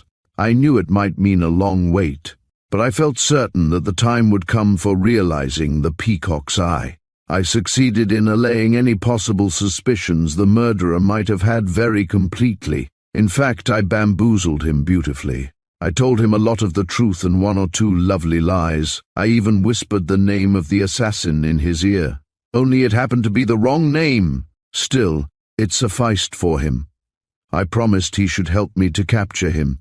He did, but not in the manner he anticipated. Anthony chuckled reminiscently. Lady Fulgarny's eyes danced and sparkled in excited interest. "How did you know when to move, Mr. Bathurst, when the Amsterdam trip was coming off?" "He was watched night and day, Lady Fulgarny. Sir Austin Kemble here helped me tremendously in that. He put 4 of his best men under my orders, but he didn't know himself how I was using them. I swore them to secrecy. I had carte blanche. When the man we were watching entered his house one morning and Lal Singh emerged, I knew we were nearly home. I was right. The time for action had come. We followed him to Hull and from there across to Holland. I hope you enjoyed our little trip, Sir Austin. I raise my hat to you, Mr. Bathurst, declared Sir Austin, a most able piece of investigation. I am proud to have worked with you. I love you more than ever, Mr. Bathurst, said Lady Fulgarny. I am perfectly shameless over it. Pauline, exclaimed Sir Matthew, you go a little too far. By the way, Mr. Bathurst, it's a small point, but I'm curious. When you told Bannister who the murderer was, whom did you